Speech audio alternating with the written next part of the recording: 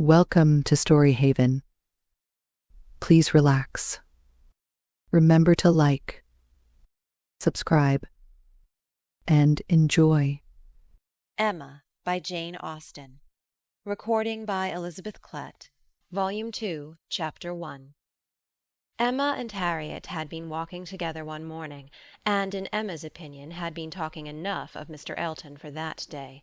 She could not think that Harriet's solace or her own sins required more, and she was therefore industriously getting rid of the subject as they returned. But it burst out again when she thought she had succeeded, and after speaking some time of what the poor must suffer in winter, and receiving no other answer than a very plaintive "Mr. Elton is so good to the poor," she found something else must be done. They were just approaching the house where lived Mrs. and Miss Bates. She determined to call upon them and seek safety in numbers. There was always sufficient reason for such an attention. Mrs. and Miss Bates loved to be called on, and she knew she was considered by the very few who presumed ever to see imperfection in her as rather negligent in that respect, and as not contributing what she ought to the stock of their scanty comforts. She had had many a hint from Mr. Knightley, and some from her own heart, as to her deficiency, but none were equal to counteract the persuasion of its being very disagreeable, a waste of time, tiresome women, and all the horror of being in danger of falling in with the second-rate and third-rate of Highbury, who were calling on them for ever, and therefore she seldom went near them. But now she made the sudden resolution of not passing their door without going in, observing, as she proposed it to Harriet, that as well as she could calculate, they were just now quite safe from any letter from Jane Fairfax. The house belonged to people in business. Mrs. and Miss Bates occupied the drawing-room floor, and there, in the very moderate-sized apartment which was everything to them, the visitors were most cordially and even gratefully welcomed. The quiet, neat old lady, who with her knitting was seated in the warmest corner, wanting even to give up her place to Miss Woodhouse, and her more active, talking daughter, almost ready to overpower them with care and kindness, thanks for their visit, solicitude for their shoes, anxious inquiries after Mr. Woodhouse's health, cheerful communications about her mother's, and sweet cake from the buffet. Mrs. Cole had just been there, just called in for 10 minutes, and had been so good as to sit an hour with them, and she had taken a piece of cake and been so kind as to say she liked it very much, and therefore she hoped Miss Woodhouse and Miss Smith would do them the favour to eat a piece too. The mention of the Coles was sure to be followed by that of Mr. Elton. There was intimacy between them, and Mr. Cole had heard from Mr. Elton since his going away. Emma knew what was coming. They must have the letter over again, and settle how long he had been gone, and how much he was engaged in company, and what a favourite he was wherever he went, and how full the master of the ceremonies ball had been. And she went through it very well, with all the interest and all the commendation that could be requisite, and always putting forward to prevent Harriet's being obliged to say a word. This she had been prepared for when she entered the house, but meant, having once talked him handsomely over, to be no farther incommoded by any troublesome topic, and to wander at large amongst all the mistresses and misses of Highbury and their card-parties. She had not been prepared to have Jane Fairfax succeed Mr. Elton. But he was actually hurried off by Miss Bates. She jumped away from him at last abruptly to the Coles, to usher in a letter from her niece. "Oh, yes, Mr. Elton, I understand, certainly, as to dancing. Mrs. Cole was telling me that dancing in the rooms at Bath was— Mrs. Cole was so kind as to sit some time with us, talking of Jane, for as soon as she came in she began inquiring after her. Jane is so very great a favourite there. Whenever she is with us, Mrs. Cole does not know how to shew her kindness enough, and I must say that Jane deserves it as much as anybody can. And so she began inquiring after her directly, saying, 'I know you cannot have heard from Jane lately, because it is not her time for writing.' And when I immediately said, 'But indeed we have. We had a letter this very morning,' I do not know that ever I saw anybody more surprised. 'Have you, upon your honour?' said she. 'Well, that is quite unexpected. Do let me hear what she says.' Emma's politeness was at hand directly, to say with smiling interest, 'Have you heard from Miss Fairfax so lately? I am extremely happy. I hope she is well?' 'Thank you. You are so kind,' replied the happily deceived aunt, while eagerly hunting for the letter. "Oh, here it is! I was sure it could not be far off.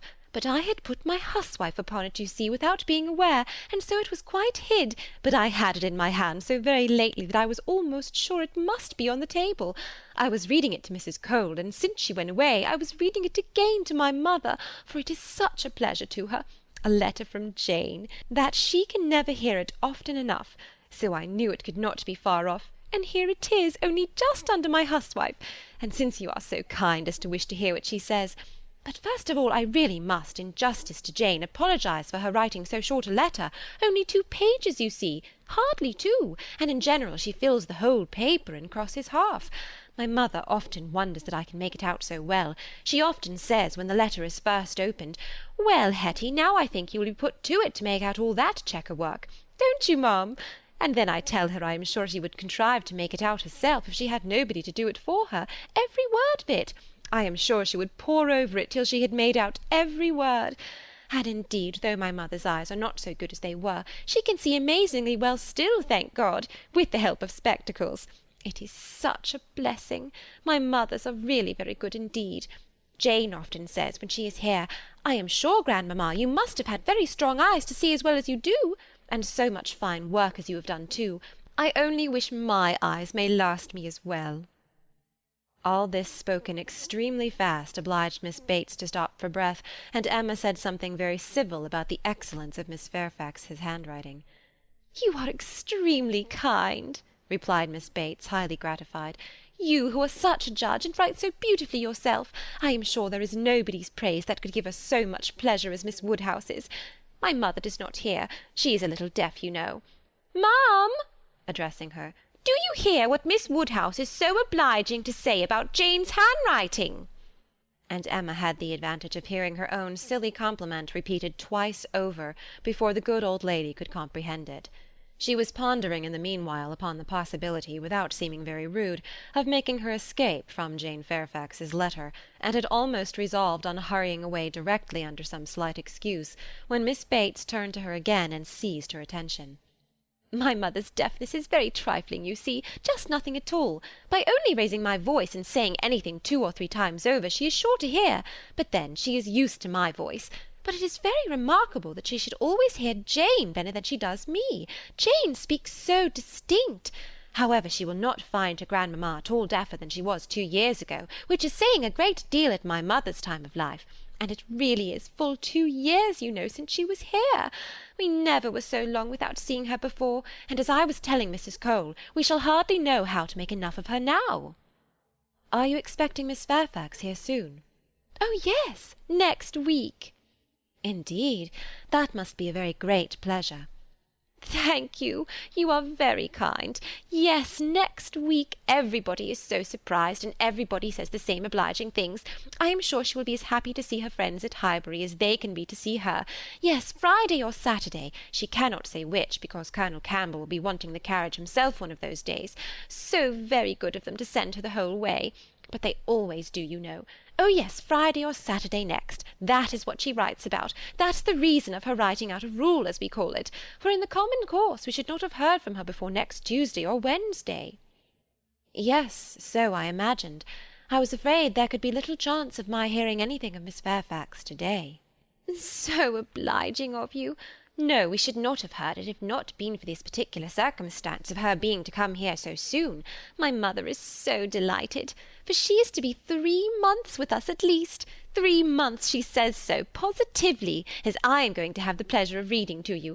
The case is, you see, that the Campbells are going to Ireland. Mrs. Dixon has persuaded her father and mother to come over and see her directly. They had not intended to go over till the summer, but she is so impatient to see them again, for till she married last October she was never away from them so much as a week, which must make it very strange to be in different kingdoms, I was going to say, but however, different countries, and so she wrote a very urgent letter to her mother, or her father, I declare I do not know which it was, but we shall see presently in Jane's letter, wrote in Mr. Dixon's name as well as her own, to press their coming over directly, and they would give them the meeting in Dublin, and take them back to their country seat, Ballycraig, a beautiful place, I fancy.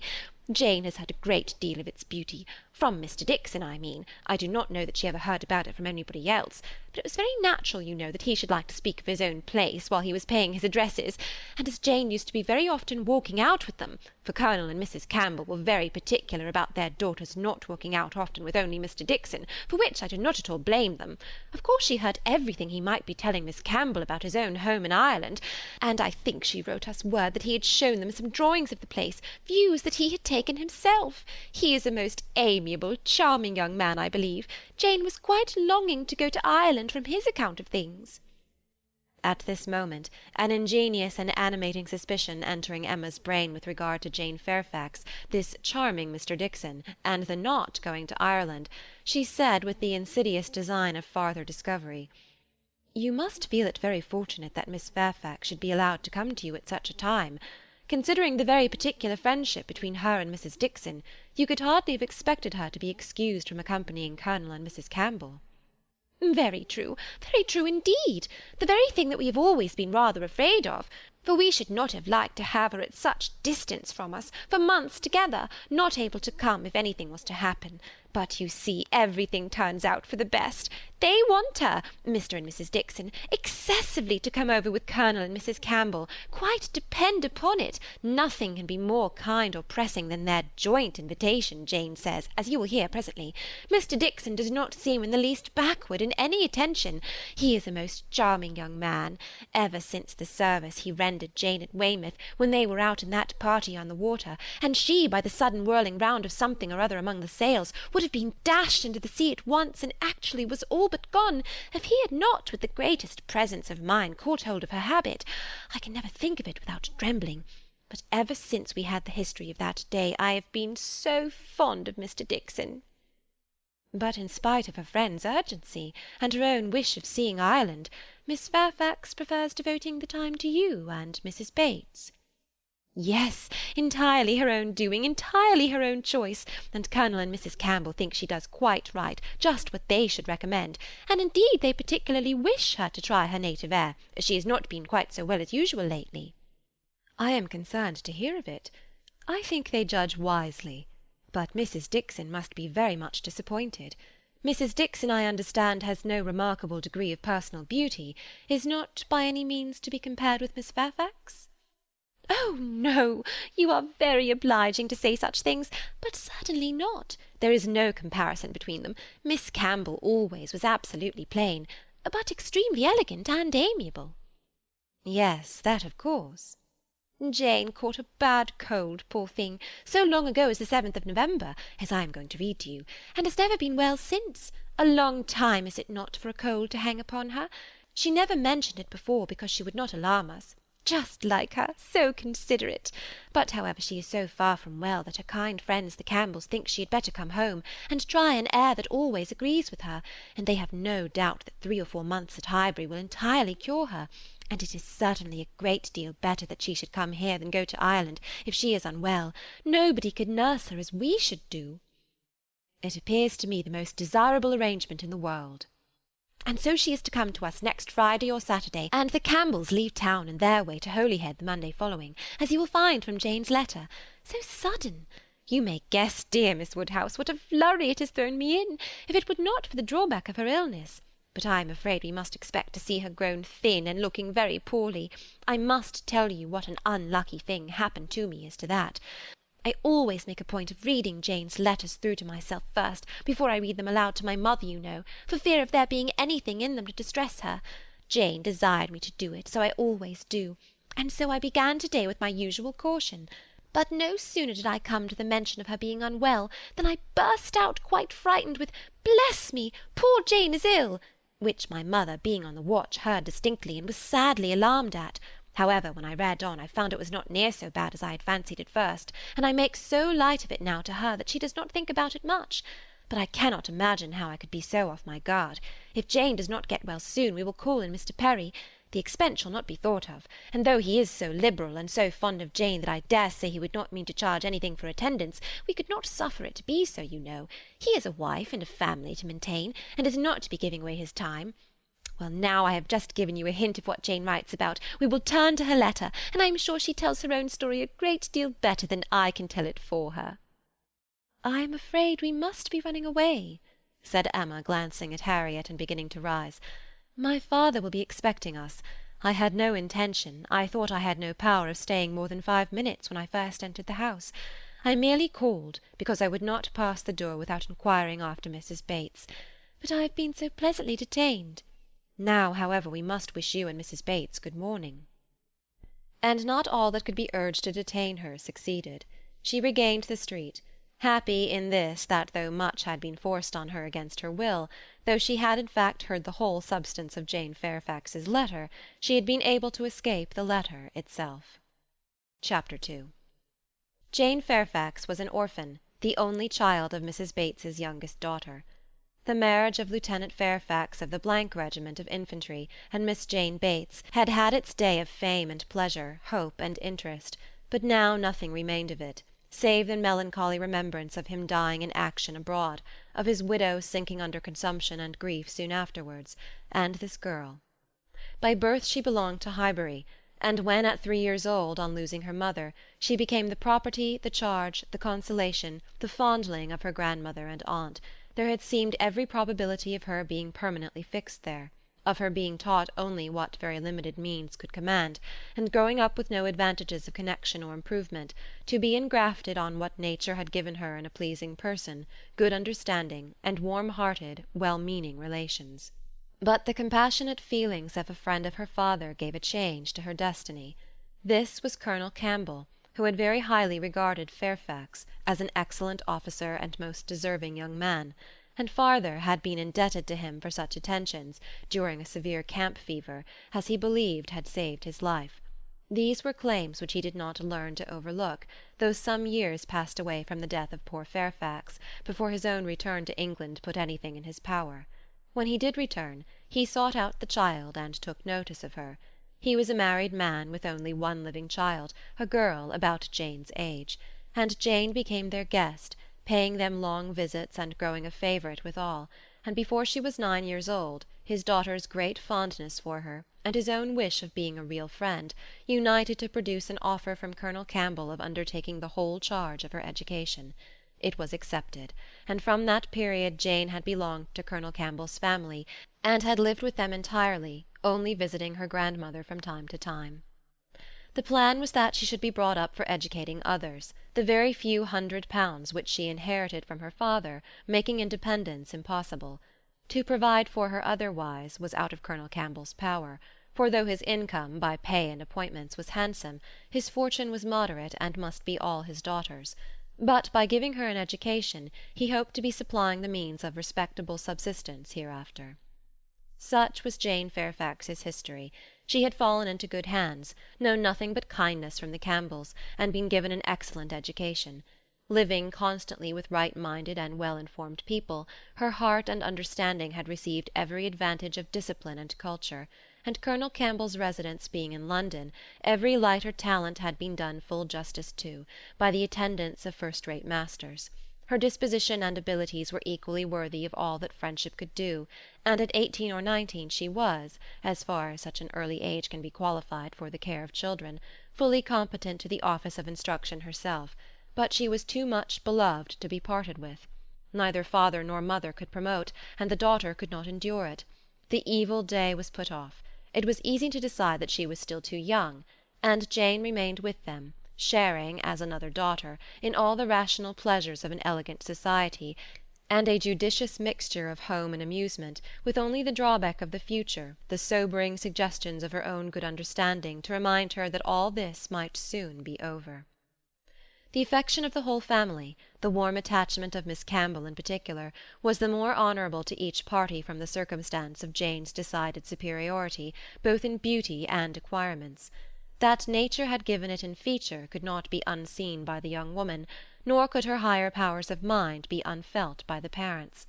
They continued together with unabated regard, however, till the marriage of Miss Campbell, who by that chance, that luck which so often defies anticipation in matrimonial affairs, giving attraction to what is moderate rather than to what is superior, engaged the affections of Mr. Dickson, a young man, rich and agreeable, almost as soon as they were acquainted, and was eligibly and happily settled, while Jane Fairfax had yet her bread to earn.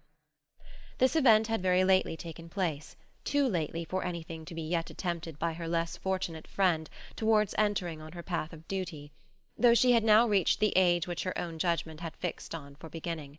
She had long resolved that 21 should be the period.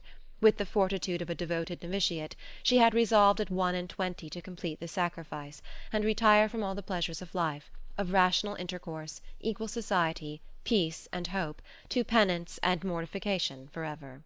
The good sense of Colonel and Mrs. Campbell could not oppose such a resolution, though their feelings did. As long as they lived, no exertions would be necessary, their home might be hers for ever, and for their own comfort they would have retained her wholly. But this would be selfishness. What must be at last had better be soon. Perhaps they began to feel it might have been kinder and wiser to have resisted the temptation of any delay, and spared her from a taste of such enjoyments of ease and leisure as must now be relinquished.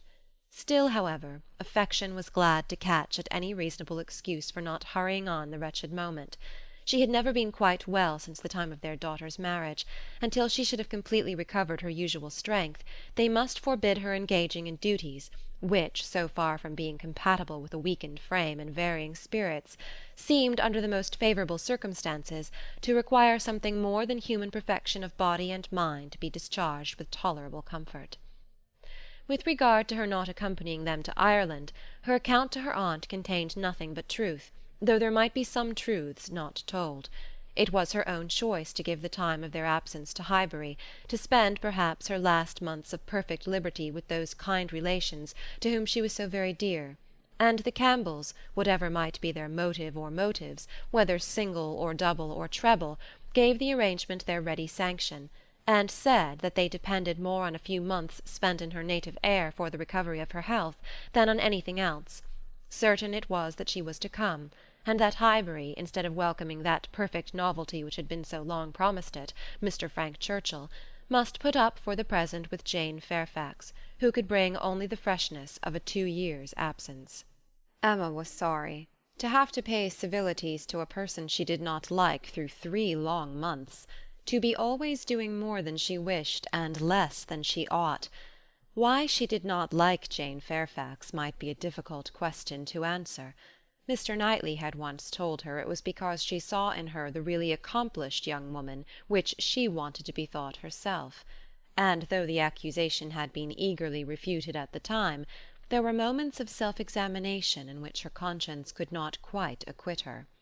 But she could never get acquainted with her. She did not know how it was, but there was such coldness and reserve, such apparent indifference whether she pleased or not. And then her aunt was such an eternal talker, and she was made such a fuss with by everybody. And it had always been imagined that they were to be so intimate. Because their ages were the same, everybody had supposed they must be so fond of each other. These were her reasons. She had no better. It was a dislike so little just, every imputed fault was so magnified by fancy, that she never saw Jane Fairfax the first time after any considerable absence, without feeling that she had injured her, and now, when the due visit was paid, on her arrival, after a 2 years' interval, she was particularly struck with the very appearance and manners, which for those 2 whole years she had been depreciating. Jane Fairfax was very elegant, remarkably elegant, and she had herself the highest value for elegance. Her height was pretty, just such as almost everybody would think tall, and nobody could think very tall. Her figure particularly graceful, her size a most becoming medium, between fat and thin, though a slight appearance of ill health seemed to point out the likeliest evil of the two. Emma could not but feel all this, and then her face, her features, there was more beauty in them altogether than she had remembered. It was not regular, but it was a very pleasing beauty. Her eyes, a deep grey, with dark eyelashes and eyebrows, had never been denied their praise, but the skin, which she had been used to cavil at, as wanting colour, had a clearness and delicacy which really needed no fuller bloom. It was a style of beauty of which elegance was the reigning character, and as such she must, in honour by all her principles, admire it. Elegance, which, whether of person or of mind, she saw so little in Highbury. There, not to be vulgar, was distinction and merit. In short, she sat, during the first visit, looking at Jane Fairfax with twofold complacency, the sense of pleasure and the sense of rendering justice, and was determining that she would dislike her no longer. When she took in her history, indeed her situation, as well as her beauty, when she considered what all this elegance was destined to, what she was going to sink from, how she was going to live, it seemed impossible to feel anything but compassion and respect, especially if to every well-known particular entitling her to interest were added the highly probable circumstance of an attachment to Mr. Dickson, which she had so naturally started to herself. In that case, nothing could be more pitiable or more honourable than the sacrifices she had resolved on. Emma was very willing now to acquit her of having seduced Mr. Dickson's actions from his wife, or of anything mischievous which her imagination had suggested at first. If it were love, it might be simple, single, successless love on her side alone. She might have been unconsciously sucking in the sad poison, while a sharer of his conversation with her friend, and from the best, the purest of motives, might now be denying herself this visit to Ireland, and resolving to divide herself effectually from him and his connections, by soon beginning her career of laborious duty. Upon the whole, Emma left her with such softened, charitable feelings as made her look around in walking home, and lament that Highbury afforded no young man worthy of giving her independence, nobody she could wish to scheme about for her. These were charming feelings, but not lasting. Before she had committed herself by any public profession of eternal friendship for Jane Fairfax, or done more towards a recantation of past prejudices and errors, than saying to Mr. Knightley, "She certainly is handsome. She is better than handsome." Jane had spent an evening at Hartfield with her grandmother and aunt, and everything was relapsing much into its usual state. Former provocations reappeared. The aunt was as tiresome as ever, more tiresome, because anxiety for her health was now added to admiration of her powers, and they had to listen to the description of exactly how little bread and butter she ate for breakfast, and how small a slice of mutton for dinner, as well as to see exhibitions of new caps and new work-bags for her mother and herself, and Jane's offences rose again. They had music. Emma was obliged to play, and the thanks and praise which necessarily followed appeared to her an affectation of candour, an air of greatness, meaning only to show off in higher style her own very superior performance. She was, besides, which was the worst of all, so cold, so cautious. There was no getting at her real opinion. Wrapped up in a cloak of politeness, she seemed determined to hazard nothing. She was disgustingly, was suspiciously reserved. If anything could be more, where all was most, she was more reserved on the subject of Weymouth and the Dicksons than anything. She seemed bent on giving no real insight into Mr. Dickson's character, or her own value for his company, or opinion of the suitableness of the match. It was all general approbation and smoothness, nothing delineated or distinguished. It did her no service, however. Her caution was thrown away. Emma saw its artifice, and returned to her first surmises. There probably was something more to conceal than her own preference. Mr. Dickson, perhaps, had been very near changing one friend for the other, or been fixed only to Miss Campbell, for the sake of the future £12,000. The like reserve prevailed on other topics. She and Mr. Frank Churchill had been at Weymouth at the same time. It was known that they were a little acquainted, but not a syllable of real information could Emma procure as to what he truly was. Was he handsome? She believed he was reckoned a very fine young man. Was he agreeable? He was generally thought so. Did he appear a sensible young man, a young man of information? At a watering-place, or in a common London acquaintance, it was difficult to decide on such points. Manners were all that could be safely judged of, under a much longer knowledge than they had had yet of Mr. Churchill. She believed everybody found his manners pleasing. Emma could not forgive her. Chapter 3. Emma could not forgive her, but as neither provocation nor resentment were discerned by Mr. Knightley, who had been of the party, and had seen only proper attention and pleasing behaviour on each side, he was expressing the next morning, being at Hartfield again on business with Mr. Woodhouse, his approbation of the whole, not so openly as he might have done had her father been out of the room, but speaking plain enough to be very intelligible to Emma. He had been used to think her unjust to Jane, and had now great pleasure in marking an improvement. "A very pleasant evening," he began, as soon as Mr. Woodhouse had been talked into what was necessary, told that he understood, and the papers swept away. "Particularly pleasant. You and Miss Fairfax gave us some very good music. I do not know a more luxurious state, sir, than sitting at one's ease to be entertained a whole evening by two such young women, sometimes with music and sometimes with conversation. I am sure Miss Fairfax must have found the evening pleasant, Emma. You left nothing undone. I was glad you made her play so much, for having no instrument at her grandmother's, it must have been a real indulgence." "I am happy you approved," said Emma, smiling. "But I hope I am not often deficient in what is due to guests at Hartfield." "No, my dear," said her father instantly. "That I am sure you are not.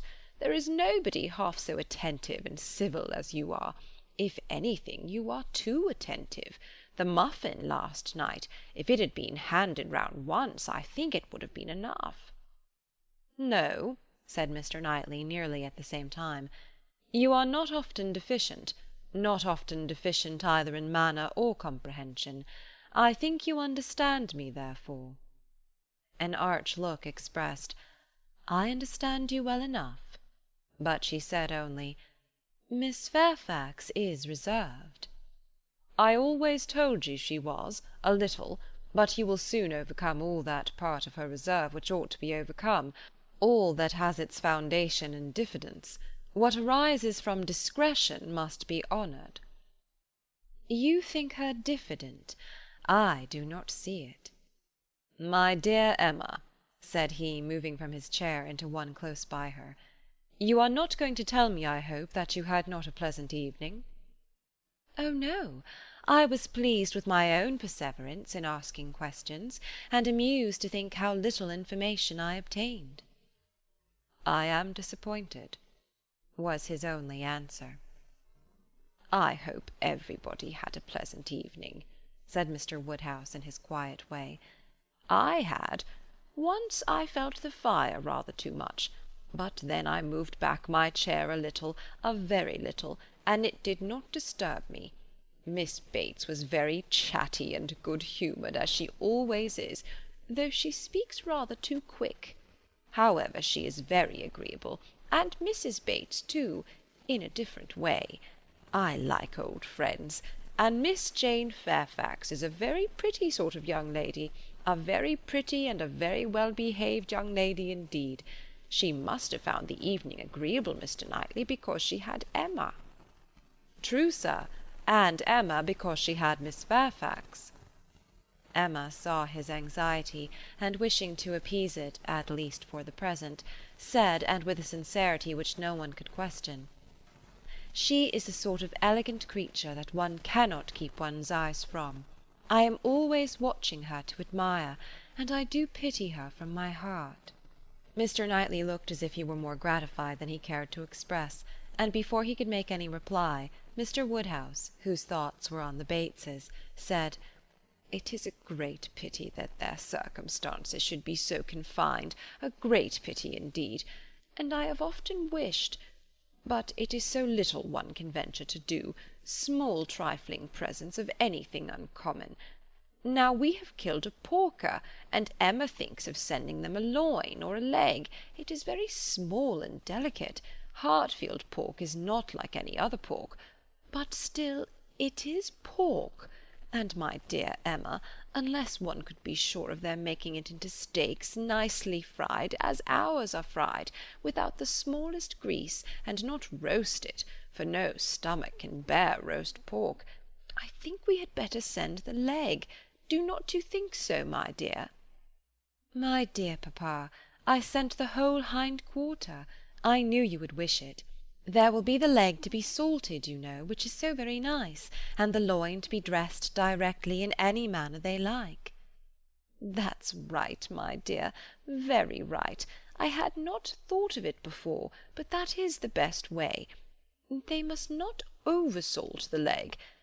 and then if it is not over-salted, and if it is very thoroughly boiled, just as Searle boils ours, and eaten very moderately of, with a boiled turnip and a little carrot or parsnip, I do not consider it unwholesome."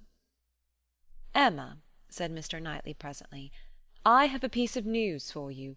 You like news, and I heard an article in my way hither that I think will interest you." "News? Oh, yes, I always like news. What is it? Why do you smile so? Where did you hear it? At Randall's?" He had time only to say, "No, not at Randall's. I have not been near Randall's," when the door was thrown open, and Miss Bates and Miss Fairfax walked into the room. Full of thanks and full of news, Miss Bates knew not which to give quickest. Mr. Knightley soon saw that he had lost his moment, and that not another syllable of communication could rest with him.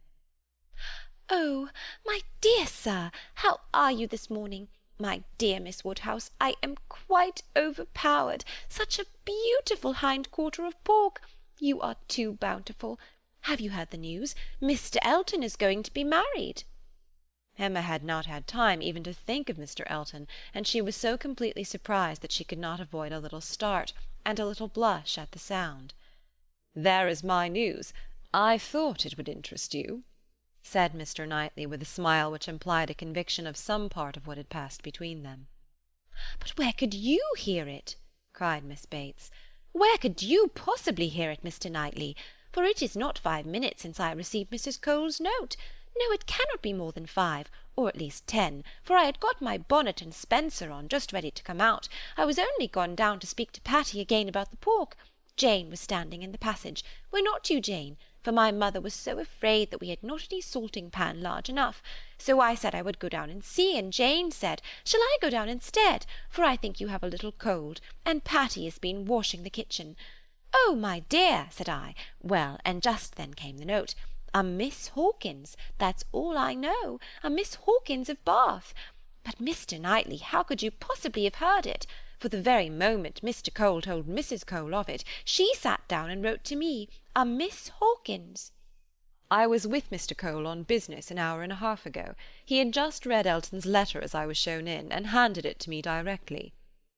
Well, that is quite... I suppose there was never a piece of news more generally interesting. My dear sir, you really are too bountiful. My mother desires her very best compliments and regards, and 1,000 thanks, and says you really quite press her. We consider our Hartfield pork, replied Mr. Woodhouse. Indeed, it certainly is so very superior to all other pork that Emma and I cannot have a greater pleasure than— Oh, my dear sir, as my mother says, our friends are only too good to us. If ever there were people who, without having great wealth themselves, had everything they could wish for, I am sure it is us. We may well say that our lot is cast in a goodly heritage. Well, Mr. Knightley, and so you actually saw the letter. Well! It was short, merely to announce, but cheerful, exulting, of course. Here was a sly glance at Emma. He had been so fortunate as to—I forget the precise words, one has no business to remember them. The information was, as you state, that he was going to be married to a Miss Hawkins. By his style, I should imagine it just settled. "Mr. Elton going to be married?" said Emma as soon as she could speak. "He will have everybody's wishes for his happiness." "He is very young to settle," was Mr. Woodhouse's observation. "He had better not be in a hurry. He seemed to me very well off as he was.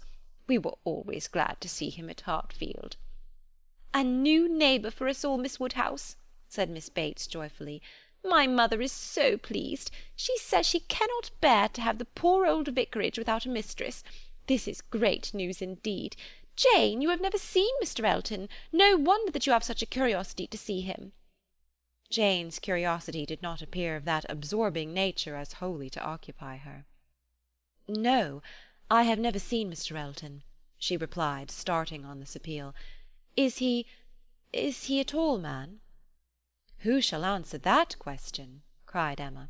"My father would say yes, Mr. Knightley no, and Miss Bates and I that he is just the happy medium. When you have been here a little longer, Miss Fairfax, you will understand that Mr. Elton is the standard of perfection in Highbury, both in person and mind." "Very true, Miss Woodhouse, so she will. He is the very best young man. But, my dear Jane, if you remember, I told you yesterday he was precisely the height of Mr. Perry. Miss Hawkins, I dare say an excellent young woman. His extreme attention to my mother, wanting her to sit in the vicarage pew that she might hear the better, for my mother is a little deaf, you know. It is not much, but she does not hear quite quick. Jane says that Colonel Campbell is a little deaf. He fancied bathing might be good for it, the warm bath, but she says it did him no lasting benefit. Colonel Campbell, you know, is quite our angel, and Mr. Dixon seems a very charming young man, quite worthy of him. It is such a happiness when good people get together, and they always do. Now here will be Mr. Elton and Miss Hawkins, and there are the Coles, such very good people, and the Perrys. I suppose there never was a happier or a better couple than Mr. and Mrs. Perry. I say, sir," turning to Mr. Woodhouse, "I think there are few places with such society as Highbury. I always say we are quite blessed in our neighbours. My dear sir, if there is one thing my mother loves better than another, it is pork, a roast loin of pork." "As to who or what Miss Hawkins is, or how long he has been acquainted with her," said Emma, "nothing, I suppose, can be known. One feels that it cannot be a very long acquaintance. He has been gone only 4 weeks." Nobody had any information to give, and after a few more wonderings, Emma said, "You are silent, Miss Fairfax, but I hope you mean to take an interest in this news. You who have been hearing and seeing so much of late on these subjects, who must have been so deep in the business on Miss Campbell's account, we shall not excuse your being indifferent about Mr. Elton and Miss Hawkins." "When I have seen Mr. Elton," replied Jane, "I dare say I shall be interested, but I believe it requires that with me, and as it is some months since Miss Campbell married, the impression may be a little worn off." "Yes, he has been gone just 4 weeks, as you observe, Miss Woodhouse," said Miss Bates. 4 weeks yesterday. A Miss Hawkins! Well, I had always rather fancied it would be some young lady hereabouts. Not that I ever— Mrs. Cole once whispered to me, but I immediately said, no, Mr. Elton is a most worthy young man, but— In short, I do not think I am particularly quick at those sorts of discoveries. I do not pretend to it. What is before me, I see. At the same time, nobody could wonder if Mr. Elton should have aspired— Oh, Miss Woodhouse lets me chatter on so good-humouredly. She knows I would not offend for the world. How does Miss Smith do? She seems quite recovered now. Have you heard from Mrs. John Knightley lately? Oh, those dear little children! Jane, do you know I always fancy Mr. Dixon quite like Mr. John Knightley. I mean in person, tall and with that sort of look, and not very talkative." "Quite wrong, my dear aunt. There is no likeness at all." "Very odd, but one never does form a just idea of anybody beforehand. One takes up a notion and runs away with it. Mr. Dixon, you say, is not, strictly speaking, handsome?" "Handsome? Oh, no. Far from it. Certainly plain. I told you he was plain." "My dear, you said that Miss Campbell would not allow him to be plain, and that you yourself—" "Oh, as for me, my judgment is worth nothing. Where I have a regard, I always think a person well-looking. But I gave what I believed the general opinion when I called him plain." "Well, my dear Jane, I believe we must be running away. The weather does not look well, and grandmamma will be uneasy. You are too obliging, my dear Miss Woodhouse, but we really must take leave. This has been a most agreeable piece of news indeed. I shall just go round by Mrs. Cole's, but I shall not stop 3 minutes. And Jane, you had better go home directly. I would not have you out in a shower. We think she is the better for Highbury already. Thank you, we do indeed. I shall not attempt calling on Mrs. Goddard, for I really do not think she cares for anything but boiled pork. When we dress the leg, it will be another thing. Good morning to you, my dear sir. Oh, Mr. Knightley is coming too. Well, that is so very— I am sure if Jane is tired, you'll be so kind as to give her your arm. Mr. Elton and Miss Hawkins, good morning to you." Emma, alone with her father, had half her attention wanted by him while he lamented that young people would be in such a hurry to marry, and to marry strangers too, and the other half she could give to her own view of the subject. It was to herself an amusing and a very welcome piece of news, as proving that Mr. Elton could not have suffered long, But she was sorry for Harriet. Harriet must feel it, and all that she could hope was, by giving the first information herself, to save her from hearing it abruptly from others. It was now about the time that she was likely to call.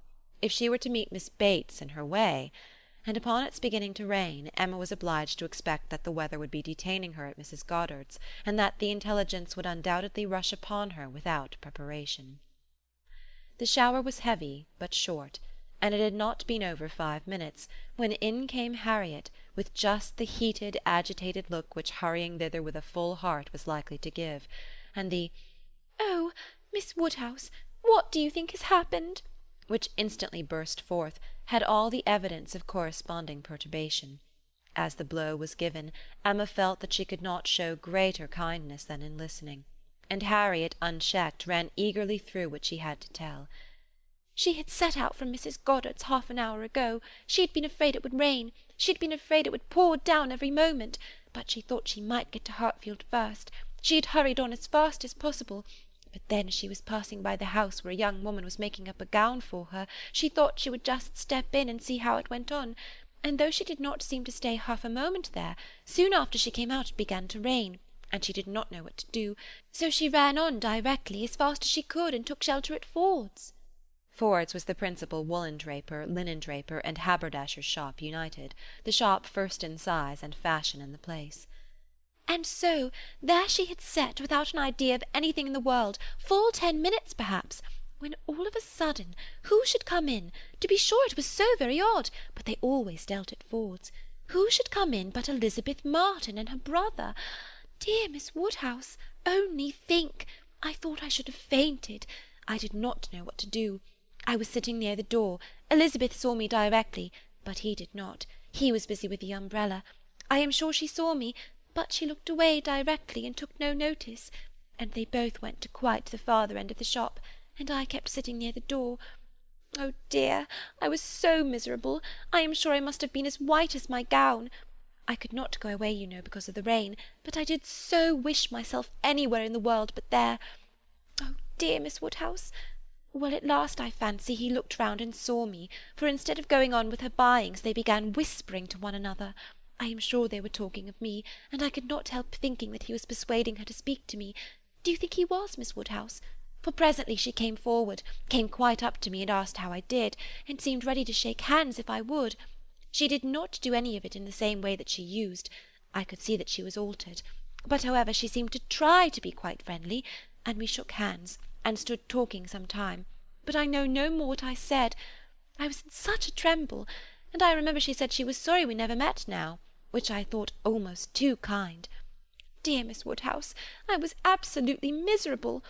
By that time it was beginning to hold up, and I was determined that nothing should stop me from getting away, and then, only think, I found he was coming up towards me too, slowly, you know, and as if he did not quite know what to do.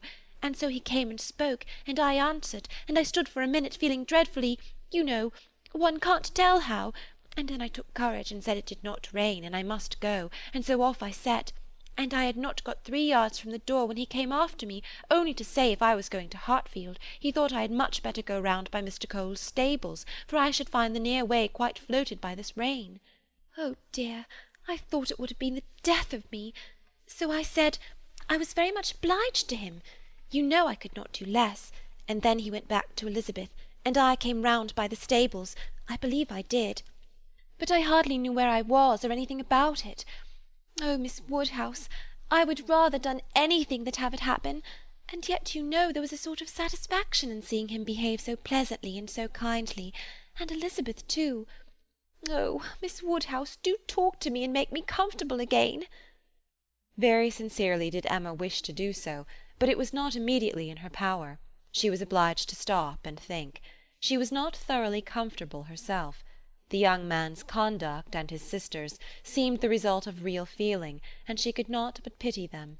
As Harriet described it, there had been an interesting mixture of wounded affection and genuine delicacy in their behaviour, but she had believed them to be well-meaning, worthy people before, and what difference did this make in the evils of the connection? It was folly to be disturbed by it. Of course he must be sorry to lose her, they must all be sorry. Ambition as well as love had probably been mortified. They might all have hoped to rise by Harriet's acquaintance, and besides, what was the value of Harriet's description? So easily pleased, so little discerning, what signified her praise? She exerted herself and did try to make her comfortable by considering all that had passed as a mere trifle, and quite unworthy of being dwelt on. "It might be distressing for the moment," said she, "but you seem to have behaved extremely well, and it is over, and may never, can never, as a first meeting, occur again, and therefore you need not think about it." Harriet said, "Very true," and she "would not think about it," but still she talked of it. Still she could talk of nothing else, and Emma at last, in order to put the Martins out of her head, was obliged to hurry on the news, which she had meant to give with so much tender caution, hardly knowing herself whether to rejoice or be angry, ashamed or only amused, at such a state of mind in poor Harriet, such a conclusion of Mr. Elton's importance with her. Mr. Elton's rights, however, gradually revived. Though she did not feel the first intelligence as she might have done the day before, or an hour before, its interest soon increased, and before their first conversation was over she had talked herself into all the sensations of curiosity, wonder, and regret, pain and pleasure, as to this fortune at Miss Hawkins's, which could conduce to place the Martins under proper subordination in her fancy. Emma learned to be rather glad that there had been such a meeting. It had been serviceable in deadening the first shock, without retaining any influence to alarm. As Harriet now lived, the Martins could not get at her without seeking her, where hitherto they had wanted either the courage or the condescension to seek her. For since her refusal of the brother, the sisters never had been at Mrs. Goddard's, and a 12-month might pass without their being thrown together again, with any necessity, or even any power of speech. Chapter 4. Human nature is so well disposed towards those who are in interesting situations that a young person who either marries or dies is sure of being kindly spoken of. A week had not passed since Miss Hawkins's name was first mentioned in Highbury before she was, by some means or other, discovered to have every recommendation of person and mind, to be handsome, elegant, highly accomplished, and perfectly amiable. And when Mr. Elton himself arrived to triumph in his happy prospects, and circulate the fame of her merits, there was very little more for him to do than to tell her Christian name, and say whose music she principally played. Mr. Elton returned a very happy man.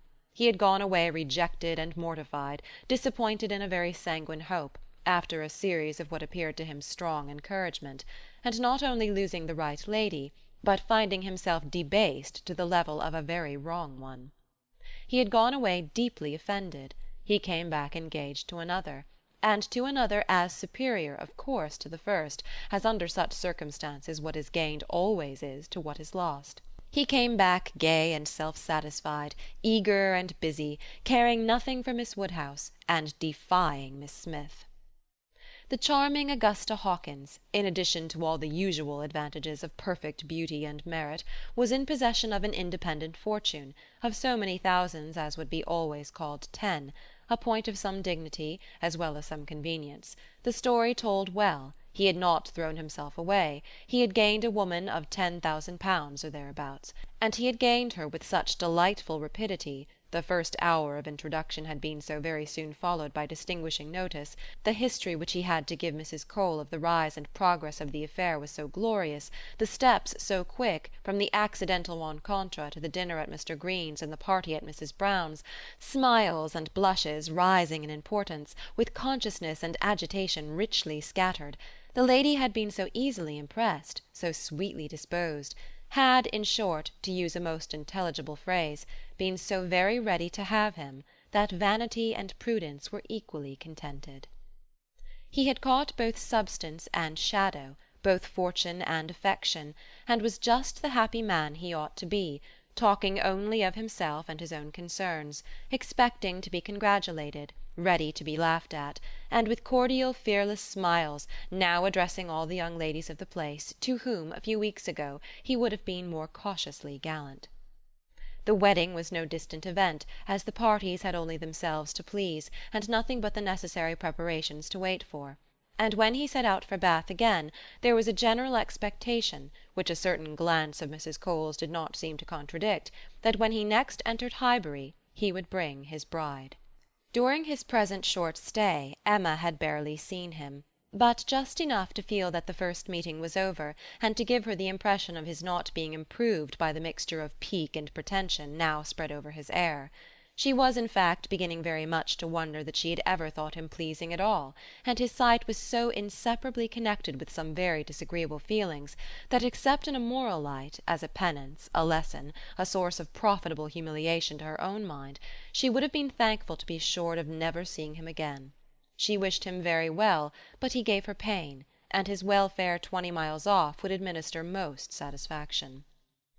The pain of his continued residence in Highbury, however, must certainly be lessened by his marriage.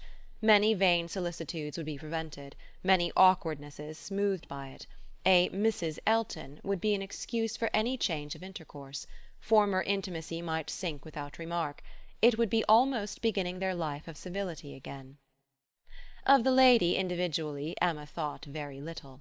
She was good enough for Mr. Elton, no doubt, accomplished enough for Highbury, handsome enough, to look plain, probably, by Harriet's side. As to connection, there Emma was perfectly easy, persuaded that after all his own vaunted claims and disdain of Harriet, he had done nothing. On that article truth seemed attainable. What she was must be uncertain, but who she was might be found out, and setting aside the £20,000, it did not appear that she was at all Harriet's superior. She brought no name, no blood, no alliance. Miss Hawkins was the youngest of the 2 daughters of a Bristol merchant. Of course he must be called, but as the whole of the profits of his mercantile life appeared so very moderate, it was not unfair to guess the dignity of his line of trade had been a very moderate also. Part of every winter she had been used to spend in Bath, but Bristol was her home, the very heart of Bristol, for though the father and mother had died some years ago, an uncle remained, in the law line. Nothing more distinctly honourable was hazarded of him than that he was in the law line, and with him the daughter had lived. Emma guessed him to be the drudge of some attorney, and too stupid to rise. And all the grandeur of the connection seemed dependent on the elder sister, who was very well married, to a gentleman in a great way, near Bristol, who kept 2 carriages. That was the wind-up of the history. That was the glory of Miss Hawkins. Could she but have given Harriet her feelings about it all! She had talked her into love, but alas, she was not so easily to be talked out of it. The charm of an object to accompany the many vacancies of Harriet's mind was not to be talked away. He might be superseded by another, he certainly would indeed, nothing could be clearer, even a Robert Martin would have been sufficient. But nothing else, she feared, would cure her. Harriet was one of those who, having once begun, would be always in love. And now, poor girl, she was considerably worse from this reappearance of Mr. Elton. She was always having a glimpse of him somewhere or other. Emma saw him only once, but 2 or 3 times every day Harriet was sure just to meet with him, or just to miss him, just to hear his voice or see his shoulder, just to have something occur to preserve him in her fancy, in all the favouring warmth of surprise and conjecture. She was, moreover, perpetually hearing about him, for, excepting when at Hartfield, she was always among those who saw no fault in Mr. Elton, and found nothing so interesting as the discussion of his concerns, and every report, therefore, every guess, all that had already occurred, all that might occur in the arrangement of his affairs, comprehending income, servants, and furniture, was continually in agitation around her.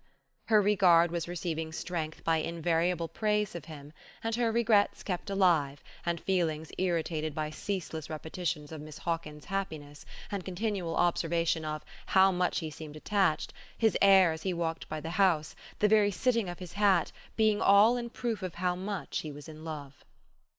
Had it been allowable entertainment, had there been no pain to her friend or reproach to herself in the waverings of Harriet's mind, Emma would have been amused by its variations. Sometimes Mr. Elton predominated, sometimes the Martins, and each was occasionally useful as a check to the other. Mr. Elton's engagement had been the cure of the agitation of meeting Mr. Martin. The unhappiness produced by the knowledge of that engagement had been a little put aside by Elizabeth Martin's calling at Mrs. Goddard's a few days afterwards. Harriet had not been at home, but a note had been prepared and left for her, written in the very style to touch, a small mixture of reproach, with a great deal of kindness, and till Mr. Elton himself appeared she had been much occupied by it. continually pondering over what could be done in return, and wishing to do more than she dared to confess. But Mr. Elton in person had driven away all such cares. While he stayed, the Martins were forgotten, and on the very morning of his setting off for Bath again, Emma, to dissipate some of the distress it occasioned, judged it best for her to return Elizabeth Martin's visit. How that visit was to be acknowledged, what would be necessary, and what might be safest, had been a point of some doubtful consideration. Absolute neglect of the mother and sisters, when invited to come, would be ingratitude. It must not be, and yet the danger of a renewal of the acquaintance. After much thinking, she could determine on nothing better than Harriet's returning the visit, but in a way that, if they had understanding, should convince them that it was only to be a formal acquaintance.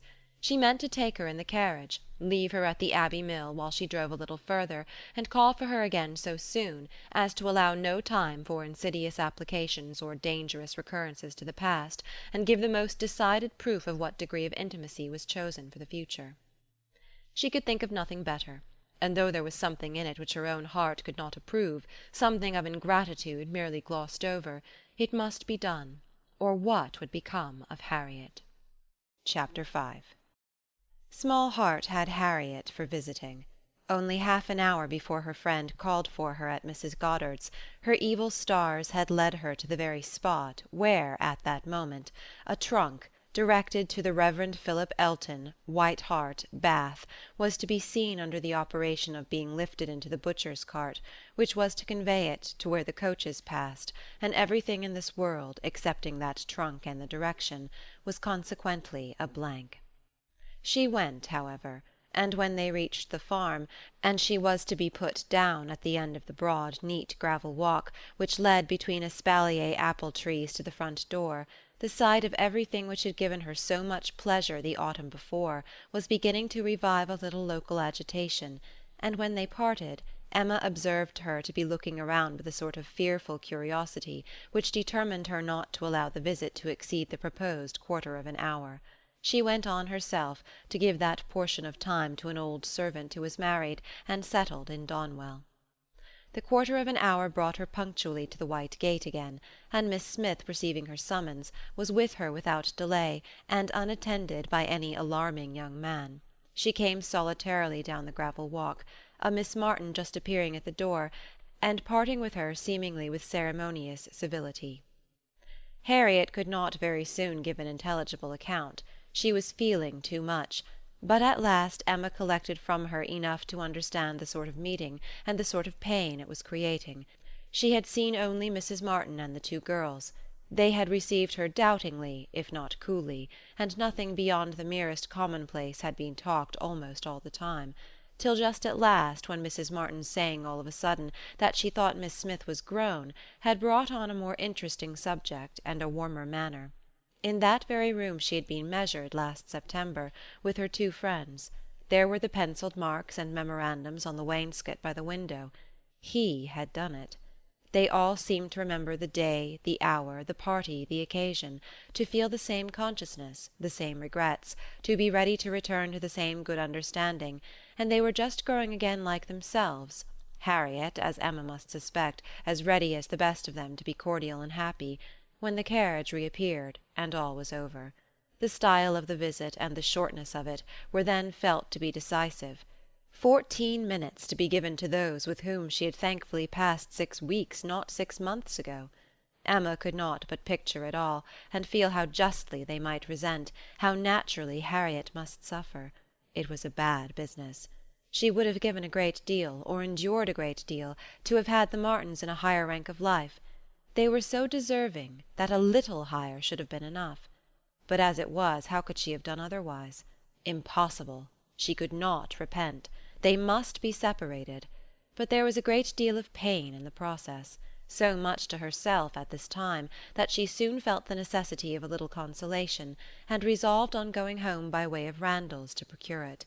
Her mind was quite sick of Mr. Elton and the Martins. The refreshment of Randalls was absolutely necessary. It was a good scheme, but on driving to the door they heard that neither master nor mistress was at home. They had both been out some time. The man believed they were gone to Hartfield. "This is too bad," cried Emma as they turned away. and now we shall just miss them. Too provoking. I do not know when I have been so disappointed." And she leaned back in the corner, to indulge her murmurs or to reason them away, probably a little of both, such being the commonest process of a not ill-disposed mind. Presently the carriage stopped. She looked up. It was stopped by Mr. and Mrs. Weston, who were standing to speak to her. There was instant pleasure in the sight of them, and still greater pleasure was conveyed in sound, for Mr. Weston immediately accosted her with, "How do you do? How do you do? We have been sitting with your father. Glad to see him so well. Frank comes to-morrow. I had a letter this morning. We see him to-morrow by dinner-time to a certainty. He is at Oxford to-day, and he comes for a whole fortnight. I knew it would be so. If he had come at Christmas he could not have stayed 3 days. I was always glad he did not come at Christmas. Now we are going to have just the right weather for him. Fine, dry, settled weather. We shall enjoy him completely. Everything has turned out exactly as we could wish." There was no resisting such news, no possibility of avoiding the influence of such a happy face as Mr. Weston's, confirmed as it all was by the words and the countenance of his wife, fewer and quieter, but not less to the purpose. To know that she thought his coming certain was enough to make Emma consider it so, and sincerely did she rejoice in their joy. It was a most delightful reanimation of exhausted spirits. The worn-out past was sunk in the freshness of what was coming, and in the rapidity of half a moment's thought she hoped Mr. Elton would now be talked of no more. Mr. Weston gave her the history of the engagements at Enscombe, which allowed his son to answer for having an entire fortnight at his command, as well as the route and the method of his journey, and she listened and smiled and congratulated. "I shall soon bring him over to Hartfield," said he at the conclusion. Emma could imagine she saw a touch of the arm at this speech from his wife. "We had better move on, Mr. Weston," said she. "We are detaining the girls." "Well, well, I am ready." And turning again to Emma, "But you must not be expecting such a very fine young man. You've only had my account, you know. I dare say he is really nothing extraordinary," though his own sparkling eyes at the moment were speaking a very different conviction. Emma could look perfectly unconscious and innocent, and answer in a manner that appropriated nothing. "Think of me to-morrow, my dear Emma, about 4 o'clock," was Mrs. Weston's parting injunction, spoken with some anxiety, and meant only for her. 4 o'clock! Depend upon it he will be here by 3, was Mr. Weston's quick amendment, and so ended a most satisfactory meeting. Emma's spirits were mounted quite up to happiness, everything wore a different air, James and his horses seemed not half so sluggish as before. When she looked at the hedges she thought the elder at least must soon be coming out, and when she turned round to Harriet she saw something like a look of spring, a tender smile even there. "Will Frank Churchill pass through Bath as well as Oxford?" was a question, however, which did not augur much. But neither geography nor tranquillity could come all at once, and Emma was now in a humour to resolve that they should both come in time. The morning of the interesting day arrived, and Mrs. Weston's faithful pupil did not forget either at 10 or 11 or 12 o'clock that she was to think of her at 4. "My dear, dear anxious friend," said she in mental soliloquy while walking downstairs from her own room, "always over-careful for everybody's comfort but your own. I see you now, in all your little fidgets, going again and again into his room, to be sure that all is right." The clock struck 12 as she passed through the hall. "'Tis 12. I shall not forget to think of you 4 hours hence, and by this time to-morrow, perhaps, or a little later, I may be thinking of the possibility of their all calling here. I am sure they will bring him soon." She opened the parlour door, and saw 2 gentlemen sitting with her father, Mr. Weston and his son. They had been arrived only a few minutes, and Mr. Weston had scarcely finished his explanation of Frank's being a day before his time, and her father was yet in the midst of his very civil welcome and congratulations, when she appeared, to have her share of surprise, introduction, and pleasure. The Frank Churchill so long talked of, so high in interest, was actually before her, he was presented to her, and she did not think too much had been said in his praise. He was a very good-looking young man. Height, air, address, all were unexceptionable, and his countenance had a great deal of the spirit and liveliness of his father's. He looked quick and sensible. She felt immediately that she should like him, and there was a well-bred ease of manner and a readiness to talk which convinced her that he came intending to be acquainted with her, and that acquainted they soon must be. He had reached Randalls the evening before. She was pleased with the eagerness to arrive which had made him alter his plan, and travel earlier, later, and quicker, that he might gain half a day. "I told you yesterday," cried Mr. Weston with exultation. "I told you all that he would be here before the time named. I remembered what I used to do myself. One cannot creep upon a journey. One cannot help getting on faster than one has planned, and the pleasure of coming in upon one's friends before the look-out begins is worth a great deal more than any little exertion it needs." "It is a great pleasure where one can indulge in it," said the young man, "though there are not many houses that I should presume on so far, but in coming home I felt I might do anything." The word home made his father look on him with fresh complacency. Emma was directly sure that he knew how to make himself agreeable. The conviction was strengthened by what followed. He was very much pleased with Randalls, thought it a most admirably arranged house, would hardly allow it even to be very small, admired the situation, the walk to Highbury, Highbury itself, Hartfield still more, and professed himself to have always felt the sort of interest in the country which none but one's own country gives, and the greatest curiosity to visit it. That he should never have been able to indulge so amiable a feeling before, passed suspiciously through Emma's brain. But still, if it were a falsehood, it was a pleasant one, and pleasantly handled. His manner had no air of study or exaggeration. He did really look and speak as if in a state of no common enjoyment. Their subjects in general were such as belonged to an opening acquaintance. On his side were the inquiries, "Was she a horsewoman? Pleasant rides? Pleasant walks? Had they a large neighbourhood? Highbury perhaps afforded society enough. There were several very pretty houses in and about it. Balls? Had they balls? Was it a musical society?" But when satisfied on all these points, and their acquaintance proportionately advanced, he contrived to find an opportunity, while their two fathers were engaged with each other, of introducing his mother-in-law, and speaking of her with so much handsome praise, so much warm admiration, so much gratitude for the happiness she secured to his father, and her very kind reception of himself, as was an additional proof of his knowing how to please, and of his certainly thinking it worth while to try to please her. He did not advance a word of praise beyond what she knew to be thoroughly deserved by Mrs. Weston, but undoubtedly he could know very little of the matter. He understood what would be welcome, he could be sure of little else. "His father's marriage," he said, "had been the wisest measure. Every friend must rejoice in it, and the family from whom he had received such a blessing must be ever considered as having conferred the highest obligation on him." He got as near as he could to thanking her for Miss Taylor's merits, without seeming quite to forget that in the common course of things it was to be rather supposed that Miss Taylor had formed Miss Woodhouse's character than Miss Woodhouse Miss Taylor's. And at last, as if resolved to qualify his opinion completely for travelling round to its object, he wound it all up with astonishment at the youth and beauty of her person. "Elegant, agreeable manners I was prepared for," said he. "But I confess that, considering everything, I had not expected more than a very tolerably well-looking woman of a certain age. I did not know that I was to find a pretty young woman in Mrs. Weston."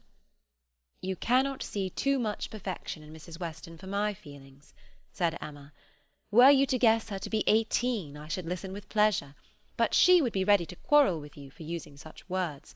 Don't let her imagine that you have spoken of her as a pretty young woman." "I hope I should know better," he replied. "No, depend upon it," with a gallant bow, "that in addressing Mrs. Weston I should understand whom I might praise, without any danger of being thought extravagant in my terms."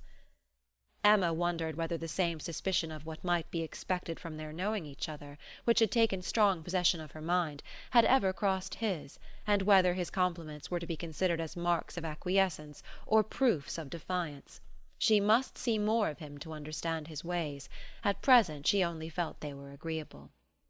She had no doubt of what Mr. Weston was thinking about.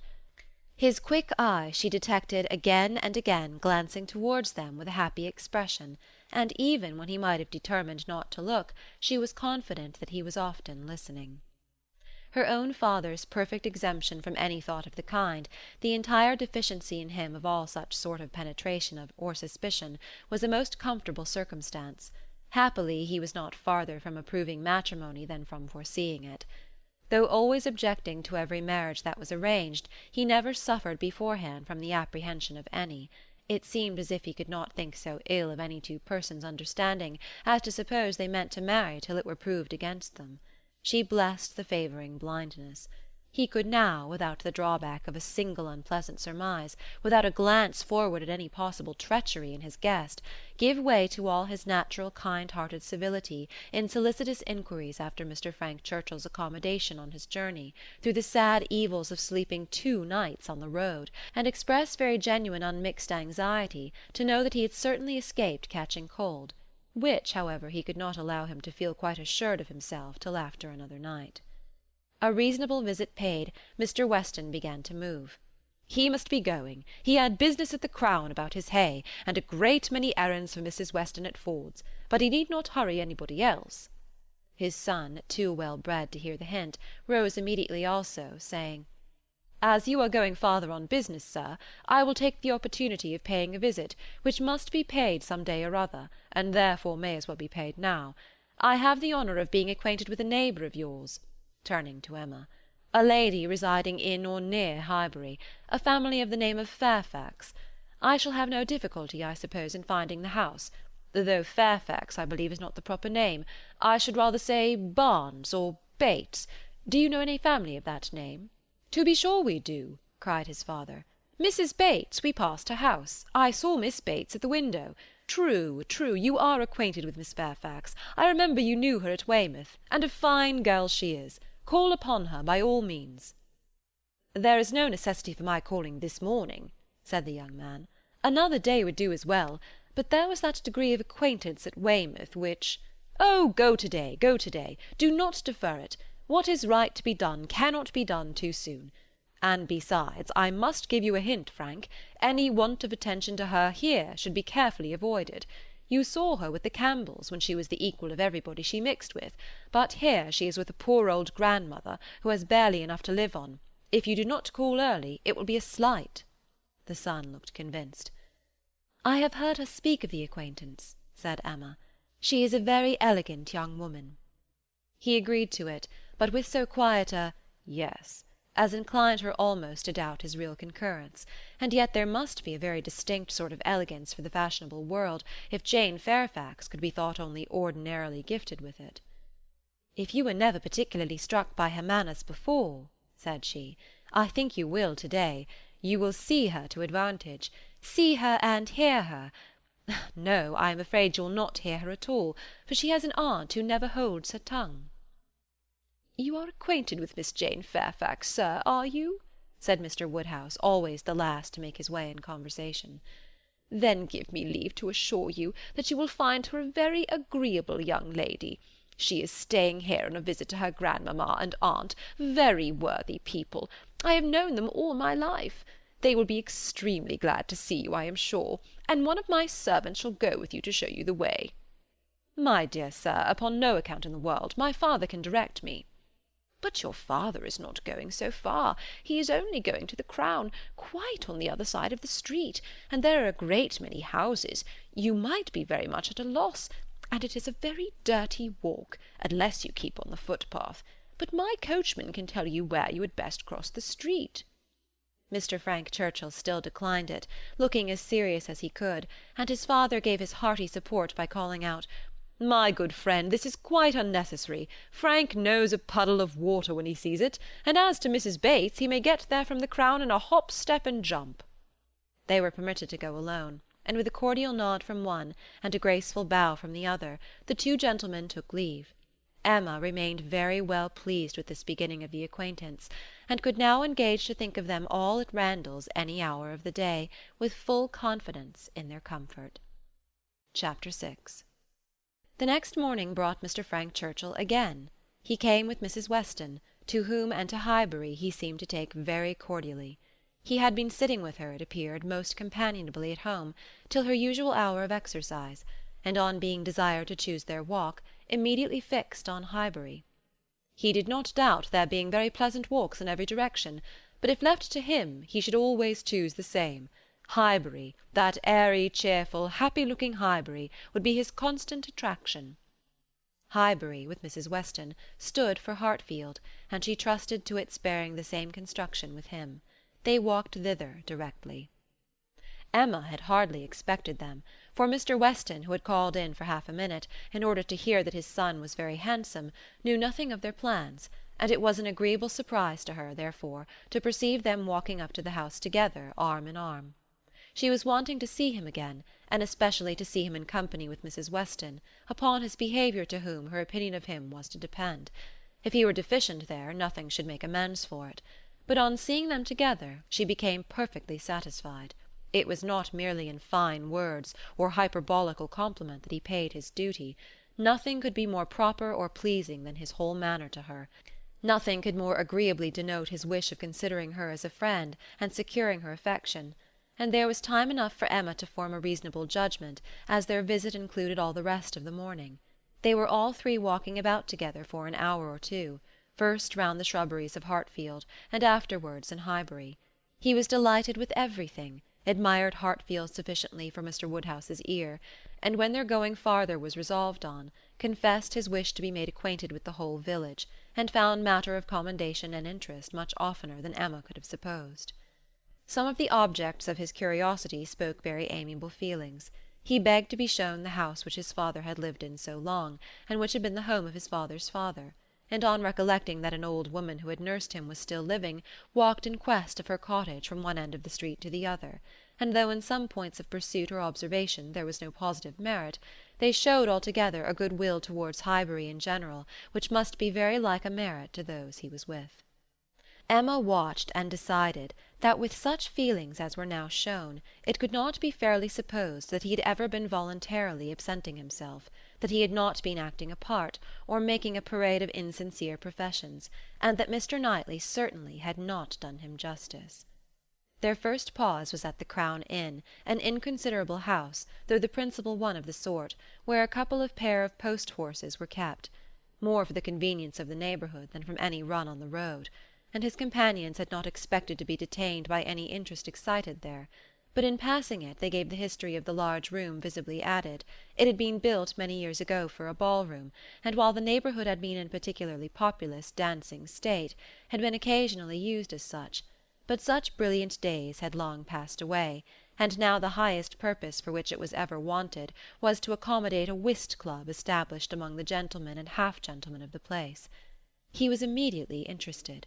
Its character as a ball-room caught him, and instead of passing on, he stopped for several minutes at the two superior sashed windows which were open, to look in and contemplate its capabilities, and lament that its original purpose should have ceased. He saw no fault in the room, he would acknowledge none which they suggested. No, it was long enough, broad enough, handsome enough, it would hold the very number for comfort. They ought to have balls there at least every fortnight through the winter. Why had not Miss Woodhouse revived the former good old days of the room? She who could do anything in Highbury. The want of proper families in the place, and the conviction that none beyond the place and its immediate environs could be tempted to attend, were mentioned, but he was not satisfied. He could not be persuaded that so many good-looking houses as he saw all around them could not furnish numbers enough for such a meeting, and even when particulars were given and families described, he was still unwilling to admit that the inconvenience of such a mixture would be anything, or that there would be the smallest difficulty in everybody's returning to their proper place the next morning.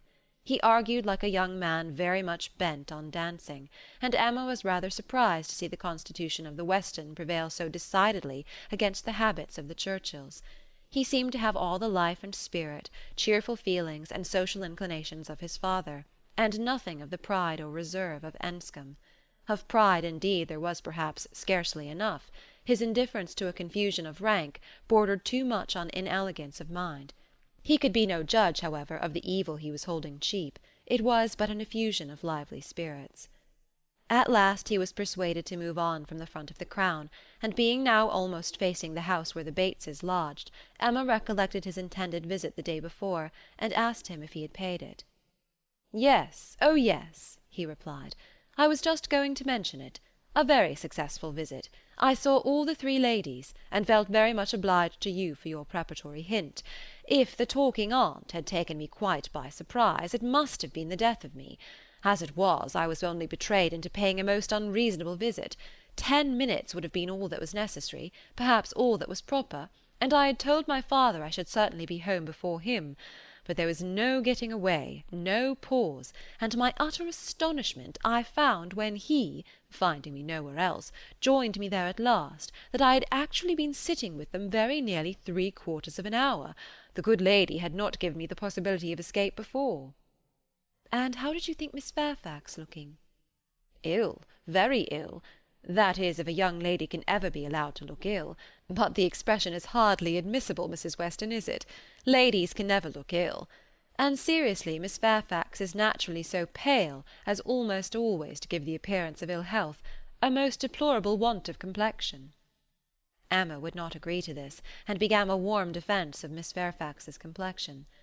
It was certainly never brilliant, but she would not allow it to have a sickly hue in general, and there was a softness and delicacy in her skin which gave peculiar elegance to the character of her face. He listened with all due deference, acknowledged that he had heard many people say the same, but yet he must confess that to him nothing could make amends for the want of the fine glow of health. Where features were indifferent, a fine complexion gave beauty to them all, and where they were good, the effect was— Fortunately, he need not attempt to describe what the effect was. "Well," said Emma, "there is no disputing about taste. At least you admire her, except her complexion." He shook his head and laughed. "I cannot separate Miss Fairfax and her complexion." "Did you see her often at Weymouth? Were you often in the same society?" At this moment they were approaching Ford's, and he hastily exclaimed, "Ha! This must be the very shop that everybody attends every day of their lives, as my father informs me.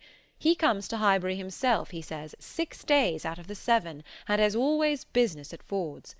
If it be not inconvenient to you, pray let us go in, that I may prove myself to belong to the place, to be a true citizen of Highbury. I must buy something at Ford's. It will be taking out my freedom. I dare say they sell gloves." "Oh, yes, gloves and everything. I do admire your patriotism. You will be adored in Highbury. You were very popular before you came, because you were Mr. Weston's son, but lay out half a guinea at Ford's, and your popularity will stand upon your own virtues." They went in, and while the sleek, well-tied parcels of men's beavers and York tan were bringing down and displaying on the counter, he said, "But I beg your pardon, Miss Woodhouse. You were speaking to me, you were saying something at the very moment of this burst of my amour patriae. Do not let me lose it. I assure you the utmost stretch of public fame would not make me amends for the loss of any happiness in private life." "I merely asked whether you had known much of Miss Fairfax and her party at Weymouth." "And now that I understand your question, I must pronounce it to be a very unfair one.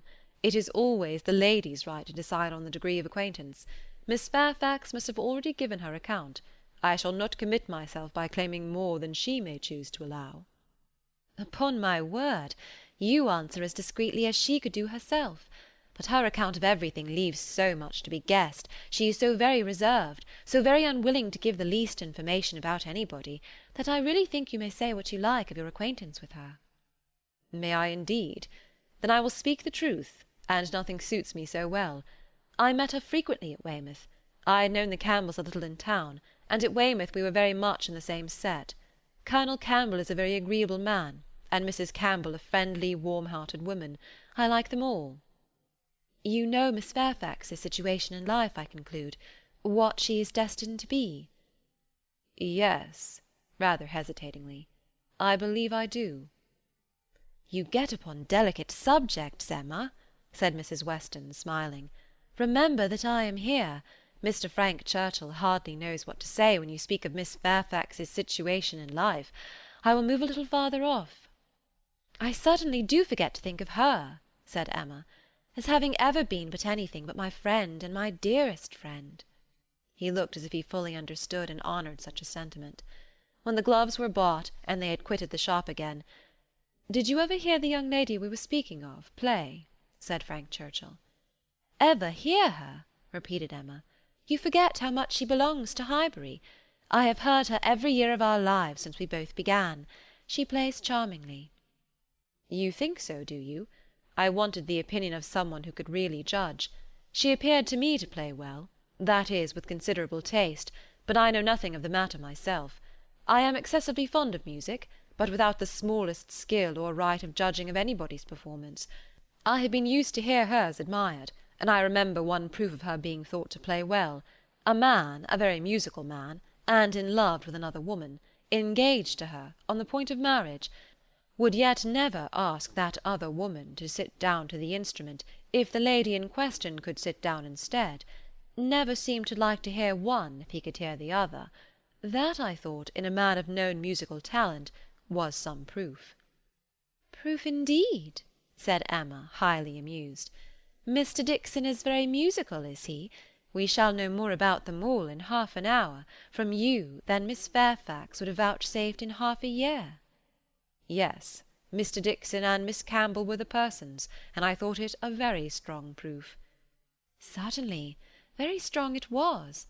To own the truth, a great deal stronger than, if I had been Miss Campbell, would have been at all agreeable to me. I could not excuse a man's having more music than love, more ear than eye, a more acute sensibility to fine sounds than to my feelings. How did Miss Campbell appear to like it? It was her very particular friend, you know. Poor comfort, said Emma, laughing. One would rather have a stranger preferred than one's very particular friend. With a stranger it might not recur again, but the misery of having a very particular friend always at hand to do everything better than one does oneself. Poor Mrs. Dixon! Well, I am glad she has gone to settle in Ireland. You are right. It was not very flattering to Miss Campbell, but really she did not seem to feel it. So much the better, or so much the worse, I do not know which. But be it sweetness or be it stupidity in her, quickness of friendship or dullness of feeling, there was one person, I think, who must have felt it, Miss Fairfax herself. She must have felt the improper and dangerous distinction.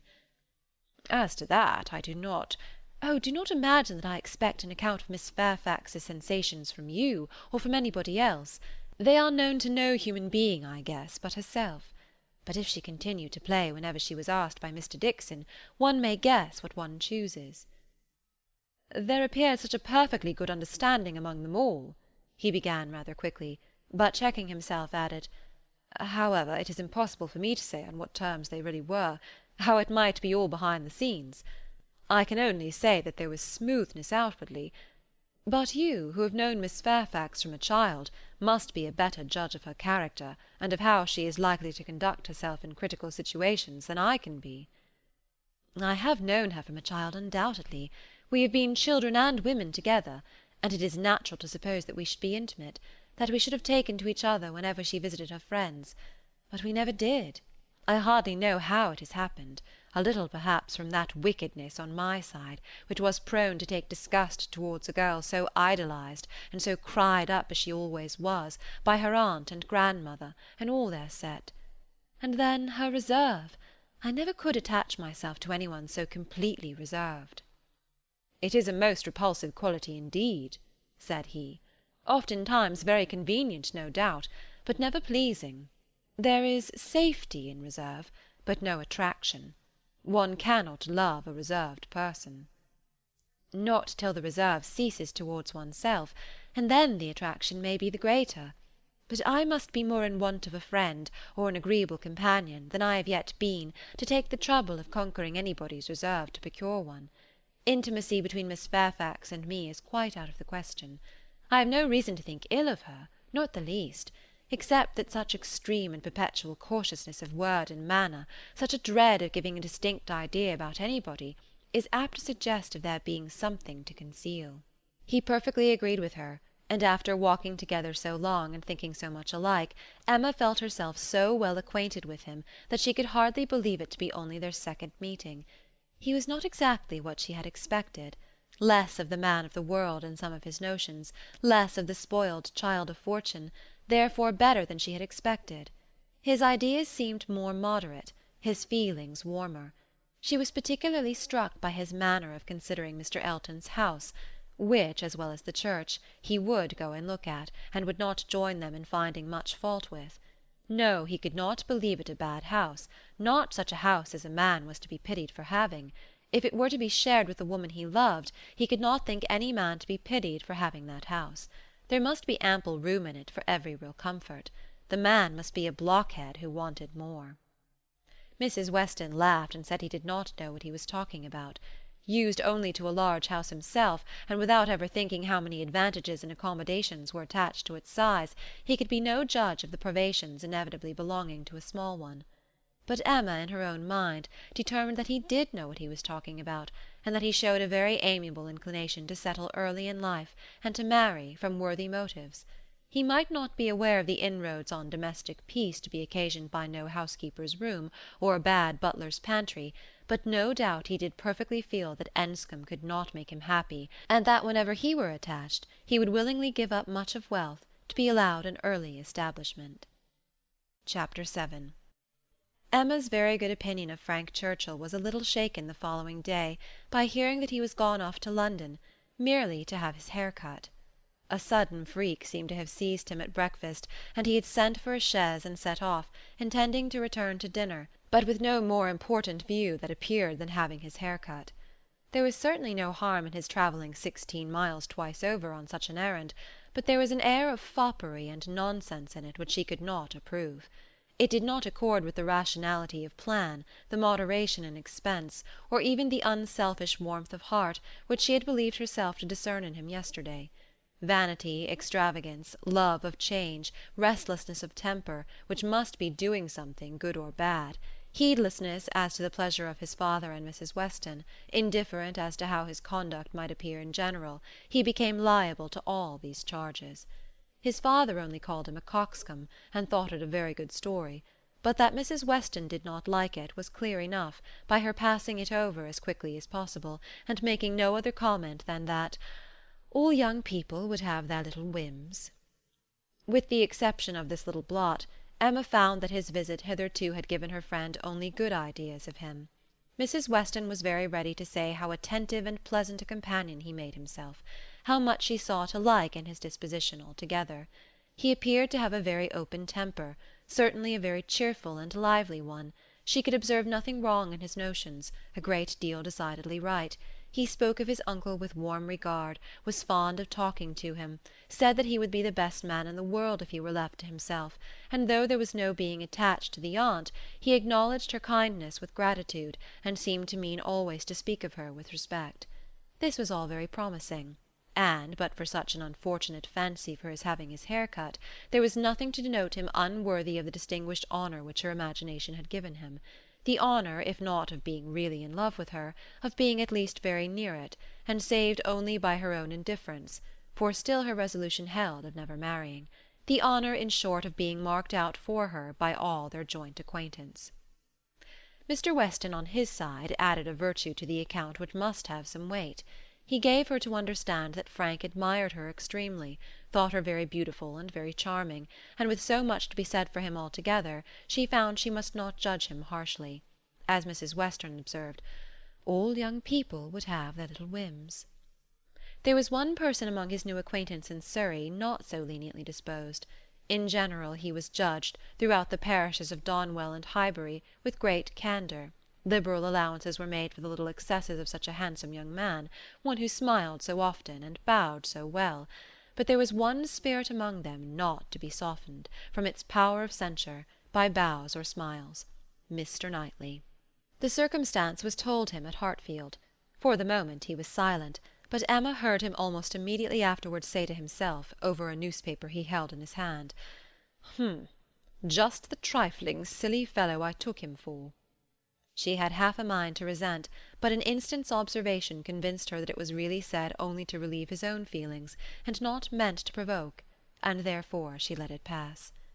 Although in one instance the bearers of not good tidings, Mr. and Mrs. Weston's visit this morning was in another respect particularly opportune. Something occurred while they were at Hartfield, to make Emma want their advice, and which was still more lucky, she wanted exactly the advice they gave. This was the occurrence. The Coles had been settled some years in Highbury, and were a very good sort of people, friendly, liberal, and unpretending, but on the other hand they were of low origin, in trade, and only moderately genteel. On their first coming into the country they had lived in proportion to their income, quietly, keeping little company, and that little unexpensively. But the last year or two had brought them a considerable increase of means. The house in town had yielded greater profits, and fortune in general had smiled on them. With their wealth their views increased, their want of a larger house, their inclination for more company. They added to their house, to their number of servants, to their expenses of every sort, and by this time were, in fortune and style of living, second only to the family at Hartfield. Their love of society, and their new dining-room, prepared everybody for their keeping dinner company, and a few parties, chiefly among the single men, had already taken place. The regular and best families Emma could hardly suppose they would presume to invite, neither Donwell, nor Hartfield, nor Randalls. Nothing should tempt her to go, if they did, and she regretted that her father's known habits would be giving her refusal less meaning than she could wish. The Coles were very respectable in their way, but they ought to be taught that it was not for them to arrange the terms on which the superior families would visit them. This lesson, she very much feared, they would receive only from herself. She had little hope of Mr. Knightley, none of Mr. Weston. But she had made up her mind how to meet this presumption so many weeks before it appeared, that when the insult came at last, it found her very differently affected. Donwell and Randalls had received their invitation, and none had come for her father and herself, and Mrs. Weston's accounting for it with, "I suppose they will not take the liberty with you. They know you do not dine out," was not quite sufficient. She felt that she should like to have had the power of refusal, and afterwards, as the idea of the party to be assembled there, consisting precisely of those whose society was dearest to her, occurred again and again, she did not know that she might not have been tempted to accept. Harriet was to be there in the evening, and the Bateses. They had been speaking of it as they walked about Highbury the day before, and Frank Churchill most earnestly lamented her absence. Might not the evening end in a dance? Had been a question of his. The bare possibility of it acted as a farther irritation on her spirits, and her being left in solitary grandeur, even supposing the omission to be intended as a compliment, was but poor comfort. It was the arrival of this very invitation while the Westons were at Hartfield which made their presence so acceptable, for though her first remark, on reading it, was that "of course it must be declined," she so very soon proceeded to ask them what they advised her to do, that their advice for her going was most prompt and successful. She owned that, considering everything, she was not absolutely without inclination for the party. The Coles expressed themselves so properly, there was so much real attention in the manner of it, so much consideration for her father.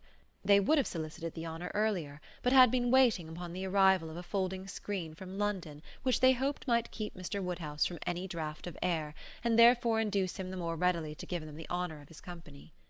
Upon the whole she was very persuadable, and it being briefly settled among themselves how it might be done without neglecting his comfort, how certainly Mrs. Goddard, if not Mrs. Bates, might be depended on for bearing him company, Mr. Woodhouse was to be talked into an acquiescence of his daughter's going out to dinner on a day now near at hand, and spending the whole evening away from him. As for his going, Emma did not wish him to think it possible. The hours would be too late, and the party too numerous. He was soon pretty well resigned. "I am not fond of dinner visiting," said he. "I never was. No more is Emma. Late hours do not agree with us. I am sorry Mr. and Mrs. Cole should have done it. I think it would be much better if they would come in one afternoon next summer, and take their tea with us, take us in their afternoon walk, which they might do, as our hours are so reasonable, and yet get home without being out in the damp of the evening. The dews of a summer evening are what I would not expose anybody to. However, as they are so very desirous to have dear Emma dine with them, and as you will both be there, and Mr. Knightley too, to take care of her, I cannot wish to prevent it, provided the weather be what it ought, neither damp, nor cold, nor windy." Then, turning to Mrs. Weston with a look of gentle reproach, "Ah, Miss Taylor, if you had not married, you would have stayed at home with me." "Well, sir," cried Mr. Weston, "as I took Miss Taylor away, it is incumbent on me to supply her place if I can, and I will step to Mrs. Goddard's in a moment if you wish it." But the idea of anything to be done in a moment was increasing, not lessening, Mr. Woodhouse's agitation. The ladies knew better how to allay it. Mr. Weston must be quiet, and everything deliberately arranged. With this treatment Mr. Woodhouse was soon composed enough for talking as usual. He should be happy to see Mrs. Goddard. He had a great regard for Mrs. Goddard, and Emma should write a line and invite her. James could take the note. But first of all there must be an answer written to Mrs. Cole. You will make excuses, my dear, as civilly as possible. You will say that I am quite an invalid, and go nowhere, and therefore must decline their obliging invitation, beginning with my compliments, of course. But you will do everything right. I need not tell you what is to be done. We must remember to let James know that the carriage will be wanted on Tuesday. I shall have no fears for you with him. We have never been there above once since the new approach was made, but still I have no doubt that James will take you very safely. And when you get there, you must tell him at what time you would have him come for you again, and you had better name an early hour. You will not like staying late. You will get very tired when tea is over. But you would not wish me to come away before I am tired, papa? Oh, no, my love, but you will soon be tired. There will be a great many people talking at once. You will not like the noise. But, my dear sir, cried Mr. Weston, if Emma comes away too early, it will be breaking up the party. And no great harm if it does, said Mr. Woodhouse. The sooner every party breaks up, the better. But you do not consider how it may appear to the Coles. Emma's going away directly after tea might be giving offence. They are good-natured people, and think little of their own claims, but still they must feel that anybody's hurrying away is no great compliment, and Miss Woodhouse's doing it would be more thought of than any other person's in the room. You would not wish to disappoint and mortify the Coles, I am sure, sir. Friendly, good sort of people as ever lived, and who have been your neighbours these 10 years. Oh, no, upon no account in the world, Mr. Weston. I am much obliged to you for reminding me. I should be extremely sorry to be giving them any pain. I know what worthy people they are. Perry tells me that Mr. Cole never touches malt liquor. You would not think it to look at him, but he is bilious. Mr. Cole is very bilious. No, I would not be the means of giving them any pain. My dear Emma, we must consider this. I am sure, rather than run the risk of hurting Mr. and Mrs. Cole, you would stay a little longer than you might wish. You will not regard being tired. You will be perfectly safe, you know, among your friends. Oh, yes, papa, I have no fears at all for myself, and I should have no scruples of staying as late as Mrs. Weston, but on your account. I am only afraid of your sitting up for me. I am not afraid of your being extremely comfortable with Mrs. Goddard. She loves piquet, you know, but when she is gone home I am afraid you'll be sitting up by yourself, instead of going to bed at your usual time, and the idea of that would entirely destroy my comfort. You must promise me not to sit up. He did, on the condition of some promises on her side, such as that, if she came home cold, she would be sure to warm herself thoroughly; if hungry, that she would take something to eat; that her own maid should sit up for her, and that Searle and the butler should see that everything were safe in the house, as usual. Chapter 8. Frank Churchill came back again, and if he kept his father's dinner waiting, it was not known at Hartfield, for Mrs. Weston was too anxious for his being a favourite with Mr. Woodhouse to betray any imperfection which could be concealed. He came back, had had his hair cut, and laughed at himself with a very good grace, but without seeming really at all ashamed of what he had done. He had no reason to wish his hair longer, to conceal any confusion of face, no reason to wish the money unspent, to improve his spirits. He was quite as undaunted and as lively as ever, and after seeing him, Emma thus moralized to herself. "I do not know whether it ought to be so, but certainly silly things do cease to be silly if they are done by sensible people in an impudent way. Wickedness is always wickedness, but folly is not always folly. It depends upon the character of those who handle it. Mr. Knightley, he is not a trifling, silly young man. If he were, he would have done this differently. He would either have gloried in the achievement or been ashamed of it. There would have been either the ostentation of a coxcomb or the evasions of a mind too weak to defend its own vanities. No, I am perfectly sure he is not trifling or silly." With Tuesday came the agreeable prospect of seeing him again, and for a longer time than hitherto, of judging of his general manners, and by inference of the meaning of his manners towards herself, of guessing how soon it might be necessary for her to throw coldness into her air, and of fancying what the observations of all those might be who were now seeing them together for the first time. she meant to be very happy, in spite of the scene being laid at Mr. Cole's, and without being able to forget that among the failings of Mr. Elton, even in the days of his favour, none had disturbed her more than his propensity to dine with Mr. Cole.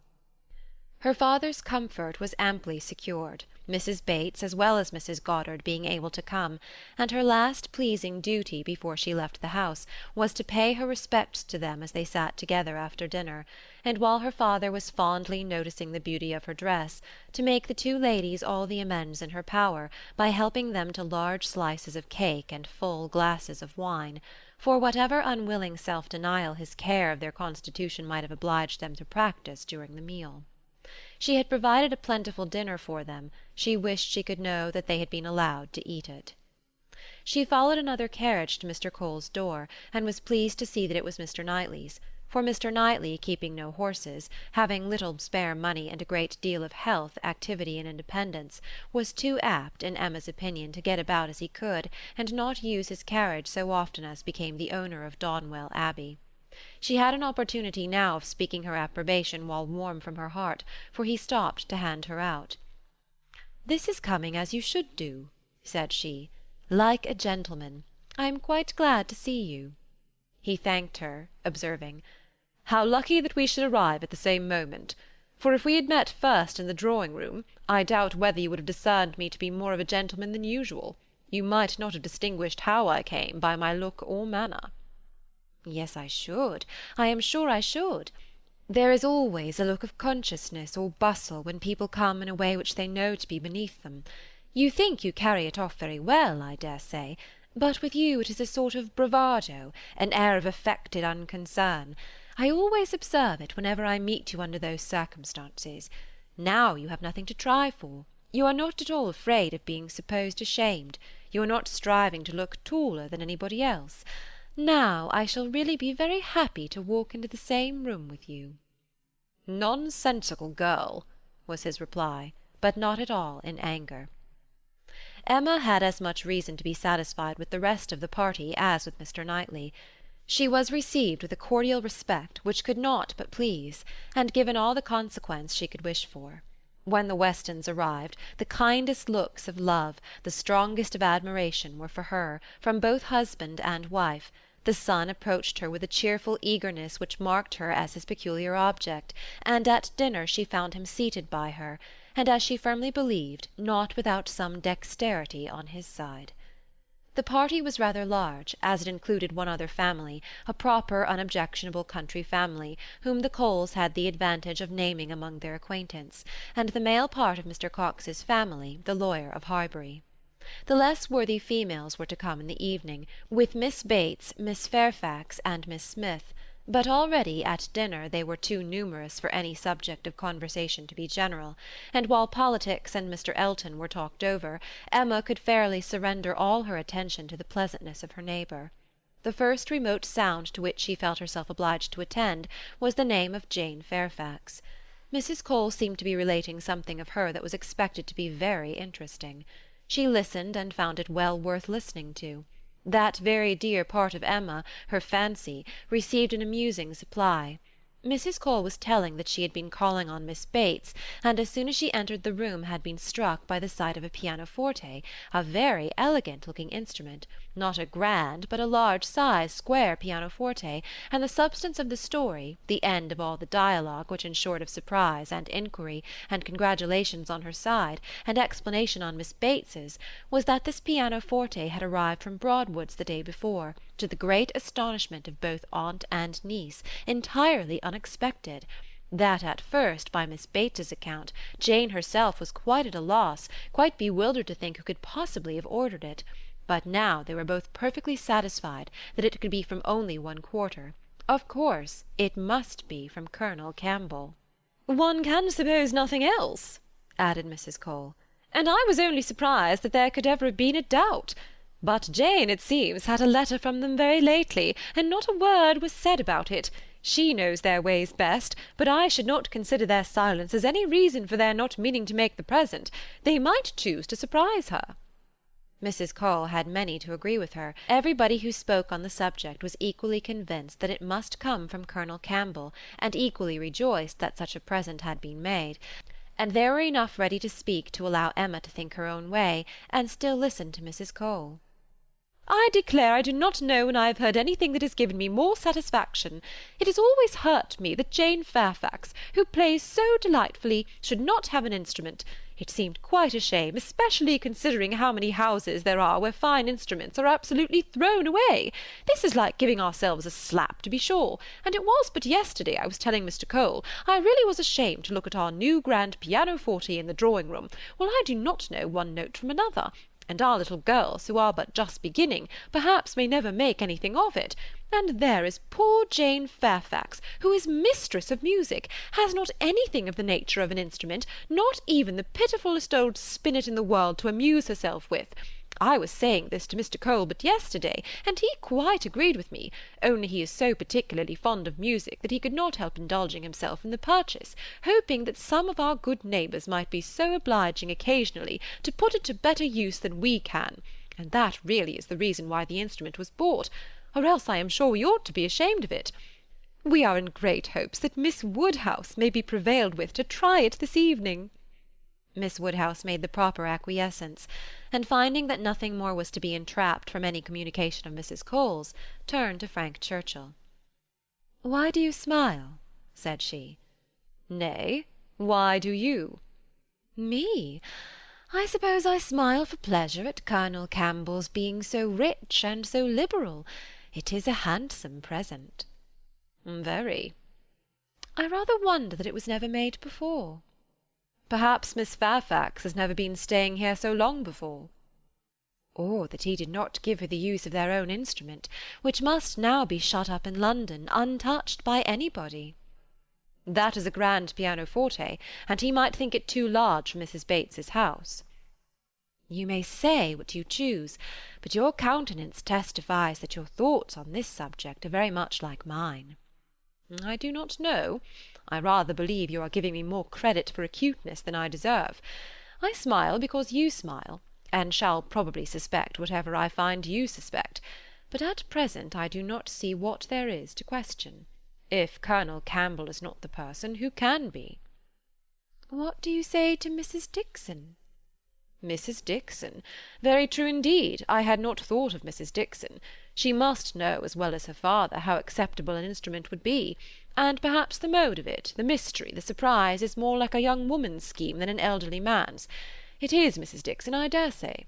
I told you that your suspicions would guide mine." "If so, you must extend your suspicions, and comprehend Mr. Dixon in them." "Mr. Dixon? Very well. Yes, I immediately perceive that it must be the joint present of Mr. and Mrs. Dixon. We were speaking the other day, you know, of his being so warm an admirer of her performance." "Yes, and what you told me on that head confirmed an idea which I had entertained before. I do not mean to reflect upon the good intentions of either Mr. Dixon or Miss Fairfax, but I cannot help suspecting either that, after making his proposals to her friend, he had the misfortune to fall in love with her, or that he became conscious of a little attachment on her side. One might guess 20 things without guessing exactly the right, but I am sure there must be a particular cause for her choosing to come to Highbury instead of going with the Campbells to Ireland. Here she must be leading a life of privation and penance, there it would have been all enjoyment. As to the pretence of trying her native air, I look upon that as a mere excuse. In the summer it might have passed, but what can anybody's native air do for them in the months of January, February, and March? Good fires and carriages would be much more to the purpose in most cases of delicate health, and I dare say in hers.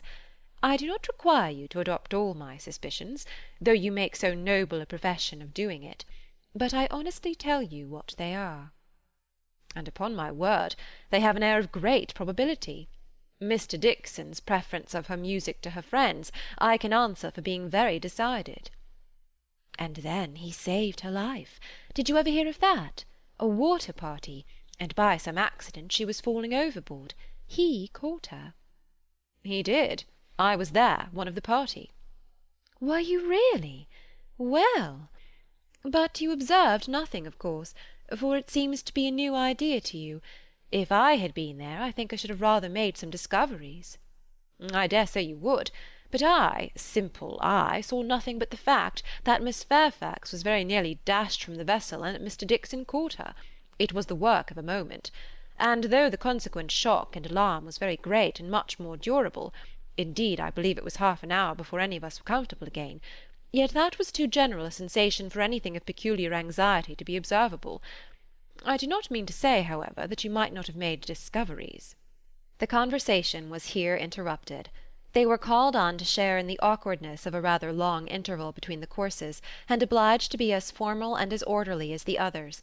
But when the table was again safely covered, when every corner dish was placed exactly right, and occupation and ease were generally restored, Emma said, "The arrival of this pianoforte is decisive with me. I wanted to know a little more, and this tells me quite enough. Depend upon it, we shall soon hear that it is a present from Mr. and Mrs. Dixon." "And if the Dixons should absolutely deny all knowledge of it, we must conclude it to come from the Campbells." "No, I am sure it is not from the Campbells. Miss Fairfax knows it is not from the Campbells, or they would have been guessed at first. She would not have been puzzled had she dared fix on them. I may not have convinced you, perhaps, but I am perfectly convinced myself that Mr. Dixon is a principal in the business." "Indeed, you injure me if you suppose me unconvinced. Your reasonings carry my judgment along with them entirely. At first, while I supposed you satisfied that Colonel Campbell was the giver, I saw it only as paternal kindness, and thought it the most natural thing in the world. But when you mentioned Mrs. Dixon, I felt how much more probable that it should be the tribute of warm female friendship, and now I can see it in no other light than as an offering of love." There was no occasion to press the matter farther. The conviction seemed real. He looked as if he felt it. She said no more. Other subjects took their turn, and the rest of the dinner passed away, the dessert succeeded, the children came in, and were talked to and admired amid the usual rate of conversation. A few clever things said, a few downright silly, but by much the larger proportion neither the one nor the other. Nothing worse than everyday remarks, dull repetitions, old news, and heavy jokes. The ladies had not been long in the drawing-room before the other ladies, in their different divisions, arrived. Emma watched the entrée of her own particular little friend, and if she could not exult in her dignity and grace, she could not only love the blooming sweetness and the artless manner, but could most heartily rejoice in that light, cheerful, unsentimental disposition which allowed her so many alleviations of pleasure in the midst of the pangs of disappointed affection. There she sat, and who would have guessed how many tears she had lately been shedding? To be in company, nicely dressed herself, and seeing others nicely dressed, to sit and smile and look pretty, and say nothing, was enough for the happiness of the present hour.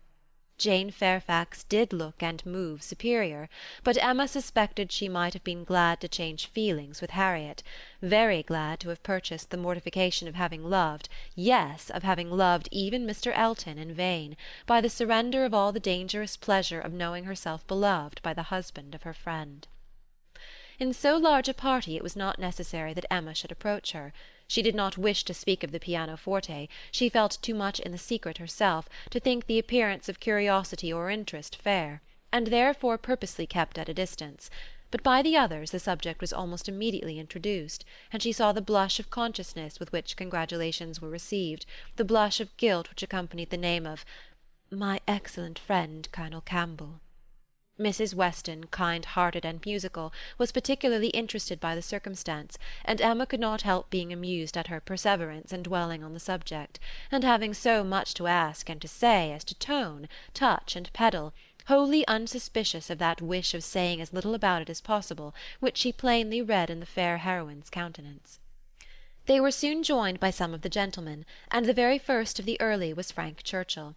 In he walked, the first and the handsomest, and after paying his compliments en passant to Miss Bates and her niece, made his way directly to the opposite side of the circle, where sat Miss Woodhouse, and till he could find a seat by her, would not sit at all. Emma divined what everybody present must be thinking. She was his object, and everybody must perceive it. She introduced him to her friend Miss Smith, and at convenient moments afterwards heard what each thought of the other. He had never seen so lovely a face, and was delighted with her naivete. And she, "Only to be sure it was paying him too great a compliment, but she did think there were some looks a little like Mr. Elton." Emma restrained her indignation, and only turned from her in silence. Smiles of intelligence passed between her and the gentleman on first glancing towards Miss Fairfax, but it was most prudent to avoid speech. He told her that he had been impatient to leave the dining-room, hated sitting long, was always the first to move when he could, that his father, Mr. Knightley, Mr. Coxe, and Mr. Cole were left very busy over parish business, that as long as he had stayed, however, it had been pleasant enough, as he had found them in general a set of gentlemanlike, sensible men, and spoke so handsomely of Highbury altogether, thought it so abundant in agreeable families, that Emma began to feel she had been used to despise the place rather too much. She questioned him as to the society in Yorkshire, the extent of the neighbourhood about Enscombe and the sort, and could make out from his answers that as far as Enscombe was concerned there was very little going on, that their visitings were among a range of great families, none very near, and that even when days were fixed, and invitations accepted, it was an even chance that Mrs. Churchill was not in health and spirits for going, that they made a point of visiting no fresh person, and that, though he had his separate engagements, it was not without difficulty, without considerable address at times, that he could get away, or introduce an acquaintance for a night. She saw that Enscombe could not satisfy, and that Highbury, taken at its best, might reasonably please a young man who had more retirement at home than he liked. His importance at Enscombe was very evident.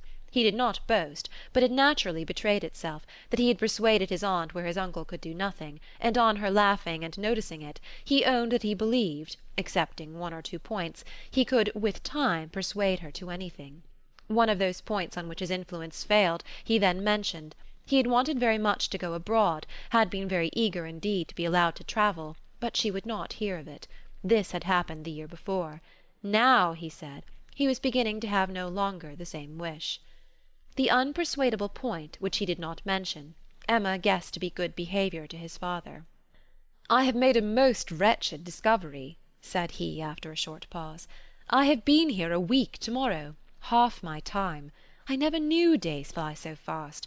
A week to-morrow, and I have hardly begun to enjoy myself, but just got acquainted with Mrs. Weston and others. I hate the recollection." "Perhaps you may now begin to regret that you spent one whole day out of so few in having your hair cut." "No," said he, smiling, "that is no subject of regret at all. I have no pleasure in seeing my friends unless I can believe myself fit to be seen." The rest of the gentlemen being now in the room, Emma found herself obliged to turn from him for a few minutes, and listen to Mr. Cole. When Mr. Cole had turned away, and her attention could be restored as before, she saw Frank Churchill looking intently across the room at Miss Fairfax, who was sitting exactly opposite. "What is the matter?" said she. He started. "Thank you for rousing me," he replied. "I believe I have been very rude.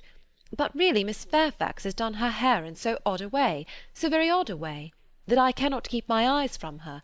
I never saw anything so outré. Those curls! This must be a fancy of her own. I see nobody else looking like her. I must go and ask her whether it is an Irish fashion. Shall I? Yes, I will. I declare I will, and you shall see how she takes it, whether she colours." He was gone immediately, and Emma soon saw him standing before Miss Fairfax and talking to her. But as to its effect on the young lady, as he had improvidently placed himself exactly between them, exactly in front of Miss Fairfax, she could absolutely distinguish nothing. Before he could return to his chair, it was taken by Mrs. Weston. "This is the luxury of a large party," said she. "One can get near everybody, and say everything. My dear Emma, I am longing to talk to you. I have been making discoveries and forming plans, just like yourself, and I must tell them while the idea is fresh. Do you know how Miss Bates and her niece came here?" "How? They were invited, were not they?" "Oh, yes, but how they were conveyed hither, the manner of their coming." "They walked, I conclude. How else could they come?" "Very true. Well, a little while ago it occurred to me how very sad it would be to have Jane Fairfax walking home again late at night, and cold as the nights are now, and as I looked at her, though I never saw her appear to more advantage, it struck me that she was heated, and would therefore be particularly liable to take cold. Poor girl! I could not bear the idea of it. So as soon as Mr. Weston came into the room and I could get at him, I spoke to him about the carriage. You may guess how readily he came into my wishes, and having his approbation I made my way directly to Miss Bates, to assure her that the carriage would be at her service before it took us home, for I thought it would be making her comfortable at once. Good soul! She was as grateful as possible, you may be sure. Nobody was ever so fortunate as herself, but with many, many thanks. There was no occasion to trouble us, for Mr. Knightley's carriage had brought and was to take them home again. I was very surprised, very glad, I am sure, but really quite surprised. Such a very kind attention, and so thoughtful an attention, the sort of thing that so few men would think of, and in short, from knowing his usual ways, I am very much inclined to think that it was for their accommodation the carriage was used at all. I do suspect he would not have had a pair of horses for himself, and that it was only an excuse for assisting them. Very likely, said Emma. Nothing more likely. I know no man more likely than Mr. Knightley to do the sort of thing, to do anything really good-natured, useful, considerate, or benevolent.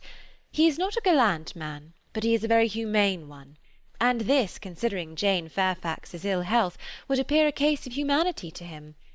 And for an act of unostentatious kindness, there is nobody whom I would fix on more than Mr. Knightley. I know he had horses to-day, for we arrived together, and I laughed at him about it, but he said not a word that could betray. Well, said Mrs. Weston, smiling, you give him credit for more simple disinterested benevolence in this instance than I do, for while Miss Bates was speaking, a suspicion darted into my head, and I have never been able to get it out again. The more I think of it, the more probable it appears. In short, I have made a match between Mr. Knightley and Jane Fairfax. See the consequence of keeping you company. What do you say to it? Mr. Knightley and Jane Fairfax! Exclaimed Emma. Dear Mrs. Weston, how could you think of such a thing? Mr. Knightley must not marry. You would not have little Henry cut out from Donwell. Oh, no, no, Henry must have Donwell. I cannot at all consent to Mr. Knightley's marrying, and I am sure it is not at all likely. I am amazed that you should think of such a thing. My dear Emma, I have told you what led me to think of it. I do not want the match. I do not want to injure little Henry, but the idea has been given me by circumstances, and if Mr. Knightley really wished to marry, you would not have him refrain on Henry's account, a boy of 6 years old, who knows nothing of the matter. Yes, I would. I could not bear to have Henry supplanted. Mr. Knightley marry! No, I have never had such an idea, and I cannot adopt it now. And Jane Fairfax, too, of all women. Nay, she has always been a first favourite with him, as you very well know. But the imprudence of such a match! I am not speaking of its prudence, merely its probability. I see no probability in it, unless you have any better foundation than what you mention. His good nature, his humanity, as I tell you, would be quite enough to account for the horses.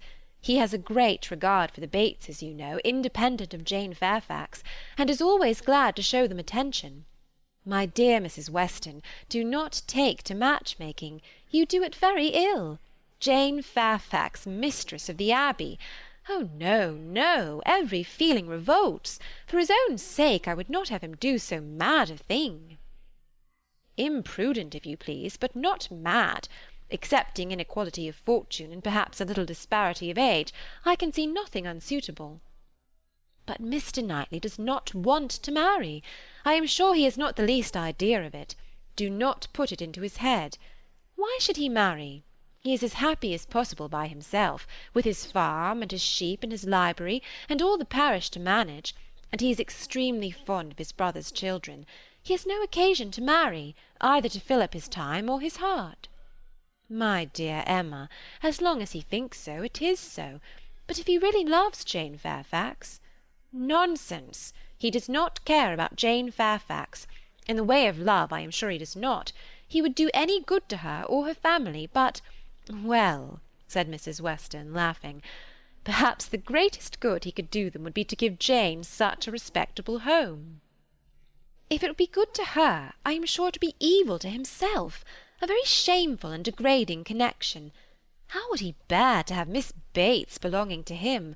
To have her haunting the Abbey and thanking him all day long for his great kindness in marrying Jane. So very kind and obliging. But he has always been such a very kind neighbour. And then fly off through half a sentence to her mother's old petticoat. Not that it was such a very old petticoat either, for still it would last a great while, and indeed she must say thankfully that their petticoats were all very strong. For shame, Emma, do not mimic her. You divert me against my conscience, and upon my word I do not think Mr. Knightley would be much disturbed by Miss Bates. Little things do not irritate him. She might talk on, and if he wanted to say anything himself, he would only talk louder and drown her voice. But the question is not whether it be a bad connection for him, but whether he wishes it, and I think he does. I have heard him speak, and so must you, so very highly of Jane Fairfax. The interest he's taken in her, his anxiety about her health, his concern that she should have no happier prospect. I have heard him express himself so warmly on those points. Such an admirer of her performance on the pianoforte, and of her voice. I have heard him say that he could listen to her for ever. Oh, and I had almost forgotten one idea that occurred to me.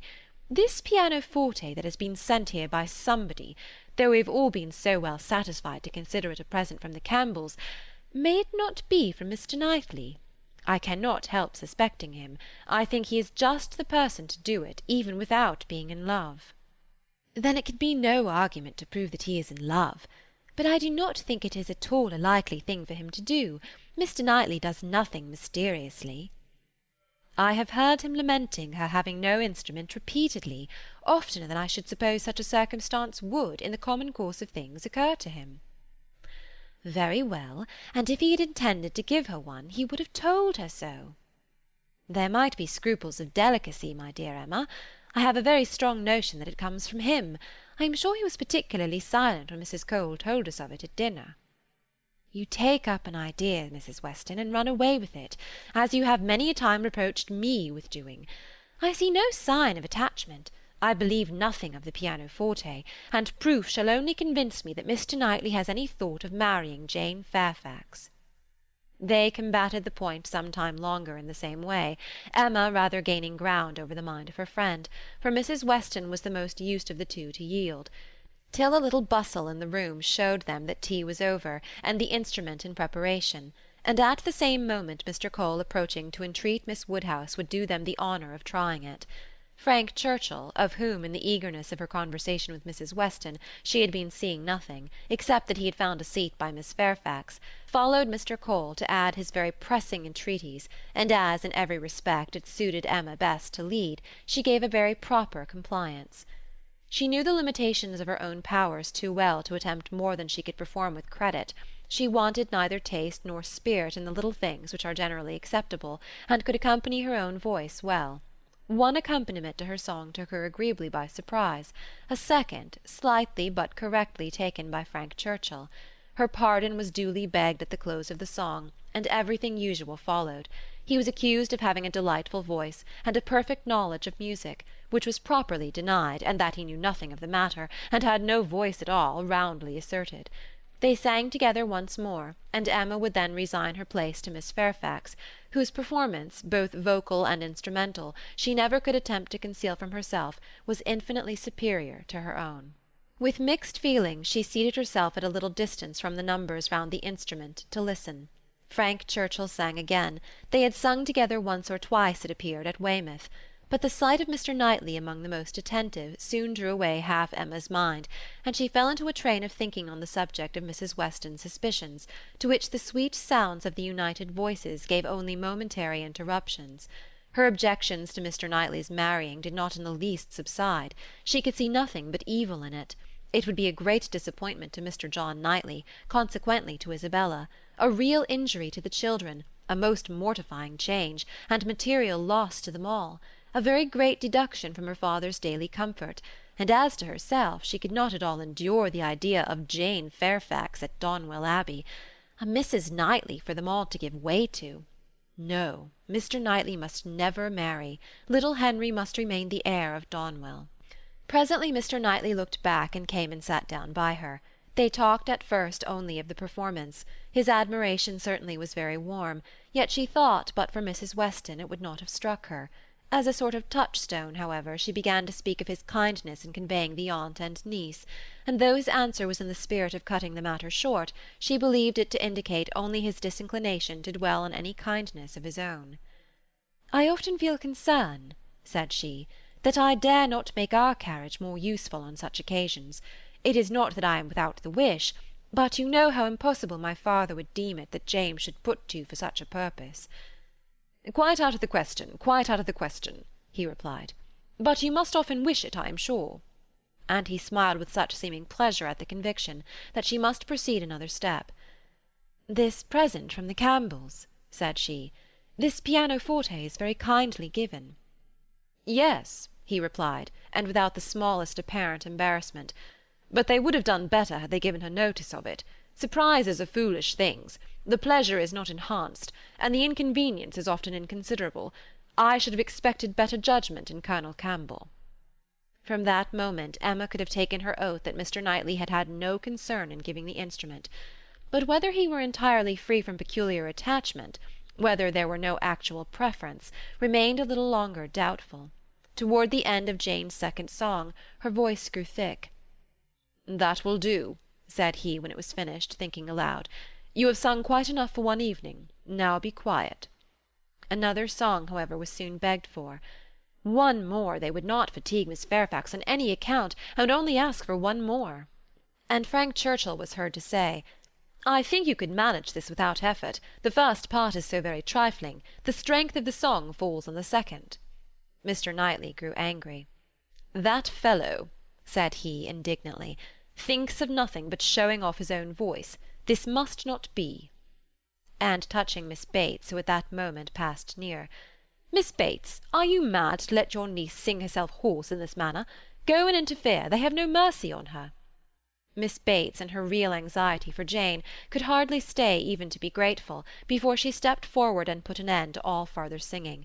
Here ceased the concert part of the evening, for Miss Woodhouse and Miss Fairfax were the only young lady performers, but soon, within 5 minutes, the proposal of dancing, originating nobody knew exactly where, was so effectually promoted by Mr. and Mrs. Cole that everything was rapidly clearing away to give proper space. Mrs. Weston, capital in her country dances, was seated and beginning an irresistible waltz, and Frank Churchill, coming up with most becoming gallantry to Emma, had secured her hand and led her to the top. While waiting till the other young people could pair themselves off, Emma found time, in spite of the compliments she was receiving on her voice and her taste, to look about, and see what became of Mr. Knightley. This would be a trial. He was no dancer in general. If he were to be very alert in engaging Jane Fairfax now, it might augur something. There was no immediate appearance. No, he was talking to Mrs. Cole. He was looking on unconcerned. Jane was asked by somebody else, and he was still talking to Mrs. Cole. Emma had no longer an alarm for Henry. His interest was yet safe, and she led off the dance with genuine spirit and enjoyment. Not more than 5 couple could be mustered, but the rarity and the suddenness of it made it very delightful, and she found herself well matched in a partner. They were a couple worth looking at. 2 dances, unfortunately, were all that could be allowed. It was growing late, and Miss Bates became anxious to get home on her mother's account. After some attempts, therefore, to be permitted to begin again, they were obliged to thank Mrs. Weston, look sorrowful, and have done. "Perhaps it is as well," said Frank Churchill as he attended Emma to her carriage. "I must have asked Miss Fairfax, and her languid dancing would not have agreed with me after yours." Chapter 9. Emma did not repent her condescension in going to the Coles. The visit afforded her many pleasant recollections the next day, and all that she might be supposed to have lost on the side of dignified seclusion must be amply repaid in the splendour of popularity. She must have delighted the Coles, worthy people who deserved to be made happy, and left a name behind her that would not soon die away. Perfect happiness, even in memory, is not common, and there were 2 points on which she was not quite easy. She doubted whether she had not transgressed the duty of woman by woman in betraying her suspicions of Jane Fairfax's feelings to Frank Churchill. It was hardly right, but it had been so strong an idea that it would escape her, and his submission to all that she told was a compliment to her penetration, which made it difficult for her to be quite certain that she ought to have held her tongue. The other circumstance of regret related also to Jane Fairfax, and there she had no doubt. She did unfeignedly and unequivocally regret the inferiority of her own playing and singing.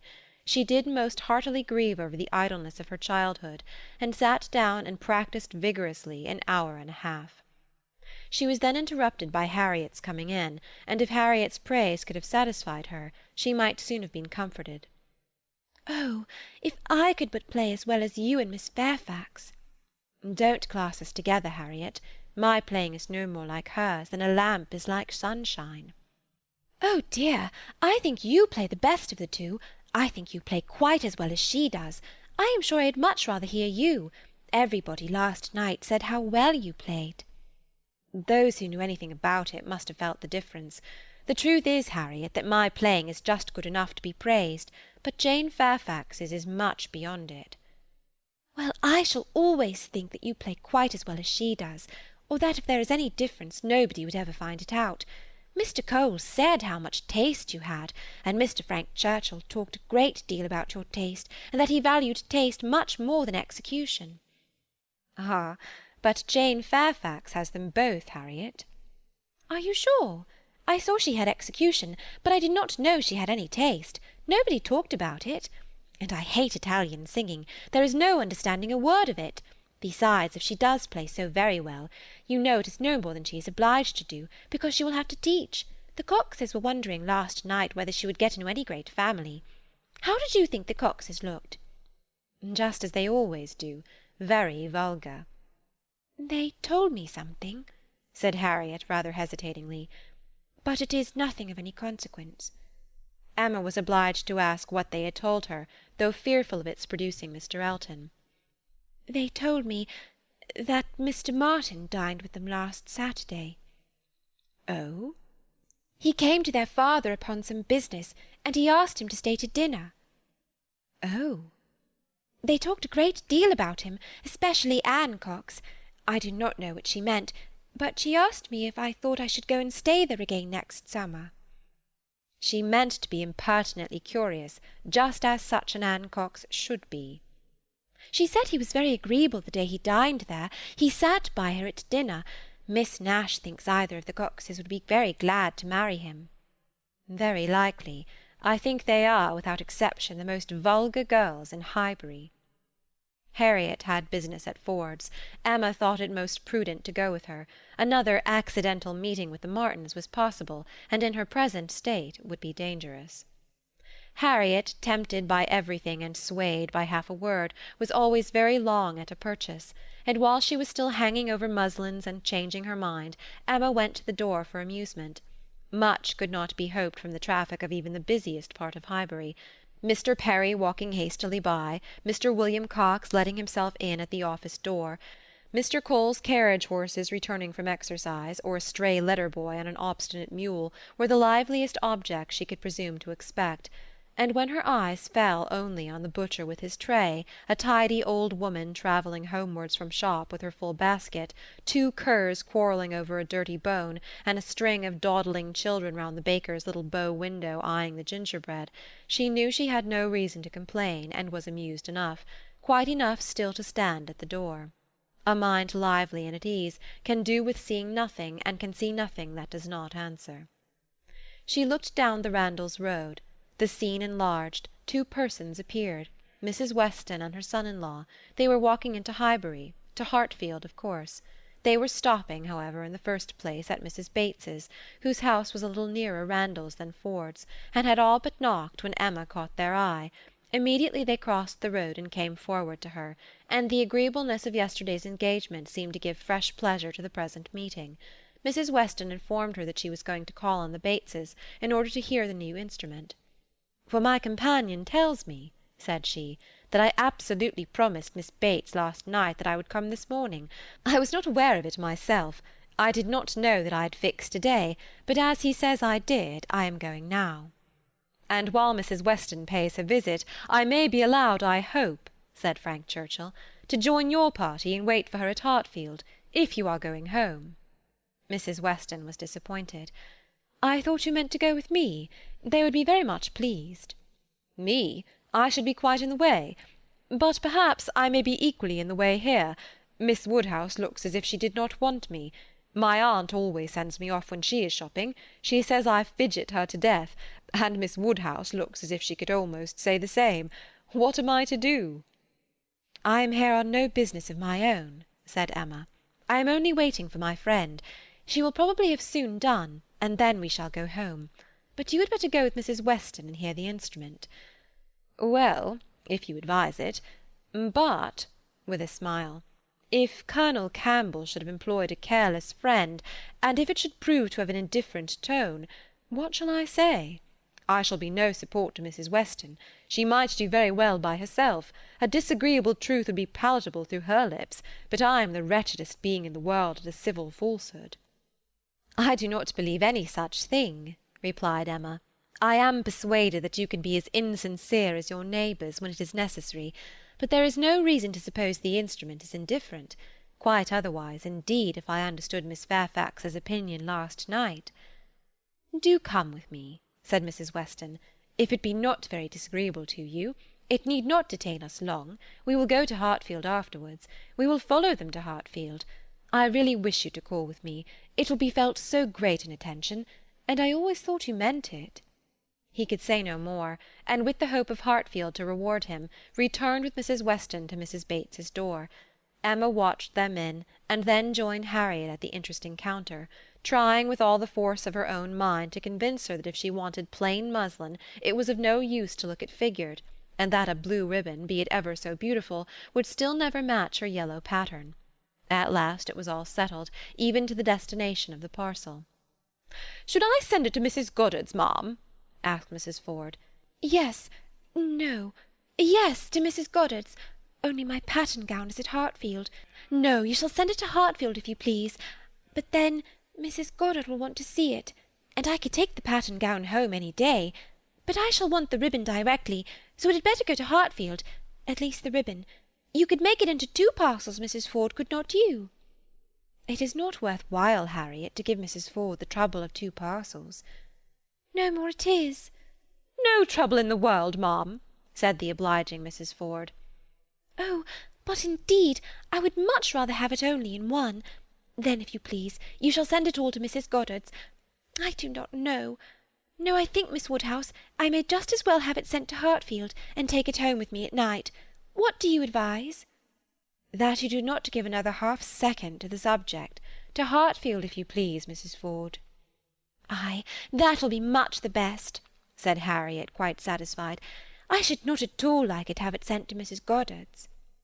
Voices approached the shop, or rather one voice and 2 ladies. Mrs. Weston and Miss Bates met them at the door. "My dear Miss Woodhouse," said the latter, "I am just run across to entreat the favour of you to come and sit down with us a little while, and give us your opinion of our new instrument.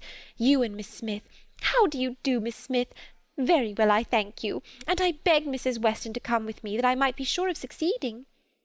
"I hope Mrs. Bates and Miss Fairfax are—" "Very well. I am much obliged to you. My mother is delightfully well, and Jane caught no cold last night. How is Mr. Woodhouse? I am so glad to hear such a good account. Mrs. Weston told me you were here.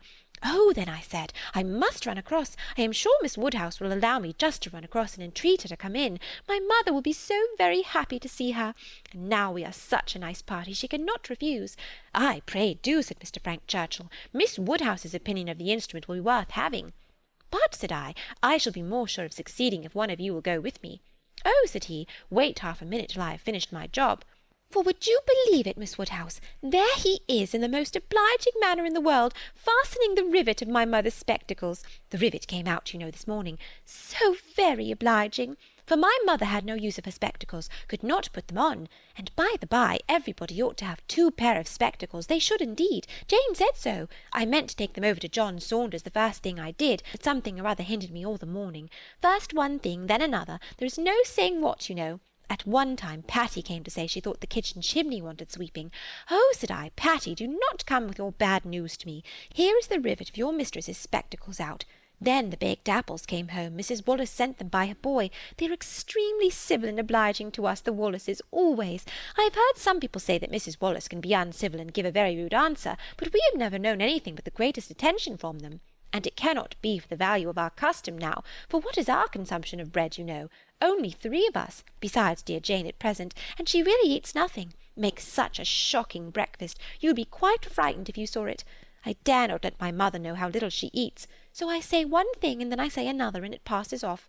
But about the middle of the day she gets hungry, and there is nothing she likes so well as these baked apples, and they are extremely wholesome. For I took the opportunity the other day of asking Mr. Perry. I happened to meet him in the street. Not that I had any doubt before. I have so often heard Mr. Woodhouse recommend baked apple. I believe it is the only way that Mr. Woodhouse thinks the fruit thoroughly wholesome. We have apple dumplings, however, very often. Patty makes an excellent apple dumpling. Well, Mrs. Weston, you have prevailed, I hope, and these ladies will oblige us. Emma would be very happy to wait on Mrs. Bates, etc., and they did at last move out of the shop, with no farther delay from Miss Bates than, "How do you do, Mrs. Ford? I beg your pardon, I did not see you before. I hear you have a charming collection of new ribbons from town. Jane came back delighted yesterday. Thank ye, the gloves do very well, only a little too large about the wrist, but Jane is taking them in. What was I talking of?" said she, beginning again when they were all in the street. Emma wondered on what, of all the medley, she would fix. "I declare I cannot recollect what I was talking of. Oh, my mother's spectacles! So very obliging of Mr. Frank Churchill. Oh, said he, I do think I can fasten the rivet. I like a job of this kind excessively, which you know showed him to be so very— Indeed, I must say that as much as I had heard of him before and much as I had expected, he very far exceeds anything. I do congratulate you, Mrs. Weston, most warmly. He seems everything the fondest parent could— Oh, said he, I can fasten the rivet. I like a job of that sort excessively. I never shall forget his manner. And when I brought out the baked apples from the closet, and hoped our friends would be very so much obliging as to take some, "Oh," said he directly, "there is nothing in the way of fruit half so good, and these are the finest looking home-baked apples I ever saw in my life."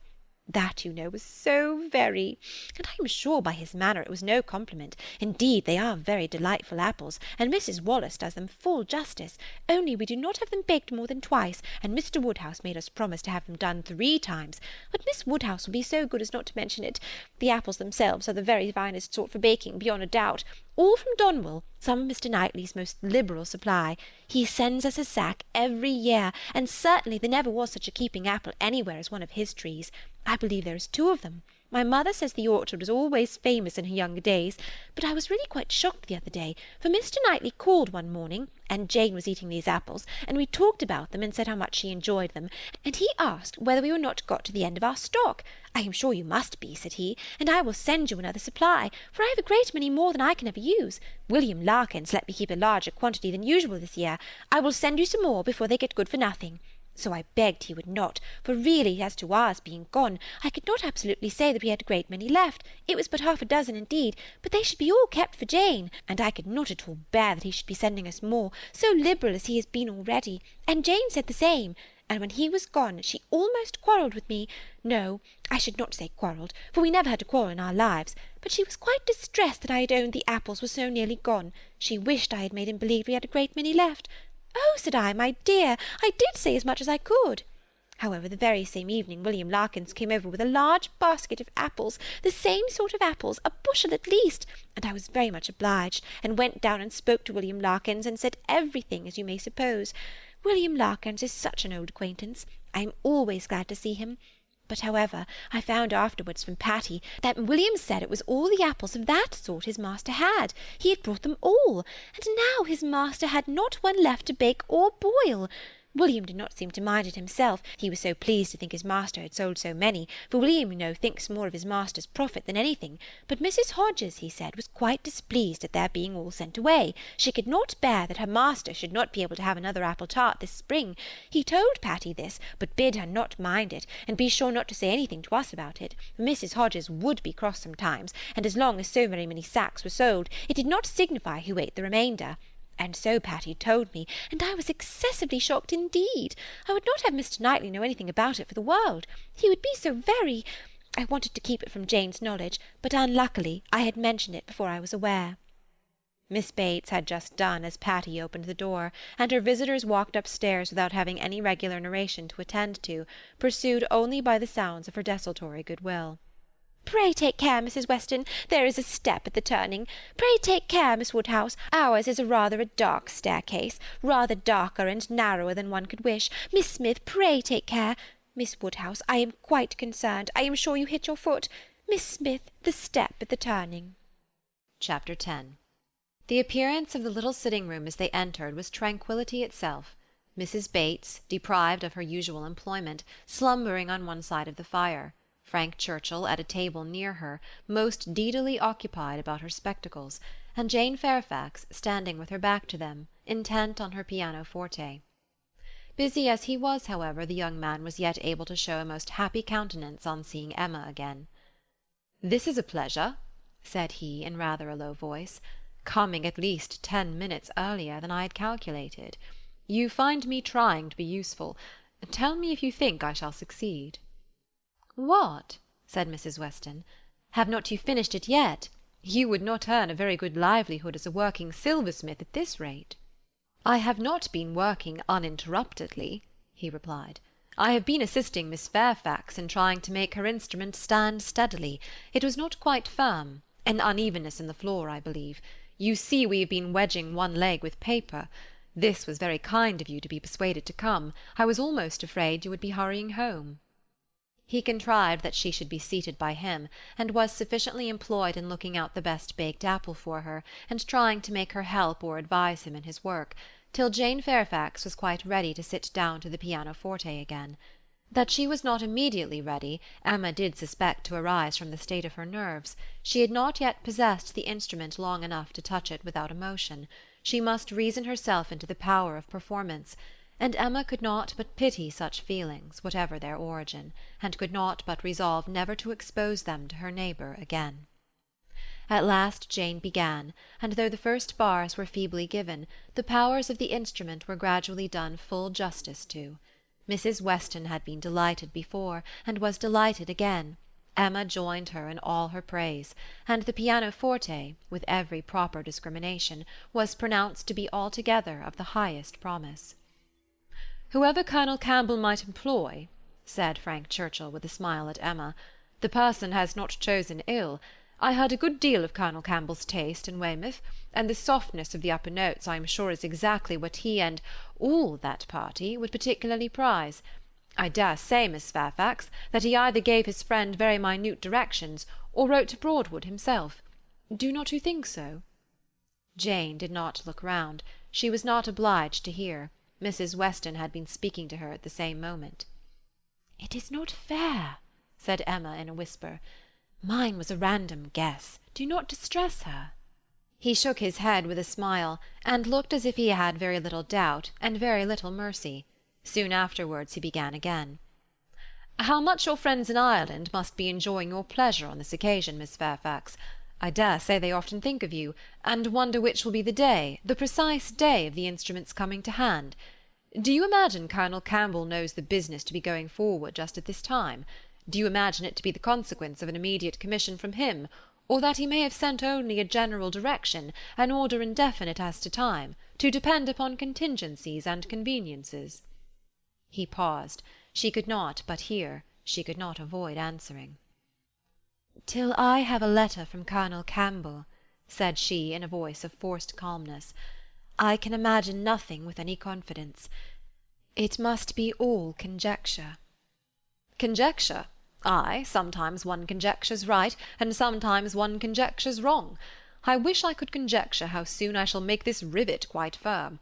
What nonsense one talks, Miss Woodhouse, when hard at work, if one talks at all. Your real workmen, I suppose, hold their tongues, but we gentlemen labourers, if we get hold of a word— Miss Fairfax said something about conjecturing. There, it is done. I have the pleasure, madam," to Mrs. Bates, "of restoring your spectacles, healed for the present."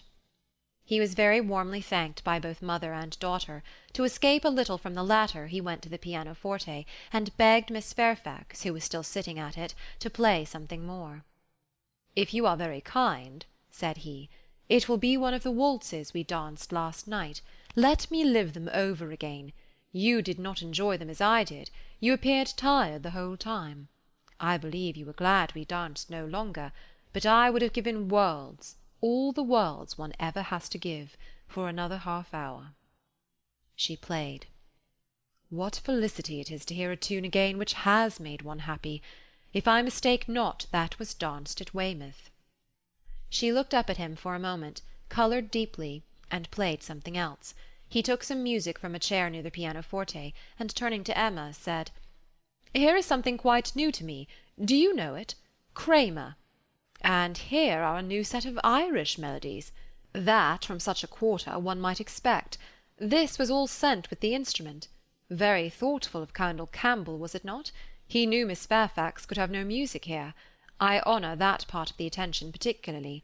It shows it to have been so thoroughly from the heart. Nothing hastily done, nothing incomplete. True affection only could have prompted it." Emma wished he would be less pointed, yet could not help being amused, and when, on glancing her eye towards Jane Fairfax, she caught the remains of a smile, when she saw that with all the deep blush of consciousness there had been a smile of secret delight, she had less scruple in the amusement, and much less compunction with respect to her. This amiable, upright, perfect Jane Fairfax was apparently cherishing very reprehensible feelings. He brought all the music to her, and they looked it over together. Emma took the opportunity of whispering, "You speak too plain. She must understand you." "I hope she does. I would have her understand me. I am not in the least ashamed of my meaning." "But really I am half ashamed, and wish I had never taken up the idea." "I am very glad you did, and that you communicated it to me. I have now a key to all her odd looks and ways. Leave shame to her. If she does wrong, she ought to feel it." "She is not entirely without it, I think." "I do not see much sign of it.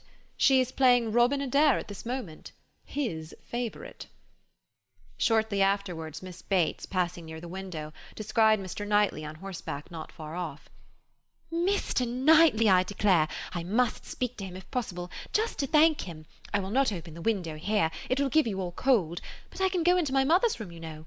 I dare say he will come in when he knows who is here. Quite delightful to have you all meet so. Our little room so honoured." She was in the adjoining chamber while she still spoke, and opening the casement there, immediately called Mr. Knightley's attention, and every syllable of their conversation was as distinctly heard by the others as if it had passed within the same apartment. "How do you do? How do you do? Oh, very well, I thank you. So obliged to you for the carriage last night. We were just in time, my mother just ready for us. Pray come in, do come in, you will find some friends here."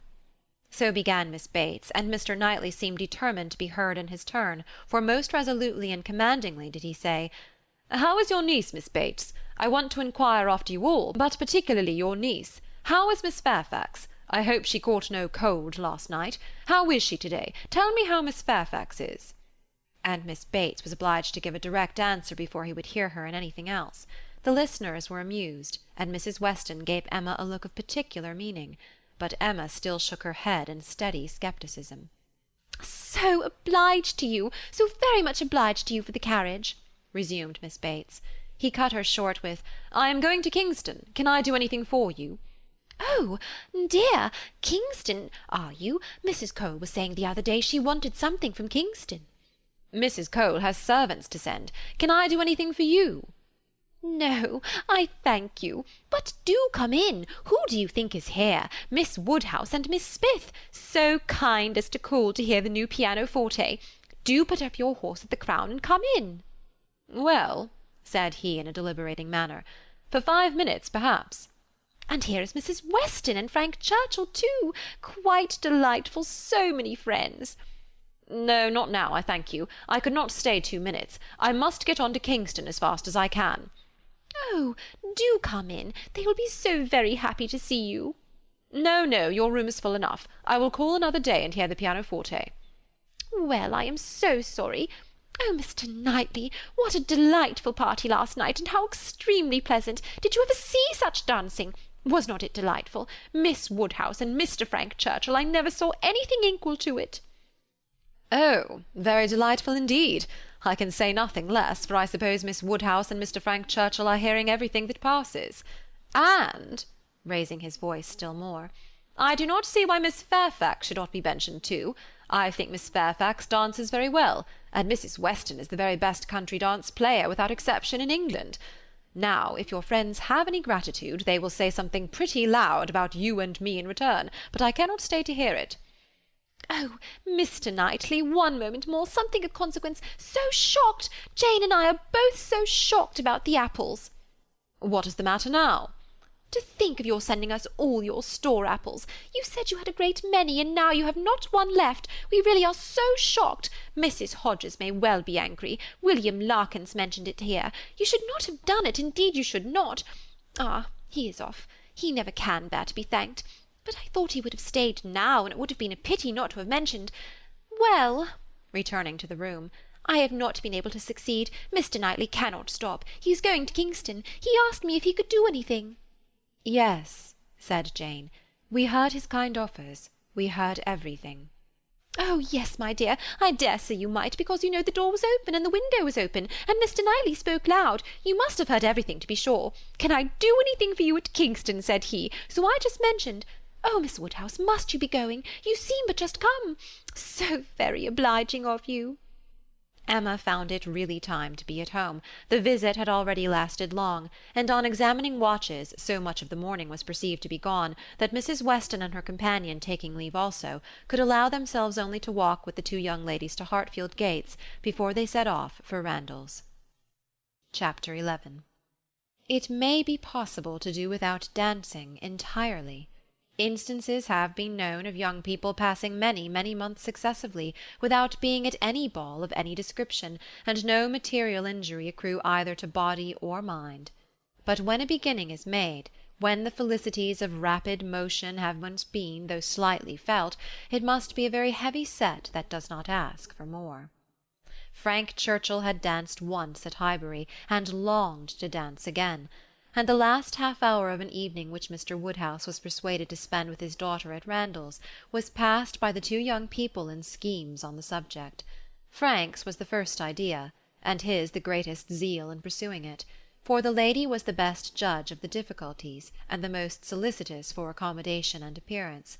But still she had inclination enough for showing people again how delightfully Mr. Frank Churchill and Miss Woodhouse danced, for doing that in which she need not blush to compare herself with Jane Fairfax, and even for simple dancing itself without any of the wicked aids of vanity, to assist him first in pacing out the room where they were in to see what it could be made to hold, and then in taking the dimensions of the other parlour in the hope of discovering, in spite of all that Mr. Weston could say of their exactly equal size, that it was a little the largest. His first proposition and request, that the dance begun at Mr. Cole's should be finished there, that the same party should be collected, and the same musician engaged, met with the readiest acquiescence. Mr. Weston entered into the idea with thorough enjoyment, and Mrs. Weston most willingly undertook to play as long as they could wish to dance, and the interesting employment had followed, of reckoning up exactly who there would be, and apportioning out the indispensable division of space to every couple. "You and Miss Smith and Miss Fairfax will be 3, and the 2 Miss Coaxes 5, had been repeated many times over. "And there will be the 2 Gilberts, young Cox, my father, and myself, besides Mr. Knightley. Yes, that will be quite enough for pleasure. You and Miss Smith and Miss Fairfax will be 3, and the 2 Miss Coxes 5, and for 5 couple there will be plenty of room." But soon it came to be on one side. "But will there be good room for 5 couple? I really do not think there will." On another. "And after all, 5 couple are not enough to make it worth while to stand up. 5 couple are nothing, when one thinks seriously about it. It will not do to invite 5 couple. It can be allowable only as the thought of the moment."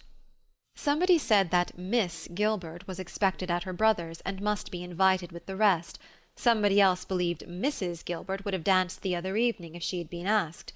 A word was put in for a second young Cox, and at last Mr. Weston naming one family of cousins who must be included, and another of very old acquaintance who could not be left out, it became a certainty that the 5 couple would be at least 10, and a very interesting speculation in what possible manner they could be disposed of. The doors of the 2 rooms were just opposite each other. Might not they use both rooms, and dance across the passage? It seemed the best scheme, and yet it was not so good but that many of them wanted a better. Emma said it would be awkward, Mrs. Weston was in distress about the supper, and Mr. Woodhouse opposed it earnestly on the score of health. It made him so very unhappy, indeed, that it could not be persevered in. "Oh, no," said he, "it would be the extreme of imprudence. I could not bear it for Emma. Emma is not strong. She would catch a dreadful cold. So would poor little Harriet. So would you all. Mrs. Weston, you would be quite laid up. Do not let them talk of such a wild thing. Pray do not let them talk of it. That young man," speaking lower, "is very thoughtless. Do not tell his father, but that young man is not quite the thing. He has been opening the doors very often this evening, and keeping them open very inconsiderately. He does not think of the draught. I do not mean to set you against him, but indeed he is not quite the thing." Mrs. Weston was sorry for such a charge. She knew the importance of it, and said everything in her power to do it away. Every door was now closed, the passage plan given up, and the first scheme of dancing only in the room they were in resorted to again, and with such goodwill on Frank Churchill's part, that the space which a quarter of an hour before had been deemed barely sufficient for 5 couple was now endeavoured to be made out quite enough for 10. "We were too magnificent," said he. "We allowed unnecessary room. 10 couple may stand here very well." Emma demurred. "It would be a crowd, a sad crowd, and what could be worse than dancing without space to turn in?" "Very true," he gravely replied. "It was very bad." But still he went on measuring, and still he ended with, "I think there will be very tolerable room for 10 couple." "No, no," said she, "you are quite unreasonable. It would be dreadful to be standing so close. Nothing can be farther from pleasure than to be dancing in a crowd, and a crowd in a little room." "There is no denying it," he replied. "I agree with you exactly. A crowd in a little room. Miss Woodhouse, you have the art of giving pictures in a few words. Exquisite, quite exquisite.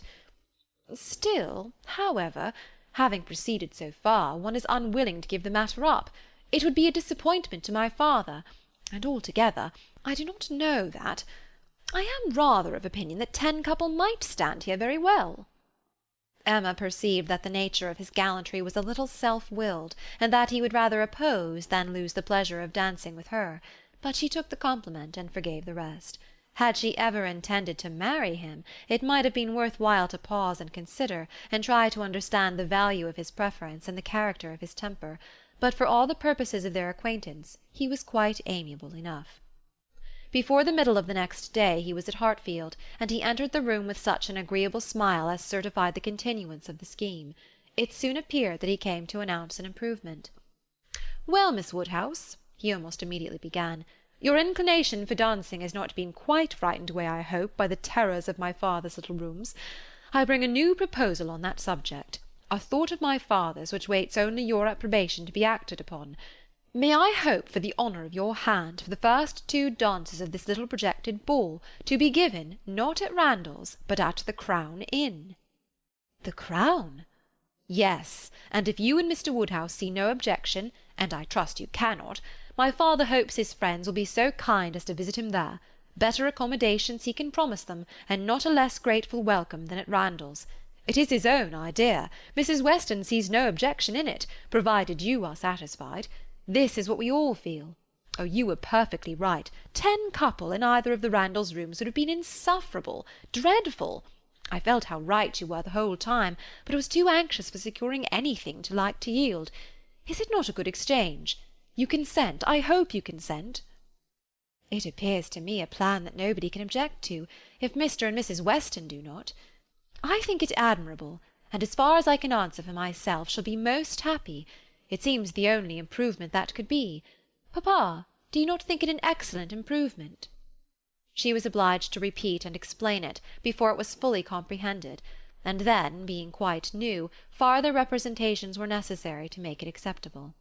"No, he thought it very far from an improvement, a very bad plan, much worse than the other. A room at an inn was always damp and dangerous, never properly aired or fit to be inhabited. If they must dance, they had better dance at Randalls. He had never been in the room at the Crown in his life, did not know the people who kept it by sight.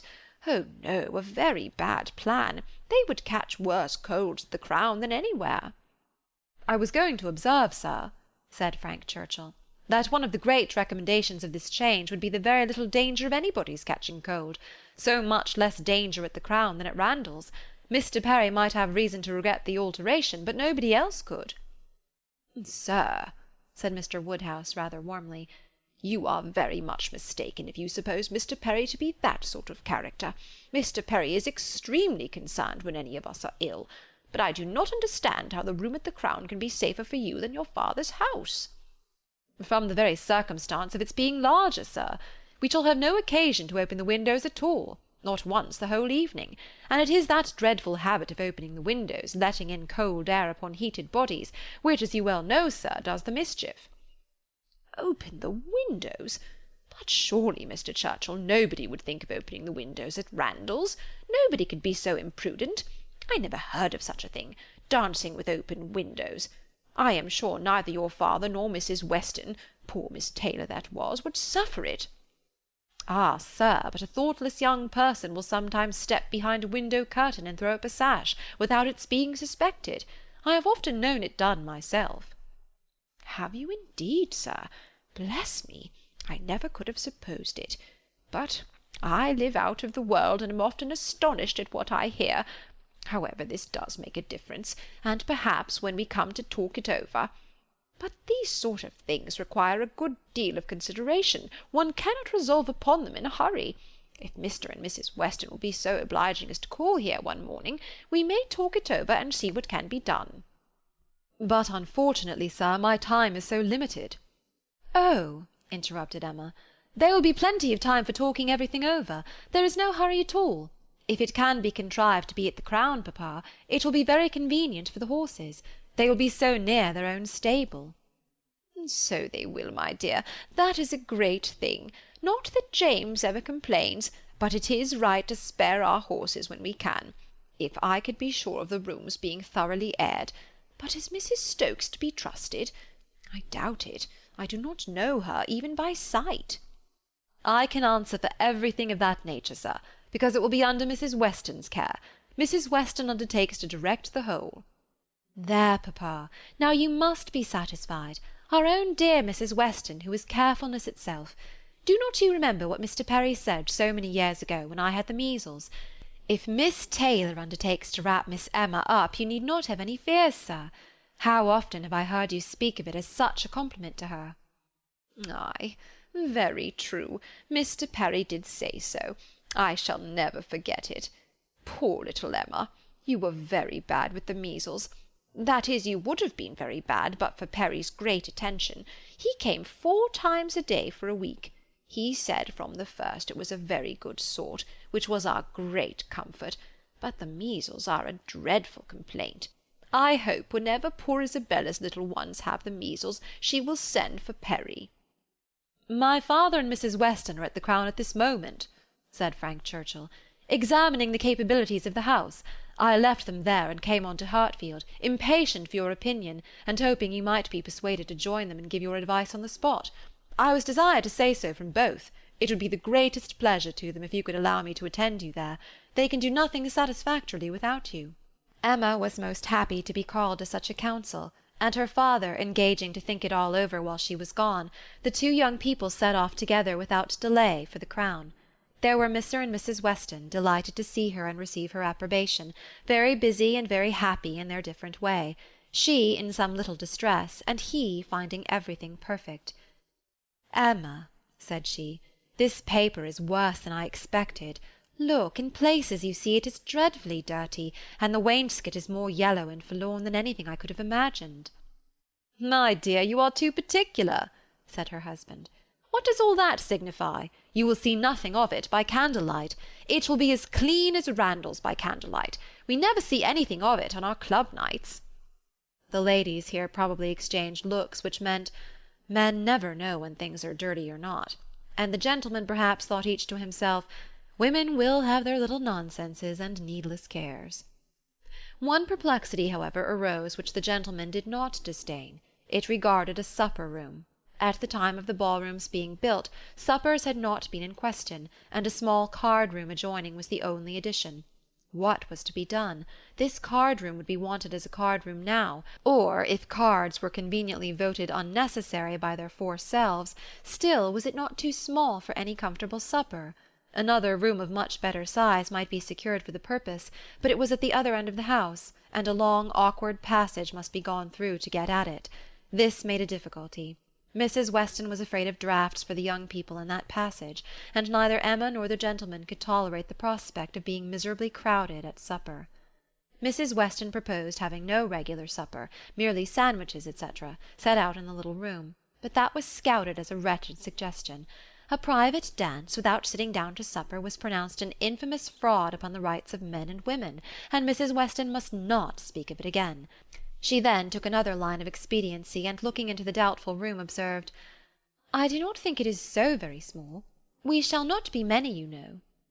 And Mr. Weston at the same time, walking briskly with long steps through the passage, was calling out, "You talk a great deal of the length of this passage, my dear. It is a mere nothing, after all, and not the least draught from the stairs."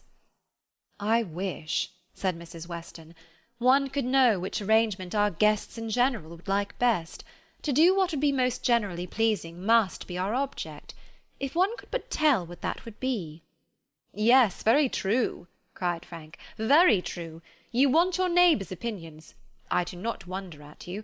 If one could ascertain what the chief of them, the Coles, for instance, they are not far off. Shall I call upon them? Or Miss Bates, she is still nearer. And I do not know whether Miss Bates is not as likely to understand the inclinations of the rest of the people as anybody.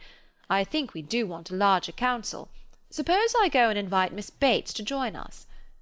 "Well, if you please," said Mrs. Weston, rather hesitating, "if you think she'll be of any use." "You will get nothing to the purpose from Miss Bates," said Emma.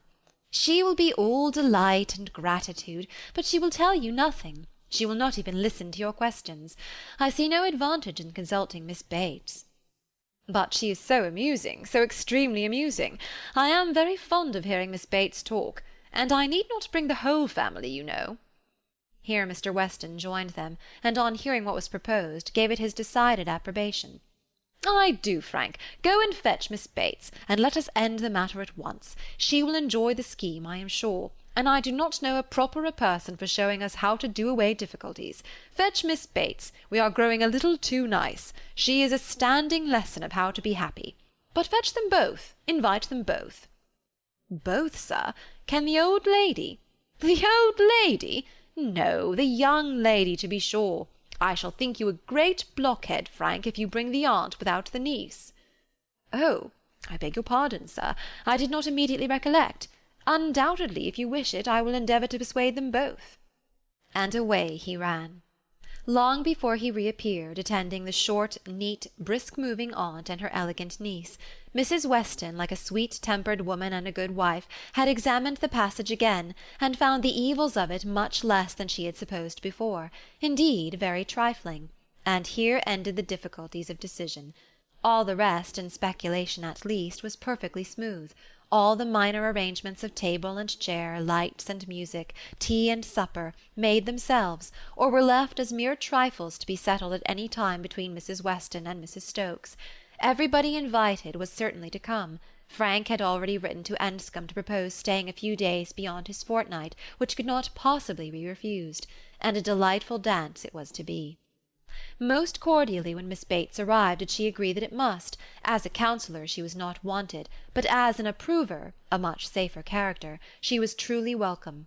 Her approbation, at once general and minute, warm and incessant, could not but please, and for another half-hour they were all walking to and fro, between the different rooms, some suggesting, some attending, and all in happy enjoyment of the future.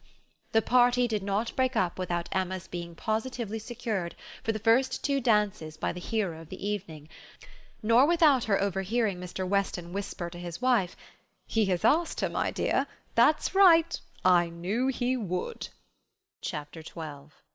One thing only was wanting to make the prospect of the ball completely satisfactory to Emma, its being fixed for a day within the granted term of Frank Churchill's stay in Surrey. For in spite of Mr. Weston's confidence, she could not think it so very impossible that the Churchills might not allow their nephew to remain a day beyond his fortnight. But this was not judged feasible. The preparations must take their time, nothing could be properly ready till the 3rd week were entered on, and for a few days they must be planning, proceeding, and hoping in uncertainty, at the risk, in her opinion, the great risk of its being all in vain. Enscombe, however, was gracious in fact if not in word. His wish of staying longer evidently did not please, but it was not opposed. All was safe and prosperous, and as the removal of one solicitude generally makes way for another, Emma, being now certain of her ball, began to adopt as the next vexation Mr. Knightley's provoking indifference about it. Either because he did not dance himself, or because the plan had been formed without his being consulted, he seemed resolved that it should not interest him, determined against its exciting any present curiosity, or affording him any future amusement. To her voluntary communications Emma could get no more approving reply than, "Very well. If the Westons think it worth while to be all this trouble for a few hours of noisy entertainment, I have nothing to say against it, but that they shall not choose pleasures for me. Oh yes, I must be there, I could not refuse, and I will keep as much awake as I can. But I would rather be at home, looking over William Larkin's weak account, much rather, I confess. Pleasure in seeing dancing! Not I, indeed. I never look at it. I do not know who does. Fine dancing, I believe, like virtue, must be its own reward. Those who are standing by are usually thinking of something very different." This Emma felt was aimed at her, and it made her quite angry. It was not in compliment to Jane Fairfax, however, that he was so indifferent or so indignant. He was not guided by her feelings in reprobating the ball, for she enjoyed the thought of it to an extraordinary degree. It made her animated, open-hearted. She voluntarily said, "Oh, Miss Woodhouse, I hope nothing may happen to prevent the ball. What a disappointment it would be! I do look forward to it, I own, with very great pleasure." It was not to oblige Jane Fairfax, therefore, that he would have preferred the society of William Larkins. No, she was more and more convinced that Mrs. Weston was quite mistaken in that surmise. There was a great deal of friendly and of compassionate attachment on his side, but no love. Alas, there was soon no leisure for quarrelling with Mr. Knightley. 2 days of joyful security were immediately followed by the overthrow of everything. A letter arrived from Mr. Churchill to urge his nephew's instant return. Mrs. Churchill was unwell, far too unwell to do without him. She had been in a very suffering state, so said her husband, when writing to her nephew 2 days before, though from her usual unwillingness to give pain, and constant habit of never thinking of herself, she had not mentioned it. But now she was too ill to trifle, and must entreat him to set off for Enscombe without delay. The substance of this letter was forwarded to Emma, in a note from Mrs. Weston, instantly. As to his going, it was inevitable. He must be gone within a few hours, though without feeling any real alarm for his aunt, to lessen his repugnance. He knew her illnesses. They never occurred but for her own convenience. Mrs. Weston added, that he could only allow himself time to hurry to Highbury after breakfast, and take leave of the few friends there whom he could suppose to feel any interest in him, and that he might be expected at Hartfield very soon. This wretched note was the finale of Emma's breakfast. When once it had been read, there was no doing anything but lament and exclaim. The loss of the ball, the loss of the young man, and all that the young man might be feeling. It was too wretched. Such a delightful evening as it would have been. Everybody so happy, and she and her partner the happiest. "I said it would be so," was the only consolation. Her father's feelings were quite distinct. He thought principally of Mrs. Churchill's illness, and wanted to know how she was treated, and as for the ball, it was shocking to have dear Emma disappointed, but they would all be safer at home. Emma was ready for her visitor some time before he appeared, but if this reflected at all upon his impatience, his sorrowful look and total want of spirits when he did come might redeem him. He felt the going away almost too much to speak of it. His dejection was most evident. He sat really lost in thought for the first few minutes, and when rousing himself, it was only to say, "Of all horrid things, leave-taking is the worst." "But you will come again," said Emma. "This will not be your only visit to Randalls." "Ah," shaking his head, "the uncertainty of when I may be able to return. I shall try for it with a zeal. It will be the object of all my thoughts and cares, and if my uncle and aunt go to town this spring— But I am afraid they did not stir last spring. I am afraid it is a custom gone for ever." "Our poor ball must be quite given up." "Ah, that ball! Why did we wait for anything? Why not seize the pleasure at once? How often is happiness destroyed by preparation, foolish preparation? You told us it would be so. Oh, Miss Woodhouse, why are you always so right?" "Indeed, I am very sorry to be right in this instance. I would much rather have been merry than wise." "If I can come again, we are still to have our ball. My father depends on it. Do not forget your engagement." Emma looked graciously. "Such a fortnight as it has been," he continued. "Every day more precious and more delightful than the day before. Every day making me less fit to bear any other place. Happy those who can remain at Highbury." "As you do us such ample justice now," said Emma, laughing, "I will venture to ask whether you did not come a little doubtfully at first. Do not we rather surpass your expectations? I am sure we do. I am sure you did not much expect to like us. You would not have been so long in coming if you had had a pleasant idea of Highbury." He laughed rather consciously, and though denying the sentiment, Emma was convinced that it had been so. "And you must be off this very morning?" "Yes. My father is to join me here. We shall walk back together, and I must be off immediately. I am almost afraid that every moment will bring him." "Not 5 minutes to spare even for your friends Miss Fairfax and Miss Bates? How unlucky! Miss Bates's powerful, argumentative mind might have strengthened yours." "Yes, I have called there. Passing the door I thought it better. It was a right thing to do. I went in for 3 minutes and was detained by Miss Bates's being absent. She was out, and I felt it impossible not to wait till she came in. She is a woman that one may, that one must, laugh at, but that one would not wish to slight. It was better to pay my visit then." He hesitated, got up, walked to a window.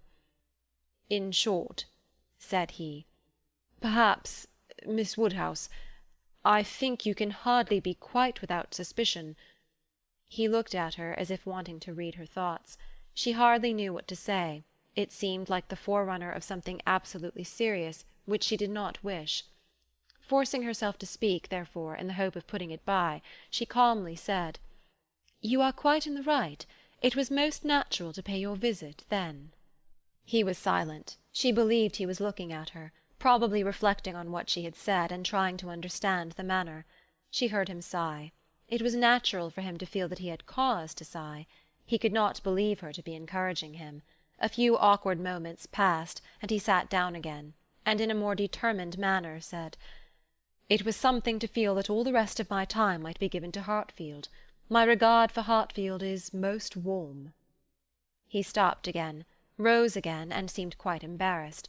He was more in love with her than Emma had supposed, and who can say how it might have ended if his father had not made his appearance? Mr. Woodhouse soon followed, and the necessity of exertion made him composed. A very few minutes more, however, completed the present trial. Mr. Weston, always alert when business was to be done, and as incapable of procrastinating any evil that was inevitable, as of foreseeing any that was doubtful, said, it was time to go. And the young man, though he might and did sigh, could not but agree to take leave. "I shall hear about you all," said he. "That is my chief consolation. I shall hear of everything that is going on among you. I have engaged Mrs. Weston to correspond with me. She has been so kind as to promise it. Oh, the blessing of a female correspondent, when one is really interested in the absent! She will tell me everything. In her letters I shall be at dear Highbury again." A very friendly shake of the hand, a very earnest "Good-bye," closed the speech, and the door had soon shut out Frank Churchill. Short had been the notice, short their meeting. He was gone, and Emma felt so sorry to part, and foresaw so great a loss to their little society from his absence, as to begin to be afraid of being too sorry, and feeling it too much. It was a sad change. They had been meeting almost every day since his arrival. Certainly his being at Randalls had given great spirit to the last 2 weeks, indescribable spirit. The idea, the expectation of seeing him which every morning had brought, the assurance of his attentions, his liveliness, his manners, it had been a very happy fortnight, and forlorn must be the sinking from it into the common course of Hartfield days. To complete every other recommendation, he had almost told her that he loved her. What strength, or what constancy of affection he might be subject to, was another point, but at present she could not doubt his having a decidedly warm admiration, a conscious preference of herself, and this persuasion, joined to all the rest, made her think that she must be a little in love with him, in spite of every previous determination against it. "I certainly must," said she. "This sensation of listlessness, weariness, stupidity, this disinclination to sit down and employ myself, this feeling of everything's being dull and insipid about the house. I must be in love. I should be the oddest creature in the world if I were not, for a few weeks at least. Well, evil to some is always good to others. I shall have many fellow mourners for the ball, if not for Frank Churchill, but Mr. Knightley will be happy. He may spend the evening with his dear William Larkins now, if he likes." Mr. Knightley, however, showed no triumphant happiness. He could not say that he was sorry on his own account. His very cheerful look would have contradicted him if he had, but he said, and very steadily, that he was sorry for the disappointment of the others, and with considerable kindness added, "You, Emma, who have so few opportunities of dancing, you are really out of luck. You are very much out of luck." It was some days before she saw Jane Fairfax, to judge of her honest regret in this woeful change, but when they did meet, her composure was odious. She had been particularly unwell, however, suffering from headache to a degree which made her aunt declare that had the ball taken place she did not think Jane could have attended it, and it was charity to impute some of her unbecoming indifference to the languor of ill health. Chapter 13. Emma continued to entertain no doubt of her being in love. Her ideas only varied as to the how much. At first she thought it was a good deal, and afterwards but little. She had great pleasure in hearing Frank Churchill talked of, and for his sake greater pleasure than ever in seeing Mr. and Mrs. Weston. She was very often thinking of him, and quite impatient for a letter, that she might know how he was, how were his spirits, how was his aunt, and what was the chance of his coming to Randalls again this spring. But on the other hand she could not admit herself to be unhappy, nor, after the first morning, to be less disposed for employment than usual. She was still busy and cheerful, and pleasing as he was, she could yet imagine him to have faults, and farther, though thinking of him so much, and as she sat drawing or working, forming 1,000 amusing schemes for the progress and close of their attachment, fancying interesting dialogues, and inventing elegant letters, the conclusion of every imaginary declaration on his side was that she refused him. Their affection was always to subside into friendship. Everything tender and charming was to mark their parting, but still they were to part. When she became sensible of this, it struck her that she could not be very much in love, for in spite of her previous and fixed determination never to quit her father, never to marry, a strong attachment certainly must produce more of a struggle than she could foresee in her own feelings. "I do not find myself making any use of the word sacrifice," said she. "In not one of all my clever replies, my delicate negatives, is there any allusion to making a sacrifice. I do suspect that he is not really necessary to my happiness. So much the better. I certainly will not persuade myself to feel more than I do.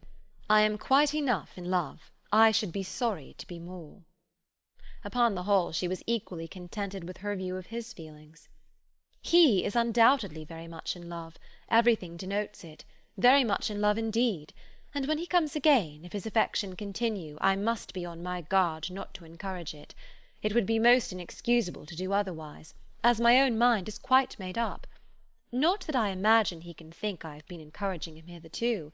No, if he had believed me at all to share his feelings, he would not have been so wretched. Could he have thought himself encouraged, his looks and language at parting would have been different. Still, however, I must be on my guard. This is in the supposition of his attachment continuing what it now is. But I do not know that I expect it will. I do not look upon him to be quite the sort of man. I do not altogether build upon his steadiness or constancy. His feelings are warm, but I can imagine them rather changeable. Every consideration of the subject, in short, makes me thankful that my happiness is not more deeply involved. I shall do very well again after a little while, and then it will be a good thing over, for they say everybody is in love once in their lives, and I shall have been let off easily." When his letter to Mrs. Weston arrived, Emma had the perusal of it, and she read it with a degree of pleasure and admiration which made her at first shake her head over her own sensations, and think she had undervalued their strength. It was a long, well-written letter, giving the particulars of his journey and of his feelings, expressing all the affection, gratitude, and respect which was natural and honourable, and describing everything exterior and local that could be supposed attractive, with spirit and precision. No suspicious flourishes now of apology or concern. It was the language of real feeling towards Mrs. Weston, and the transition from Highbury to Enscombe, the contrast between the places in some of the first blessings of social life, was just enough touched on to show how keenly it was felt, and how much more might have been said but for the restraints of propriety. The charm of her own name was not wanting.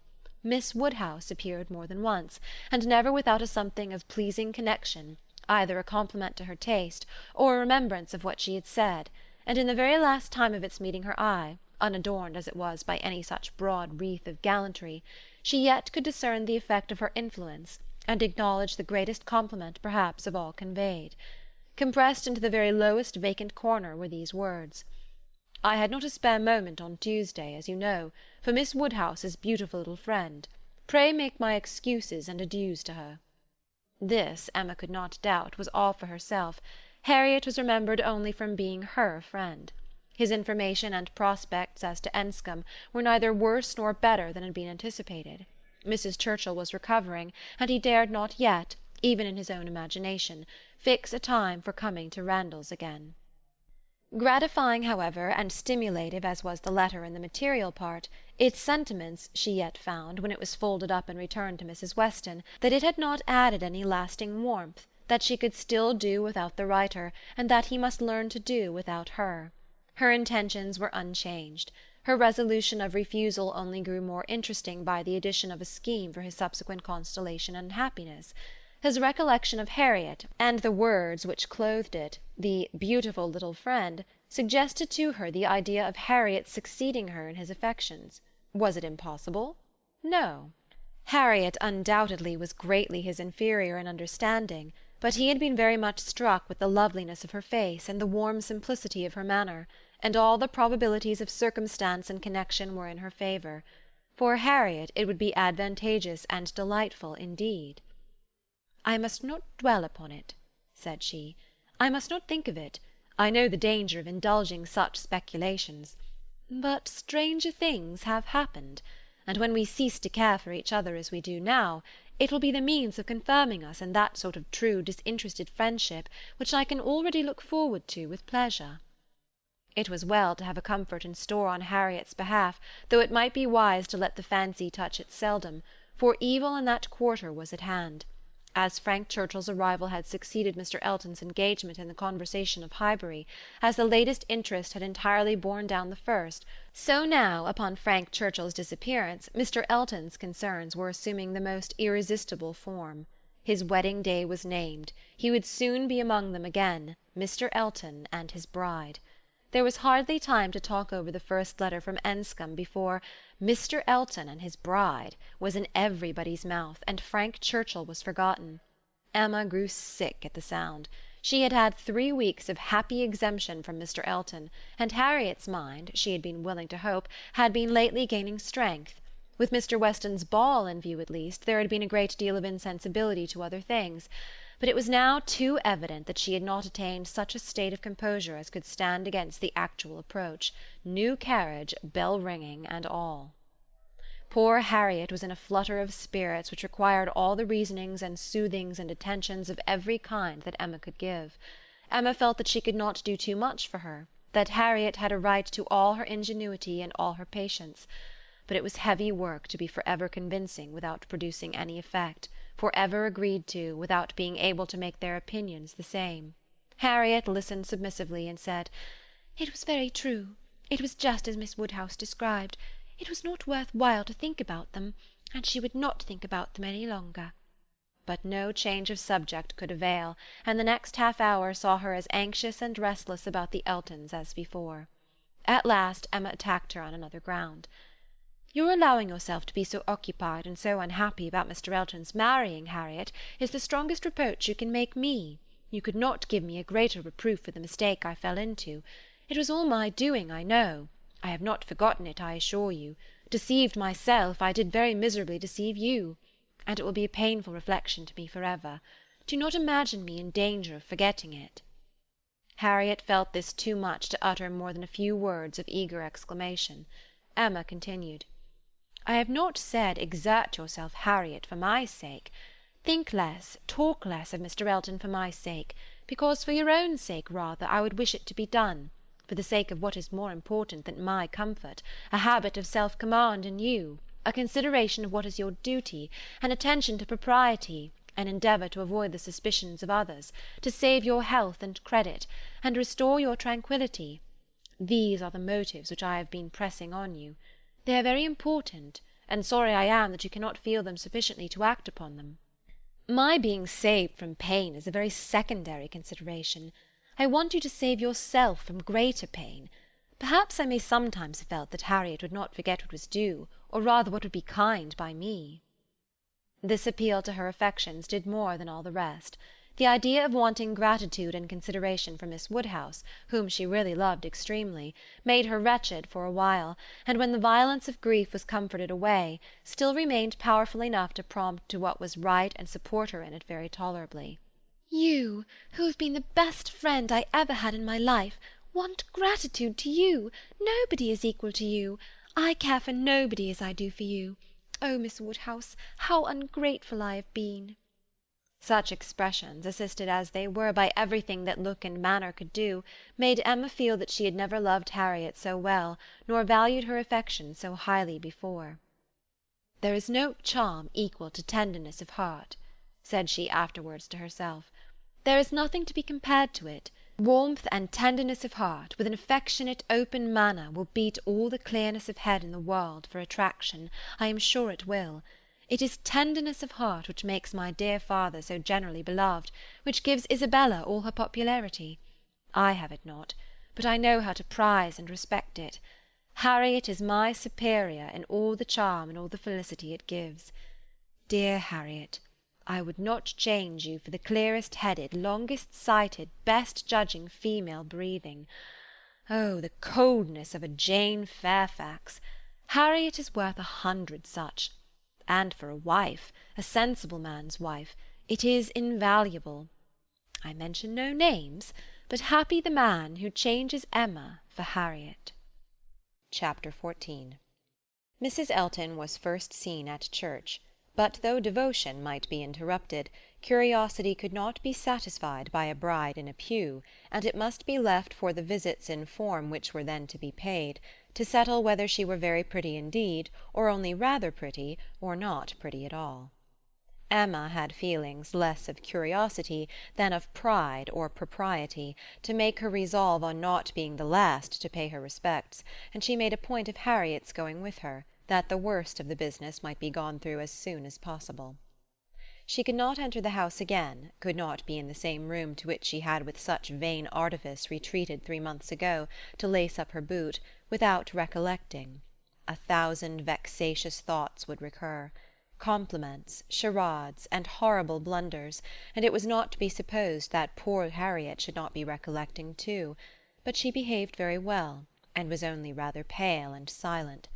The visit was of course short, and there was so much embarrassment and occupation of mind to shorten it, that Emma would not allow herself entirely to form an opinion of the lady, and on no account to give one, beyond the nothing-meaning terms of being elegantly dressed and very pleasing. She did not really like her.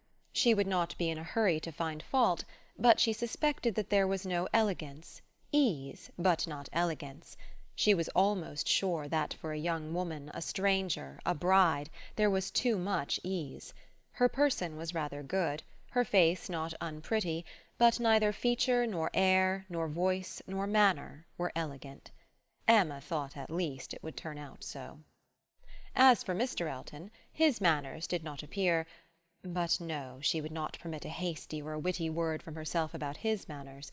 It was an awkward ceremony at any time to be receiving wedding visits, and a man had need be all grace to acquit himself well through it.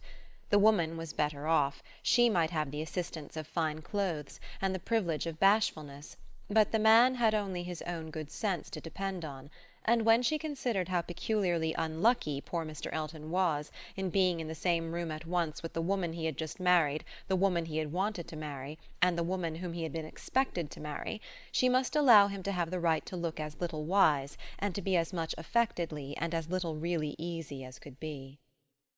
"Well, Miss Woodhouse," said Harriet when they had quitted the house, and after waiting in vain for her friend to begin. "Well, Miss Woodhouse," with a gentle sigh, "what do you think of her? Is not she very charming?" There was a little hesitation in Emma's answer. "Oh, yes, very. A very pleasing young woman." "I think her beautiful, quite beautiful." "Very nicely dressed indeed. A remarkably elegant gown." "I am not at all surprised that he should have fallen in love." "Oh, no, there is nothing to surprise one at all. A pretty fortune, and she came in his way." "I dare say," returned Harriet, sighing again. "I dare say she was very much attached to him." "Perhaps she might, but it is not every man's fate to marry the woman who loves him best. Miss Hawkins perhaps wanted a home, and thought this the very best offer she was likely to have." "Yes," said Harriet earnestly, "and well she might; nobody could ever have a better. Well, I wish them happy with all my heart.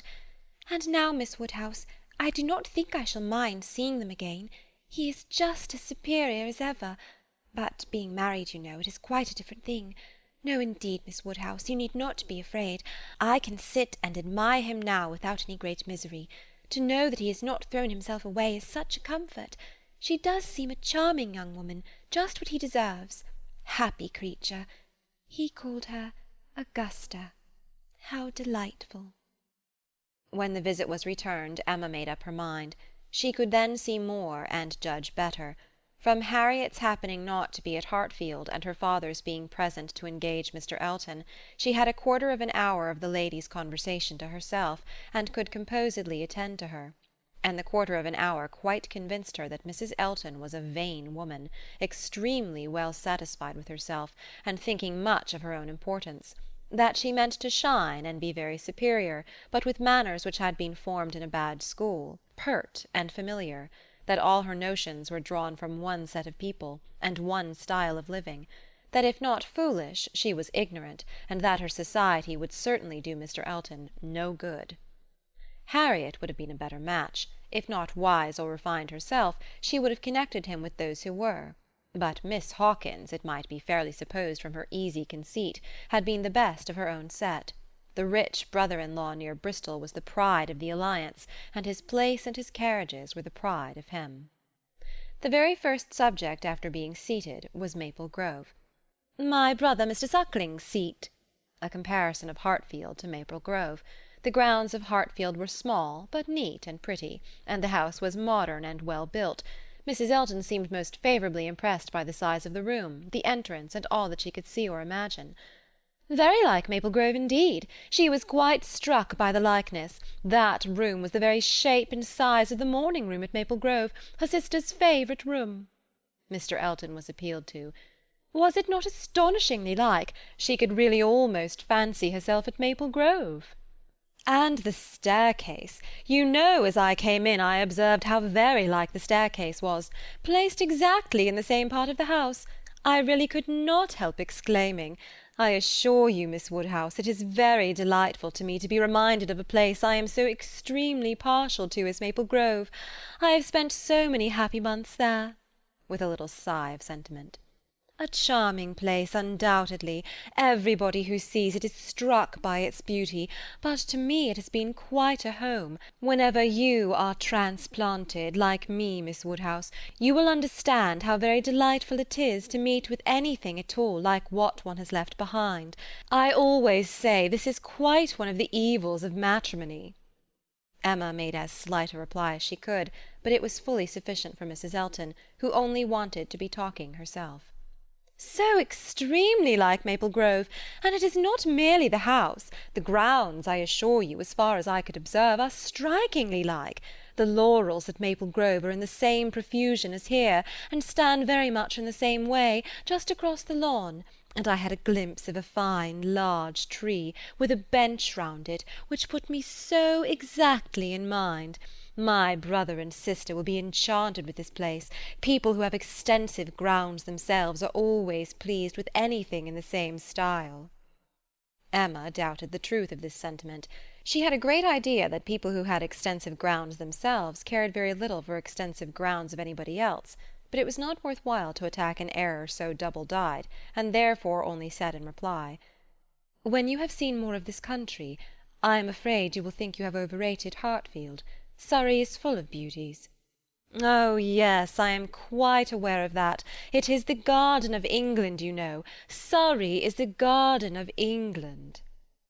"Yes, but we must not rest our claims on that distinction. Many counties, I believe, are called the garden of England as well as Surrey." "No, I fancy not," said Mrs. Elton with a most satisfied smile. "I never heard any county but Surrey called so." Emma was silenced. "My brother and sister have promised us a visit in the spring, or summer at farthest," continued Mrs. Elton, "and that will be our time for exploring. While they are with us, we shall explore a great deal, I dare say.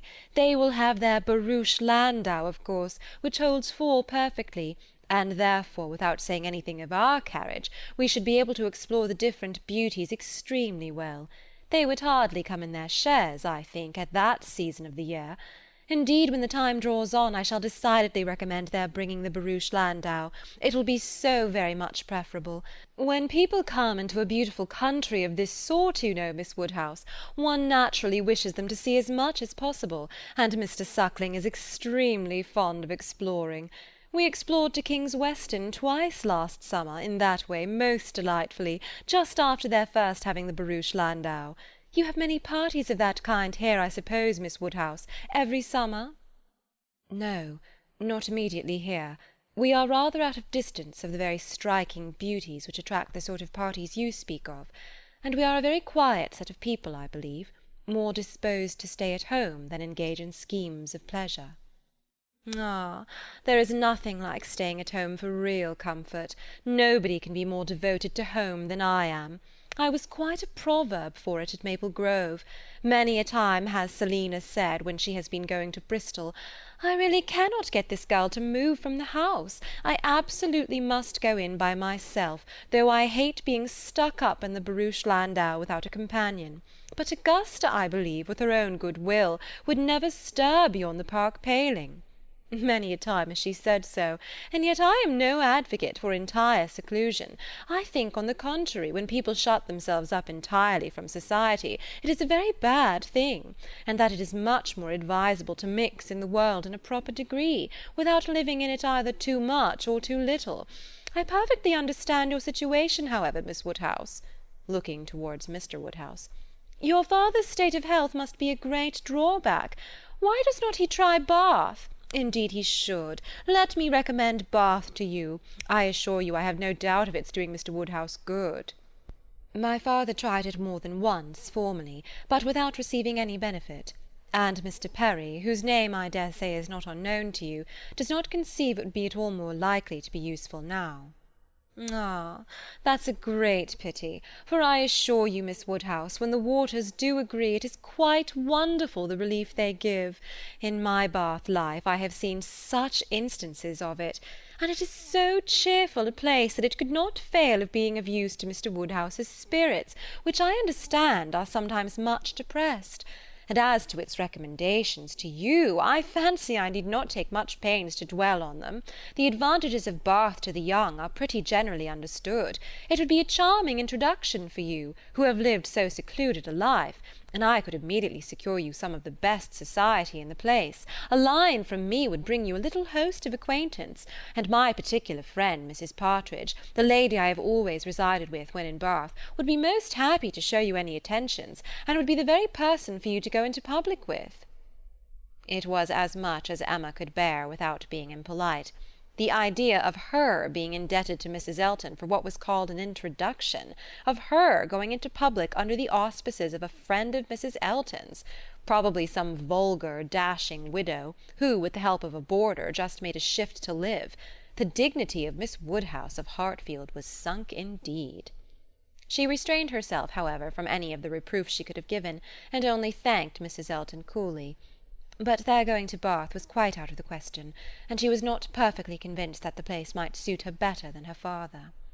And then, to prevent farther outrage and indignation, changed the subject directly. "I do not ask whether you are musical, Mrs. Elton. Upon these occasions a lady's character generally precedes her, and Highbury has long known that you are a superior performer." "Oh, no, indeed. I must protest against any such idea. A superior performer? Very far from it, I assure you. Consider from how partial a quarter your information came. I am dotingly fond of music, passionately fond, and my friends say I am not entirely devoid of taste, but as to anything else, upon my honour my performance is mediocre to the last degree. You, Miss Woodhouse, I well know, play delightfully. I assure you it has been the greatest satisfaction, comfort, and delight to me to hear what a musical society I am got into. I absolutely cannot do without music. It is a necessary of life to me, and having always been used to a very musical society, both at Maple Grove and in Bath, it would have been a most serious sacrifice. I honestly said as much to Mr. E. when he was speaking of my future home, and expressing his fears lest the retirement of it should be disagreeable, and the inferiority of the house too, knowing what I had been accustomed to.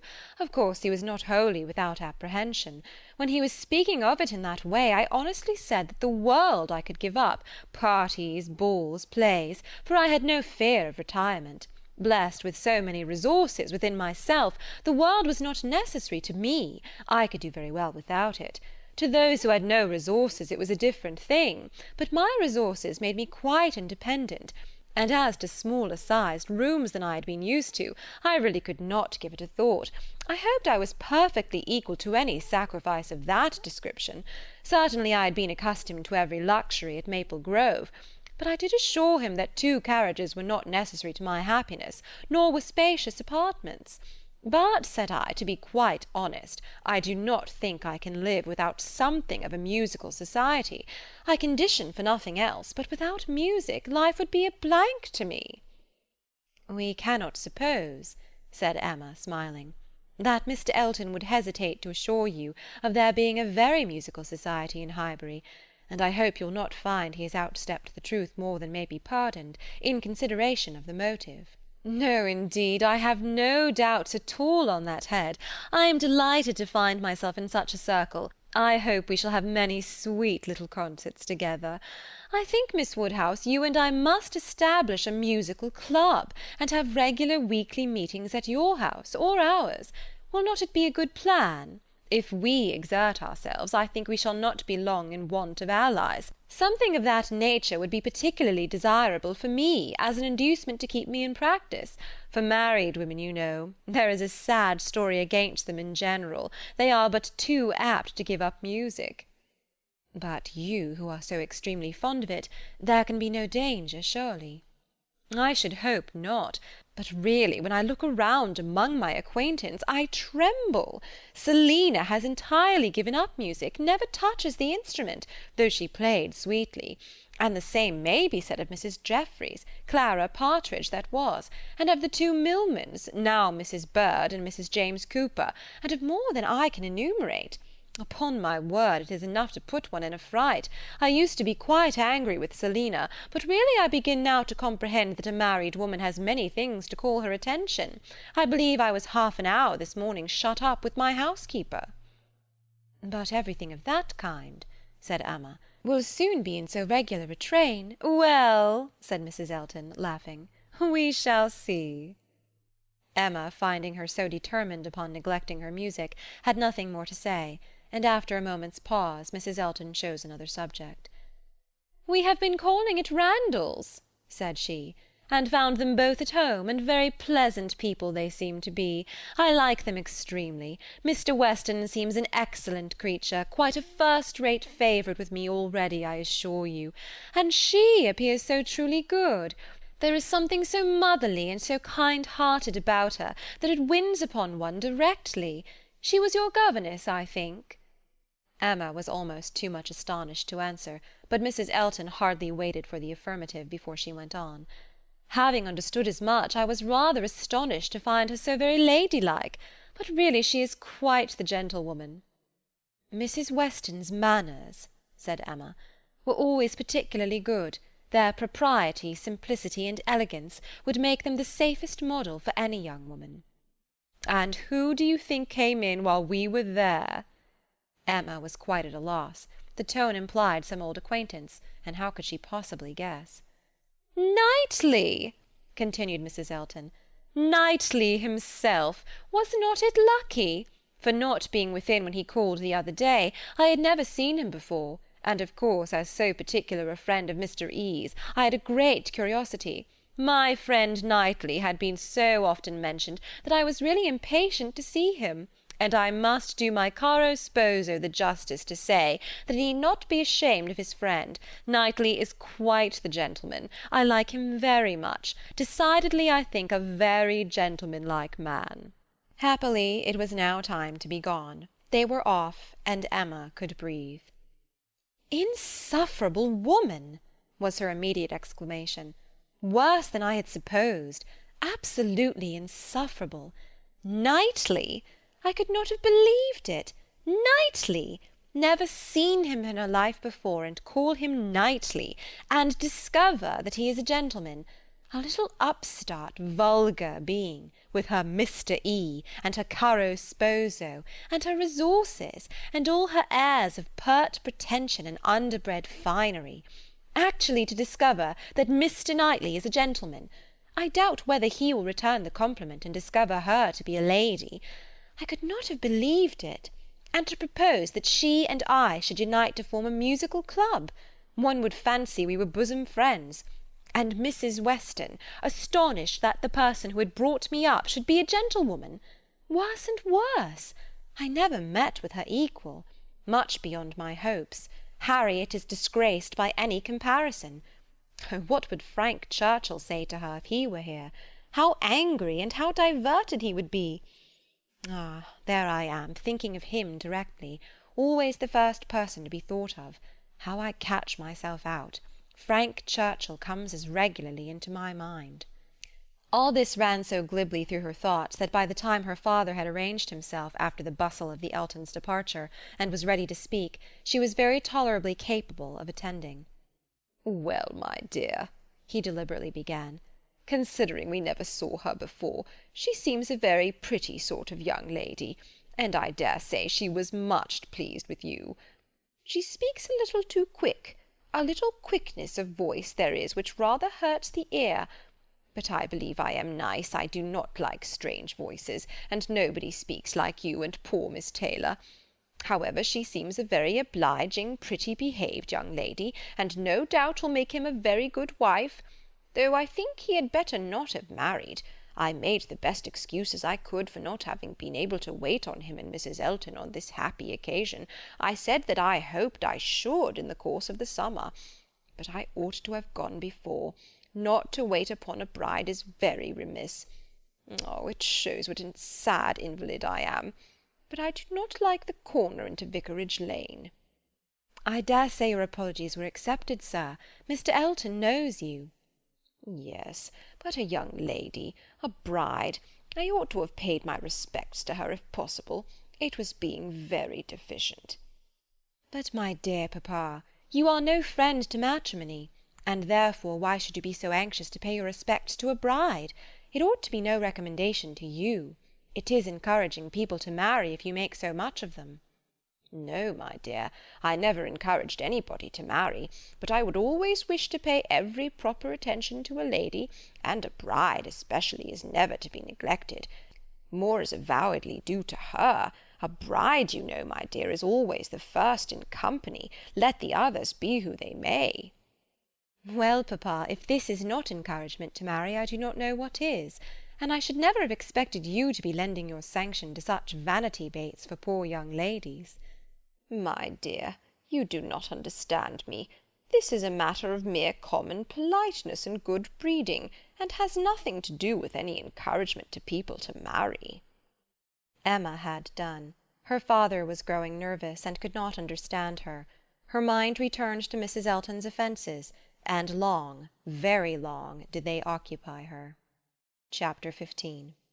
Emma was not required by any subsequent discovery to retract her ill opinion of Mrs. Elton. Her observation had been pretty correct. Such as Mrs. Elton appeared to her on this second interview, such she appeared whenever they met again, self-important, presuming, familiar, ignorant, and ill-bred. She had a little beauty and a little accomplishment, but so little judgment that she thought herself coming with superior knowledge of the world to enliven and improve a country neighbourhood, and conceived Miss Hawkins to have held such a place in society as Mrs. Elton's consequence only could surpass. There was no reason to suppose Mr. Elton thought at all differently from his wife. He seemed not merely happy with her, but proud. He had the air of congratulating himself on having brought such a woman to Highbury as not even Miss Woodhouse could equal. And the greater part of her new acquaintance, disposed to commend, or not in the habit of judging, followed the lead of Miss Bates's good will, or taking it for granted that the bride must be as clever and as agreeable as she professed herself, were very well satisfied, so that Mrs. Elton's praise passed from one mouth to another as it ought to do, unimpeded by Miss Woodhouse, who readily continued her first contribution, and talked with a very good grace of her being very pleasant and very elegantly dressed. In one respect Mrs. Elton grew even worse than she had at first appeared. Her feelings altered toward Emma. Offended, probably, by the little encouragement which her proposals of intimacy met with, she drew back in her turn, and gradually became much more cold and distant. And though the effect was agreeable, the ill will which produced it was necessarily increasing Emma's dislike. Her manners, too, and Mr. Elton's, were unpleasant towards Harriet. They were sneering and negligent. Emma hoped it must rapidly work Harriet's cure, but the sensations which could prompt such behaviour sunk them both very much. It was not to be doubted that poor Harriet's attachment had been an offering to conjugal unreserve, and her own share in the story, under a colouring the least favourable to her and the most soothing to him, had in all likelihood been given also. She was of course the object of their joint dislike. When they had nothing else to say, it must be always easy to begin abusing Miss Woodhouse, and the enmity which they dared not show in open disrespect to her found a broader vent in contemptuous treatment of Harriet. Mrs. Elton took a great fancy to Jane Fairfax, and from the first. Not merely when a state of warfare with one young lady might be supposed to recommend the other, but from the very first, and she was not satisfied with expressing a natural and reasonable admiration, but without solicitation, or plea, or privilege, she must be wanting to assist and befriend her. Before Emma had forfeited her confidence, and about the third time of their meeting, she heard all Mrs. Elton's knight-errantry on the subject.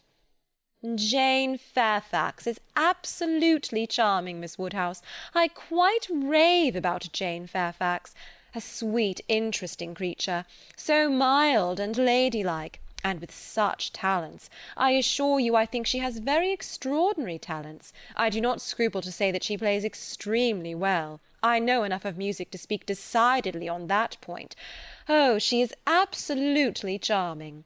You will laugh at my warmth, but upon my word I talk of nothing but Jane Fairfax, and her situation is so calculated to affect one.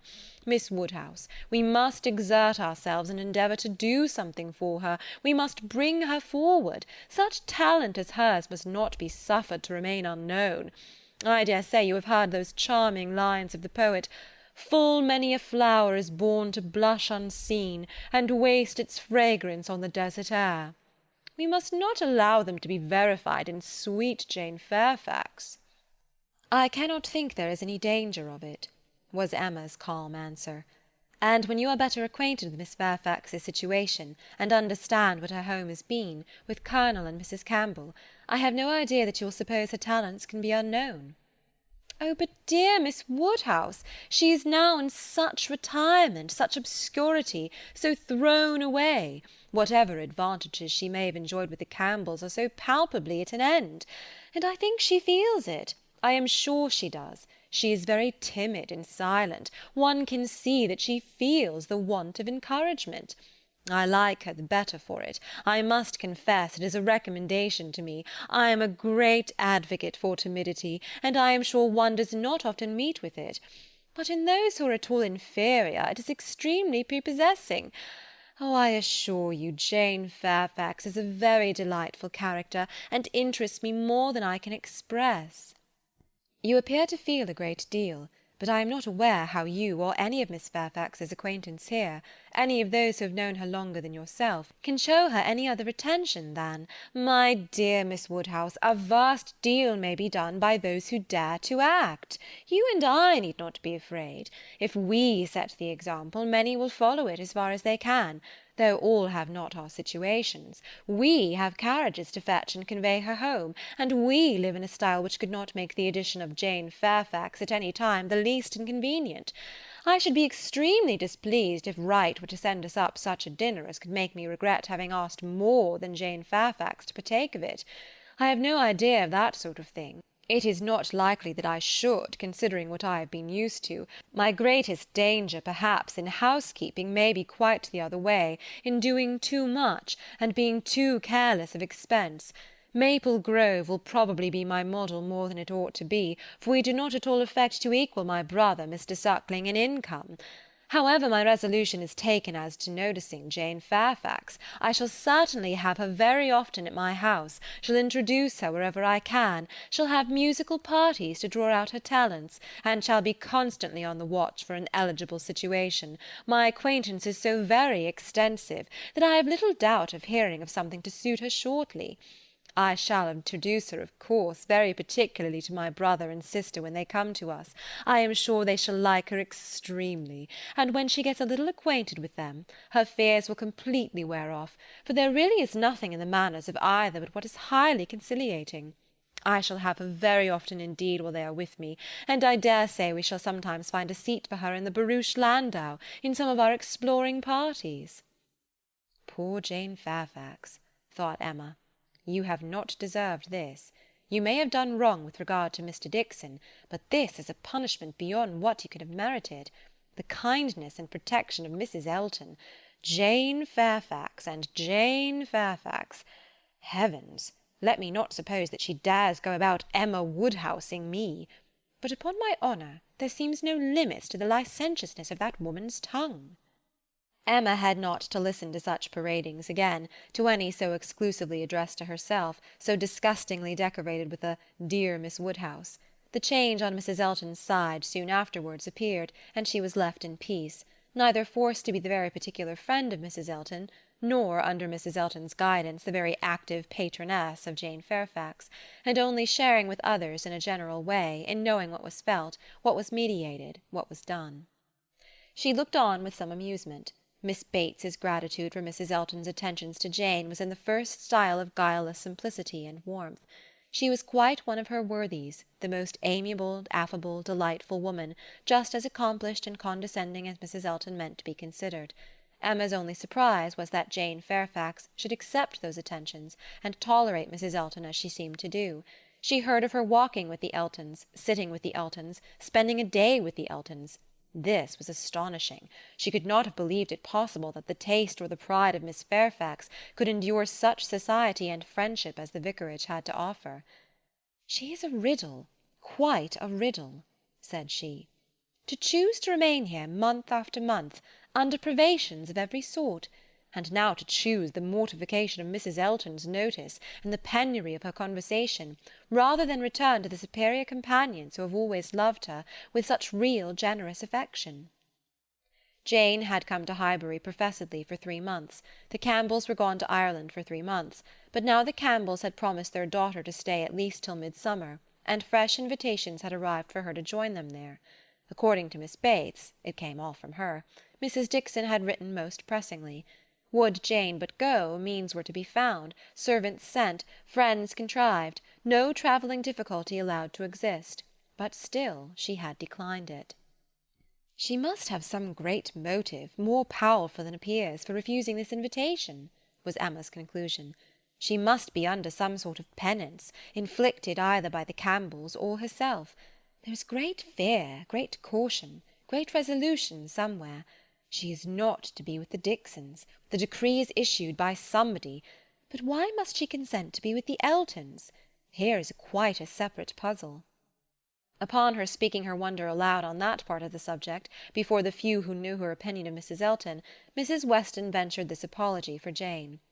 "We cannot suppose that she has any great enjoyment at the vicarage, my dear Emma, but it is better than being always at home. Her aunt is a good creature, but as a constant companion must be very tiresome. We must consider what Miss Fairfax quits before we condemn her taste for what she goes to." "You are right, Mrs. Weston," said Mr. Knightley warmly. "Miss Fairfax is as capable as any of us of forming a just opinion of Mrs. Elton. Could she have chosen with whom to associate, she would not have chosen her. But," with a reproachful smile at Emma, "she receives attentions from Mrs. Elton, which nobody else pays her." Emma felt that Mrs. Weston was giving her a momentary glance, and she was herself struck by his warmth. With a faint blush she presently replied, "Such attentions as Mrs. Elton's, I should have imagined, would rather disgust than gratify Miss Fairfax. Mrs. Elton's invitations I should have imagined anything but inviting." "I should not wonder," said Mrs. Weston, "if Miss Fairfax were to have been drawn on beyond her own inclination by her aunt's eagerness in accepting Mrs. Elton's civilities for her. Poor Miss Bates may very likely have committed her niece, and hurried her into a greater appearance of intimacy than her own good sense would have dictated, in spite of the very natural wish of a little change." Both felt rather anxious to hear him speak again, and after a few minutes' silence he said, "Another thing must be taken into consideration too. Mrs. Elton does not talk to Miss Fairfax as she speaks of her. We all know the difference between the pronouns he or she and thou, the plainest spoken amongst us. We all feel the influence of a something beyond common civility in our personal intercourse with each other, a something more early implanted. We cannot give anybody the disagreeable hint that we may have been very full of the hour before. We feel things differently. And besides the operation of this as a general principle, you may be sure that Miss Fairfax awes Mrs. Elton by her superiority both of mind and manner, and that face to face Mrs. Elton treats her with all the respect which she has a claim to. Such a woman as Jane Fairfax probably never fell in Mrs. Elton's way before, and no degree of vanity can prevent her acknowledging her own comparative littleness in action, if not in consciousness." "I know how highly you think of Jane Fairfax," said Emma. Little Henry was in her thoughts, and a mixture of alarm and delicacy made her irresolute what else to say. "Yes," he replied, "anybody may know how highly I think of her." "And yet," said Emma, beginning hastily and with an arch look, but soon stopping, it was better, however, to know the worst at once, she hurried on, "and yet perhaps you may hardly be aware yourself how highly it is. The extent of your admiration may take you by surprise some day or other." Mr. Knightley was hard at work upon the lower buttons of his thick leather gaiters, and either the exertion of getting them together, or some other cause, brought the colour into his face as he answered, "Oh, are you there? But you are miserably behindhand. Mr. Cole gave me a hint of it 6 weeks ago." He stopped. Emma felt her foot pressed by Mrs. Weston, and did not herself know what to think. In a moment he went on, "That will never be, however, I can assure you. Miss Fairfax, I dare say, would not have me if I were to ask her, and I am very sure I shall never ask her." Emma returned her friend's pressure with interest, and was pleased enough to exclaim, "You are not vain, Mr. Knightley. I will say that for you." He seemed hardly to hear her. He was thoughtful, and in a manner which showed him not pleased, soon afterwards said, "So you have been settling that I should marry Jane Fairfax?" "No, indeed, I have not. You have scolded me too much for matchmaking to presume to take such a liberty with you. What I said just now meant nothing. One says those sorts of things, of course, without any idea of a serious meaning. Oh no, upon my word, I have not the smallest wish for your marrying Jane Fairfax, or Jane anybody. You would not come in and sit with us in this comfortable way if you were married." Mr. Knightley was thoughtful again. The result of his reverie was, "No, Emma, I do not think the extent of my admiration for her will ever take me by surprise. I never had a thought of her in that way, I assure you." And soon afterwards, "Jane Fairfax is a very charming young woman, but not even Jane Fairfax is perfect. She has a fault. She has not the open temper which a man would wish for in a wife." Emma could not but rejoice to hear that she had a fault. "Well," said she, "and you soon silenced Mr. Cole, I suppose?" "Yes, very soon. He gave me a quiet hint. I told him he was mistaken. He asked my pardon and said no more. Cole does not want to be wiser or wittier than his neighbours." "In that respect how unlike dear Mrs. Elton, who wants to be wiser and wittier than all the world! I wonder how she speaks of the Coles, and what she calls them. How can she find any appellation for them deep enough in familiar vulgarity? She calls you Knightley. What can she do for Mr. Cole? And so I am not to be surprised that Jane Fairfax accepts her civilities and consents to be with her. Mrs. Weston, your argument weighs most with me. I can much more readily enter the temptation of getting away from Miss Bates than I can believe in the triumph of Miss Fairfax's mind over Mrs. Elton. I have no faith in Mrs. Elton's acknowledging herself the inferior in thought, word, or deed, or in her being under any restraint beyond her own scanty rule of good breeding. I cannot imagine that she will not be continually insulting her visitor with praise, encouragement, and offers of service, that she will not be continually detailing her magnificent intentions, from the procuring her a permanent situation to the including her in those delightful exploring parties which are to take place in the barouche landau." "Jane Fairfax has feeling," said Mr. Knightley. "I do not accuse her of wanting feeling. Her sensibilities, I suspect, are strong, and her temper excellent in its power of forbearance, patience, self-control, but it wants openness. She is reserved, more reserved, I think, than she used to be, and I love an open temper. No, till Cole alluded to my supposed attachment, it had never entered my head. I saw Jane Fairfax and conversed with her, with admiration and pleasure always, but with no thought beyond." "Well, Mrs. Weston," said Emma triumphantly when he left them, "what do you say now to Mr. Knightley's marrying Jane Fairfax?" "Why, really, dear Emma, I say that he is so very much occupied by the idea of not being in love with her that I should not wonder if it were to end with his being so at last. Do not beat me." Chapter 16. Everybody in and about Highbury who had ever visited Mr. Elton was disposed to pay him attention on his marriage. Dinner parties and evening parties were made for him and his lady, and invitations flowed in so fast that she soon had the pleasure of apprehending they were never to have a disengaged day. "I see how it is," said she. "I see what a life I am to lead among you. Upon my word, we shall be absolutely dissipated. We really seem quite the fashion. If this is living in the country, it is nothing very formidable. From Monday next to Saturday, I assure you we have not a disengaged day. A woman with fewer resources than I have need not have been at a loss." No invitation came amiss to her. Her Bath habits made evening parties perfectly natural to her, and Maple Grove had given her a taste for dinners. She was a little shocked at the want of 2 drawing-rooms, at the poor attempt at rout-cakes, and there being no ice in the Highbury card-parties. Mrs. Bates, Mrs. Perry, Mrs. Goddard, and others were a good deal behindhand in knowledge of the world, but she would soon show them how everything ought to be arranged. In the course of the spring she must return their civilities by one very superior party, in which her card-tables should be set out with their separate candles and unbroken packs in the true style, and more waiters engaged for the evening than their own establishment could furnish, to carry round the refreshments at exactly the proper hour and in the proper order. Emma, in the meanwhile, could not be satisfied without a dinner at Hartfield for the Eltons. They must not do less than others, or should be exposed to odious suspicions, and imagined capable of pitiful resentment. A dinner there must be. After Emma had talked about it for 10 minutes, Mr. Woodhouse felt no unwillingness, and only made the usual stipulation of not sitting at the bottom of the table himself, with the usual regular difficulty of deciding who should do it for him. The persons to be invited required little thought. Besides the Eltons, it must be the Westons and Mr. Knightley. So far it was all of course, and it was hardly less inevitable that poor little Harriet must be asked to make the eighth.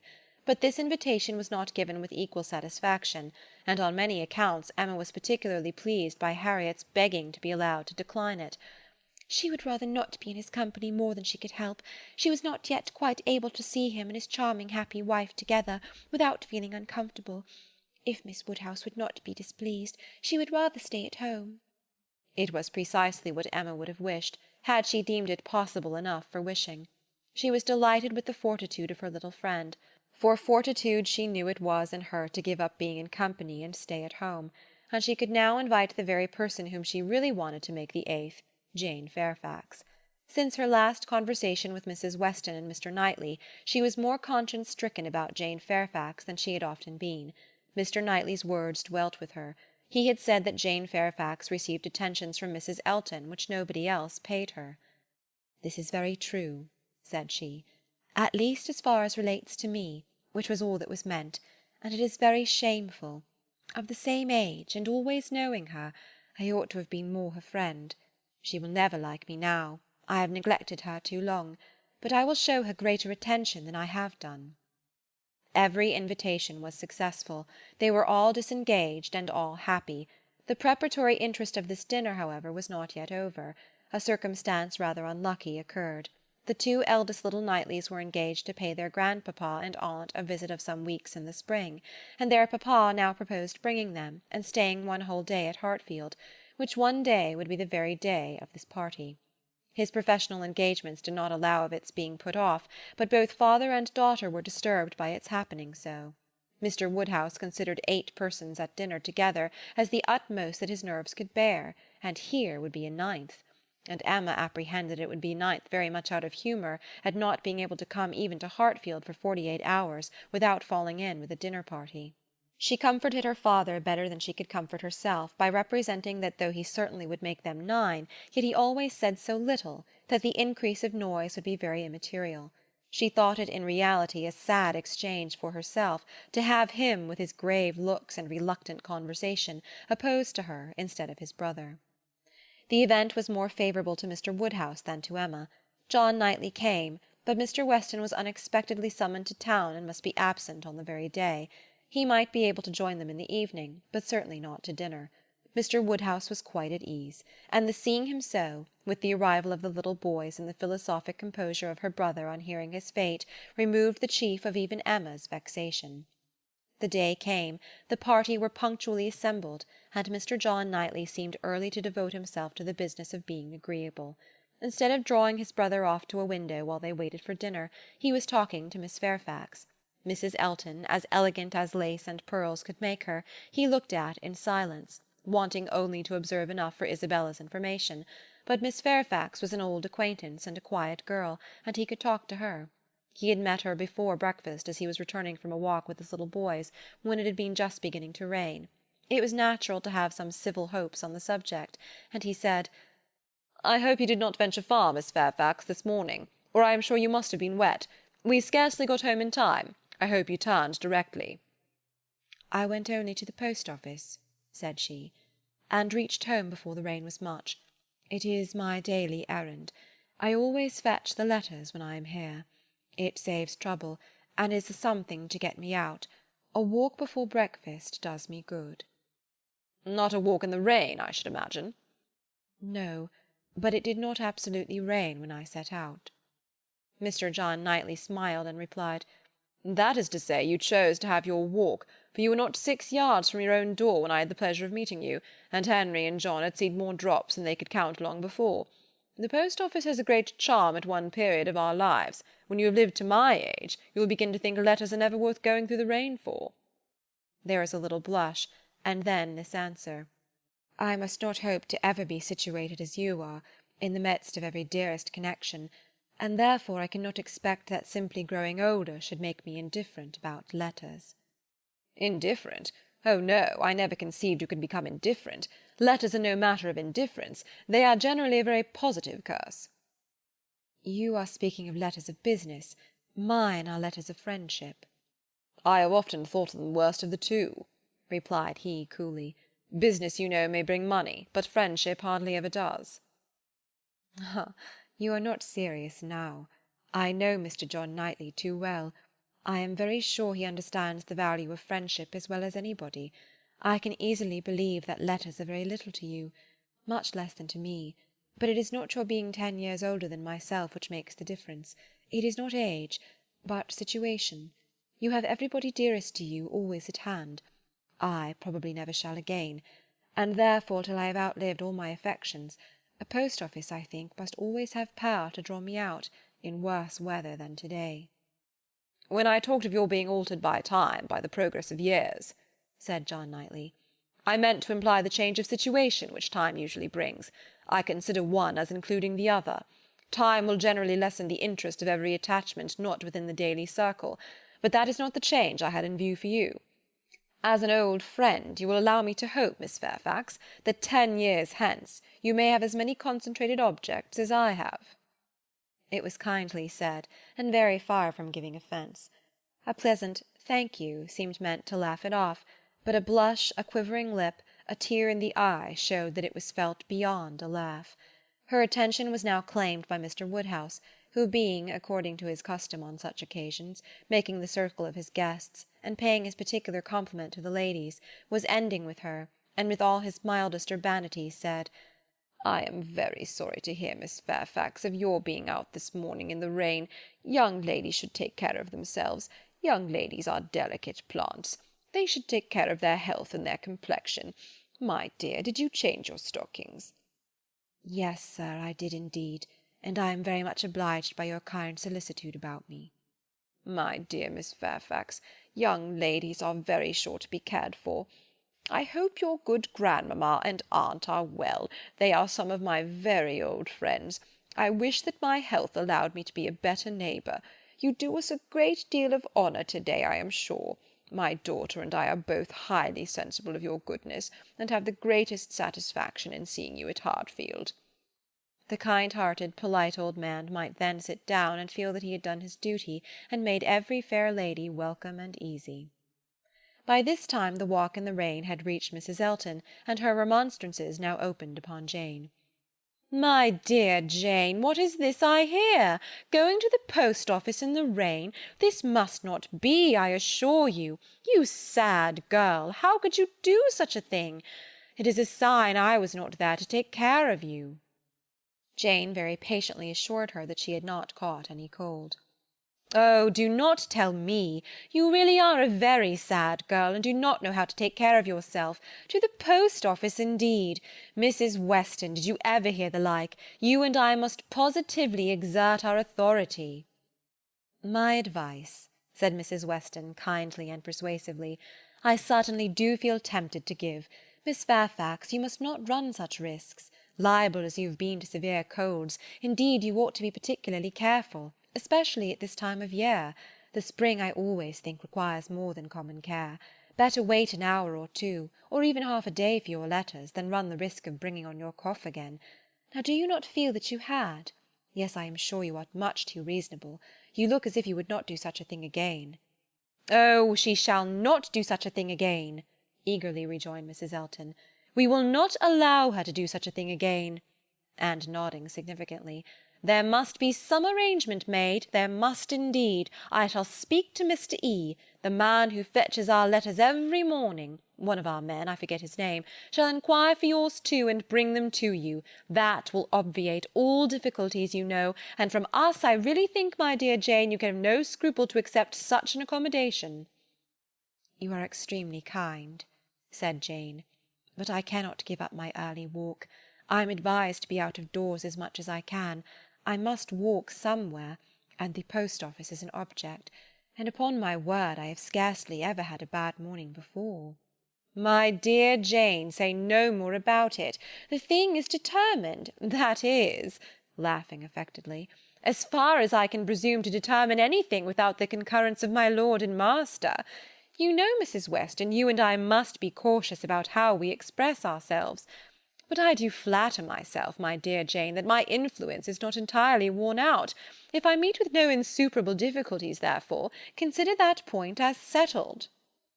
Excuse me, said Jane earnestly. I cannot by any means consent to such an arrangement, so needlessly troublesome to your servant. If the errand were not a pleasure to me, it could be done, as it always is when I am not here, by my grandmamma's. Oh, my dear, but so much as Patty has to do, and it is a kindness to employ our men. Jane looked as if she did not mean to be conquered, but instead of answering, she began speaking again to Mr. John Knightley. "The post-office is a wonderful establishment," said she. "The regularity and dispatch of it, if one thinks of all that it has to do, and all that it does so well, it is really astonishing." "It certainly is very well regulated." "So seldom that any negligence or blunder appears, so seldom that a letter, among the thousands that are constantly passing about the kingdom, is even carried wrong, and not one in a million, I suppose, actually lost. And when one considers the variety of hands, and of bad hands too, that are to be deciphered, it increases the wonder." "The clerks grow expert from habit. They must begin with some quickness of sight and hand, and exercise improves them. If you want any farther explanation," continued he, smiling, "they are paid for it. That is the key to a great deal of capacity. The public pays, and must be served well." The varieties of handwriting were farther talked of, and the usual observations made. "I have heard it asserted," said John Knightley, "that the same sort of handwriting often prevails in a family, and where the same master teaches, it is natural enough. But for that reason I should imagine the likeness must be chiefly confined to the females, for boys have very little teaching after an early age, and scramble into any hand they can get. Isabella and Emma, I think, do write very much alike. I have not always known their writing apart." "Yes," said his brother, hesitatingly, "there is a likeness. I know what you mean. But Emma's hand is the strongest." "Isabella and Emma both write beautifully," said Mr. Woodhouse, "and always did. And so does poor Mrs. Weston," with half a sigh and half a smile at her. "I never saw any gentleman's handwriting," Emma began, looking also at Mrs. Weston, but stopped on perceiving that Mrs. Weston was attending to some one else, and the pause gave her time to reflect. "Now, how am I going to introduce him? Am I unequal to speaking his name at once before all these people? Is it necessary for me to use any roundabout phrase? Your Yorkshire friend, your correspondent in Yorkshire. That would be the way, I suppose, if I were very bad. No, I can pronounce his name without the smallest distress. I suddenly get better and better. Now for it." Mrs. Weston was disengaged, and Emma began again.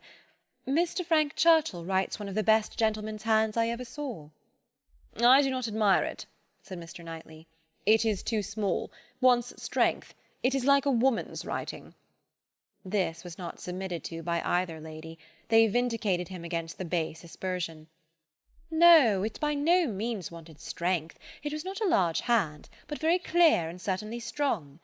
Had not Mrs. Weston any letter about her to produce?" No, she had heard from him very lately, but having answered the letter, had put it away. "If we were in the other room," said Emma, "if I had my writing desk, I am sure I could produce a specimen. I have a note of his. Do not you remember, Mrs. Weston, employing him to write for you one day?" "He chose to say he was employed." "Well, well, I have that note, and can show it after dinner to convince Mr. Knightley." "Oh, when a gallant young man like Mr. Frank Churchill," said Mr. Knightley dryly, "writes to a fair lady like Miss Woodhouse, he will of course put forth his best." Dinner was on table. Mrs. Elton, before she could be spoken to, was ready, and before Mr. Woodhouse had reached her with his request to be allowed to hand her into the dining-parlour, was saying, "Must I go first? I really am ashamed of always leading the way." Jane's solicitude about fetching her own letters had not escaped Emma. She had heard and seen it all, and felt some curiosity to know whether the wet walk of this morning had produced any. She suspected that it had, that it would not have been so resolutely encountered but in full expectation of hearing from some one very dear, and that it had not been in vain. She thought there was an air of greater happiness than usual, a glow both of complexion and spirits. She could have made an inquiry or two as to the expedition and the expense of the Irish mails. It was at her tongue's end, but she abstained. She was quite determined not to utter a word that should hurt Jane Fairfax's feelings, and they followed the other ladies out of the room, arm in arm, with an appearance of good-will highly becoming to the beauty and grace of each. Chapter 17. When the ladies returned to the drawing-room after dinner, Emma found it hardly possible to prevent their making two distinct parties. With so much perseverance in judging and behaving ill did Mrs. Elton engross Jane Fairfax and slight herself. She and Mrs. Weston were obliged to be almost always either talking together or silent together. Mrs. Elton left them no choice. If Jane repressed her for a little time, she soon began again. Then, though much that passed between them was in a half-whisper, especially on Mrs. Elton's side, there was no avoiding a knowledge of their principal subjects. The post-office, catching cold, fetching letters, and friendship were long under discussion, and to them succeeded one which must be at least equally unpleasant to Jane, inquiries whether she had yet heard of any situation likely to suit her, and professions of Mrs. Elton's meditated activity. "Here is April come," said she. "I get quite anxious about you. June will soon be here." "But I have never fixed on June, or any other month, merely looked forward to the summer in general." "But have you really heard of nothing?" "I have not even made any inquiry. I do not wish to make any yet." "Oh, my dear, we cannot begin too early. You are not aware of the difficulty of procuring exactly the desirable thing." "I not aware?" said Jane, shaking her head. "Dear Mrs. Elton, who can have thought of it as I have done?" "But you have not seen so much of the world as I have. You do not know how many candidates there always are for the first situations. I saw a vast deal of that in the neighbourhood round Maple Grove. A cousin of Mr. Suckling, Mrs. Bragg, had such an infinity of applications. Everybody was anxious to be in her family, for she moves in the first circle. Wax candles in the schoolroom. You may imagine how desirable. Of all houses in the kingdom, Mrs. Bragg's is the one I would most wish to see you in." "Colonel and Mrs. Campbell are to be in town again by midsummer," said Jane. "I must spend some time with them. I am sure they will want it. Afterwards I may probably be glad to dispose of myself, but I would not wish you to take the trouble of making any inquiries at present." "Trouble? Ay, I know your scruples. You are afraid of giving me trouble. But I assure you, my dear Jane, the Campbells can hardly be more interested about you than I am. I shall write to Mrs. Partridge in a day or two, and shall give her strict charge to be on the look-out for anything eligible." "Thank you, but I would rather you did not mention the subject to her. Till the time draws nearer, I do not wish to be giving anybody trouble." "But, my dear child, the time is drawing near. Here is April and June, or say even July, is very near, with such business to accomplish before us. Your inexperience really amuses me. A situation such as you deserve, and your friends would require for you, is no everyday occurrence, is not attained at a moment's notice. Indeed, we must begin inquiring directly." "Excuse me, ma'am, but this is by no means my intention. I make no inquiry myself, and should be sorry to have any made by my friends. When I am quite determined as to the time, I am not at all afraid of being long unemployed. There are places in town, offices, where inquiry would soon produce something. Offices for the sale, not quite of human flesh, but of human intellect." "Oh, my dear, human flesh? You quite shock me. If you mean a fling at the slave trade, I assure you Mr. Suckling was always rather a friend to the abolition." "I was not thinking of the slave trade," replied Jane. "Governess trade, I assure you, is all that I had in view. Widely different, certainly, as to the guilt of those who carry it on, but as to the greater misery of the victims, I do not know where it lies. But I only mean to say that there are advertising offices, and that by applying to them I should have no doubt of very soon meeting with something that would do." "Something that would do?" repeated Mrs. Elton. "Ay, that may suit your humble ideas of yourself. I know what a modest creature you are. But it will not satisfy your friends to have you taking up with anything that may offer, any inferior, commonplace situation, in a family not moving in a certain circle, or able to command the elegancies of life." "You are very obliging, but as to all that I am very indifferent. It would be no object to me to be with the rich. My mortifications, I think, would only be the greater. I should suffer more from comparison. A gentleman's family is all that I should condition for." I know you. You would take up with anything. But I shall be a little more nice, and I am sure that the good Campbells would be quite on my side. With your superior talents, you have a right to move in the first circle. Your musical knowledge alone would entitle you to name your own terms, have as many rooms as you like, and mix in the family quite as much as you choose. That is, I do not know. If you knew the harp, you might do all that, I am very sure. But you sing as well as you play.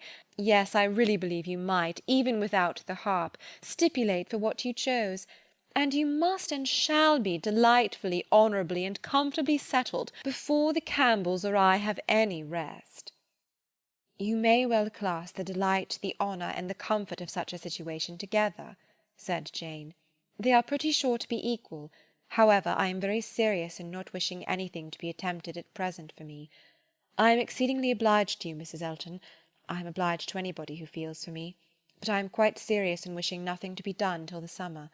For 2 or 3 months longer I shall remain where I am, and as I am. And I am quite serious too, I assure you, replied Mrs. Elton gaily, in resolving always to be on the watch, and employing my friends to watch also, that nothing really unexceptionable may pass us. In this style she ran on, never thoroughly stopped by anything till Mr. Woodhouse came into the room. Her vanity had then a change of object, and Emma heard her saying in the same half-whisper to Jane, "Here comes this dear old beau of mine, I protest. Only think of his gallantry in coming away before the other men.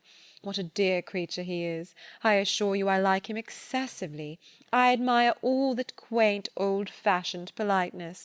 It is much more to my taste than modern ease. Modern ease often disgusts me. But this good old Mr. Woodhouse, I wish you had heard his gallant speeches to me at dinner. Oh, I assure you I began to think my caro sposo would be absolutely jealous. I fancy I am rather a favourite. He took notice of my gown. How do you like it? Selina's choice. Handsome, I think, but I do not know whether it is not over-trimmed. I have the greatest dislike to the idea of being over-trimmed, quite a horror of finery. I must put on a few ornaments now because it is expected of me. A bride, you know, must appear like a bride. But my natural taste is all for simplicity. A simple style of dress is so infinitely preferable to finery. But I am quite in the minority, I believe. Few people seem to value simplicity of dress. Show and finery are everything. I have some notion of putting such a trimming as this to my white and silver poplin. Do you think it will look well?" The whole party were but just reassembled in the drawing-room when Mr. Weston made his appearance among them. He had returned to a late dinner, and walked to Hartfield as soon as it was over. He had been too much expected by the best judges for surprise, but there was great joy. Mr. Woodhouse was almost as glad to see him now as he would have been sorry to see him before. John Knightley only was in mute astonishment. That a man who might have spent his evening quietly at home after a day of business in London should set off again and walk half a mile to another man's house for the sake of being in mixed company till bedtime, of finishing his day in the efforts of civility and the noise of numbers, was a circumstance to strike him deeply. A man who had been in motion since 8 o'clock in the morning, and might now have been still, who had been long talking and might have been silent, who had been in more than one crowd and might have been alone. Such a man to quit the tranquillity and independence of his own fireside, and on the evening of a cold, sleety April day rush out again into the world. Could he by a touch of his finger have instantly taken back his wife, there would have been a motive, but his coming would probably prolong rather than break up the party. John Knightley looked at him with amazement, then shrugged his shoulders and said, "I could not have believed it even of him." Mr. Weston, meanwhile, perfectly unsuspicious of the indignation he was exciting, happy and cheerful as usual, and with all the right of being principal talker, which a day spent anywhere from home confers, was making himself agreeable among the rest, and having satisfied the inquiries of his wife as to his dinner, convincing her that none of all her careful directions as to the servants had been forgotten, and spread abroad what public news he had heard, was proceeding to a family communication, which, though principally addressed to Mrs. Weston, he had not the smallest doubt of being highly interesting to everybody in the room. He gave her a letter. It was from Frank, and to herself. He had met with it in his way, and had taken the liberty of opening it. read it," said he. "It will give you pleasure. Only a few lines will not take you long. Read it to Emma." The two ladies looked over it together, and he sat smiling and talking to them the whole time, in a voice a little subdued, but very audible to everybody. "Well, he is coming, you see. Good news, I think. Well, what do you say to it? I always told you he would be here again soon, did I not? Anne, my dear, did I not always tell you so, and you would not believe me? In town next week, you see, at the latest, I dare say, for she is as impatient as the black gentleman when anything is to be done. Most likely they will be there to-morrow or Saturday. As to her illness, all nothing, of course.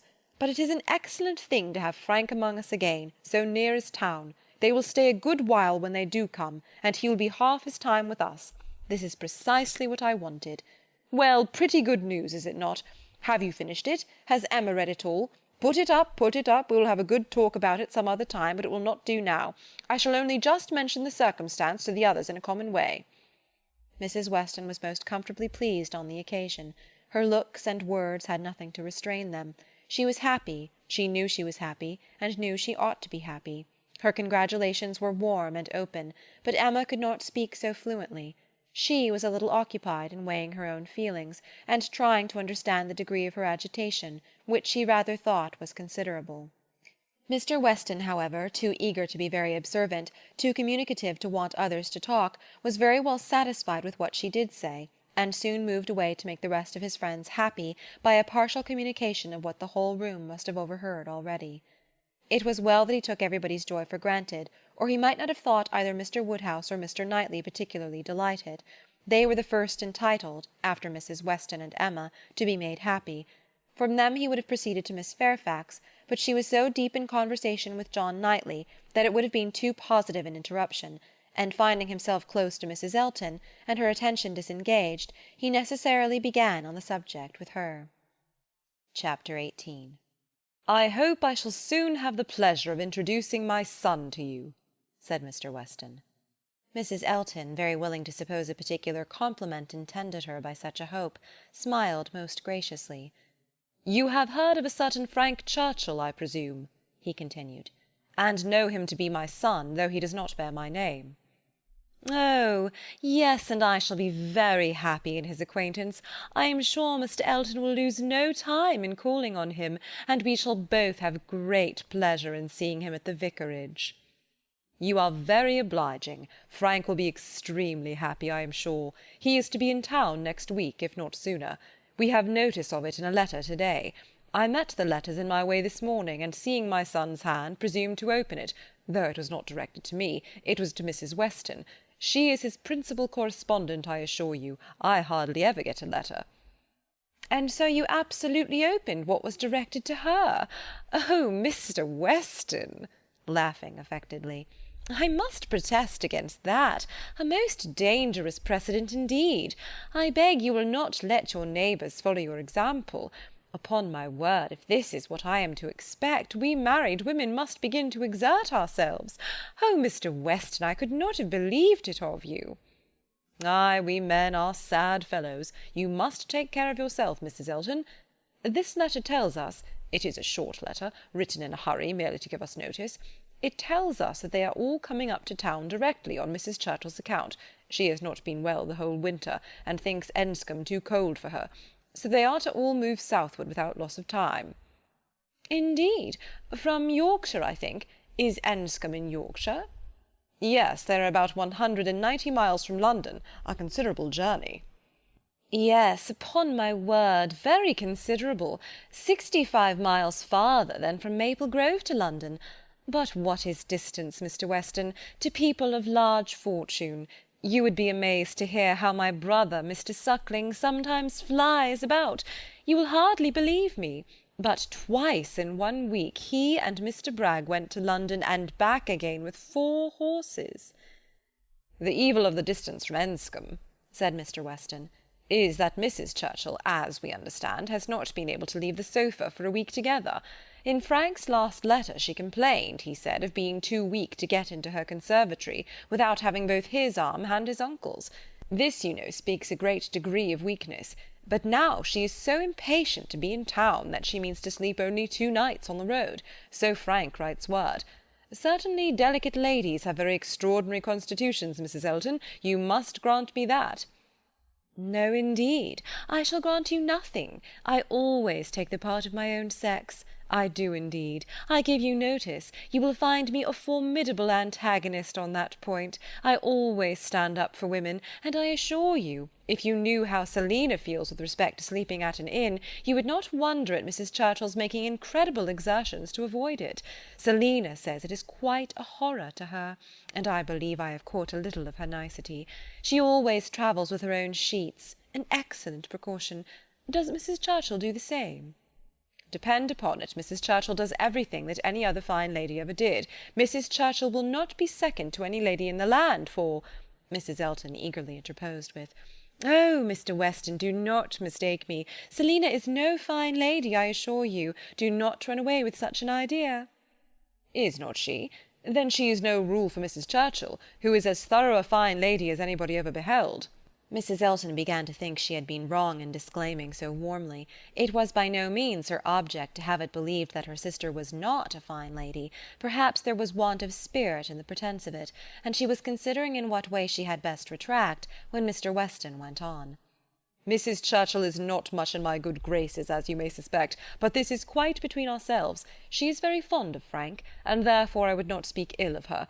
Besides, she is out of health now, but that indeed by her own account she has always been. I would not say so to everybody, Mrs. Elton, but I have not much faith in Mrs. Churchill's illness." "If she is really ill, why not go to Bath, Mr. Weston? To Bath or to Clifton?" "She has taken it into her head that Enscombe is too cold for her. The fact is, I suppose, that she is tired of Enscombe. She has now been a longer time stationary there than she ever was before, and she begins to want change. It is a retired place.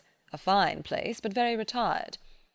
"Ay, like Maple Grove, I dare say. Nothing can stand more retired from the road than Maple Grove. Such an immense plantation all round it.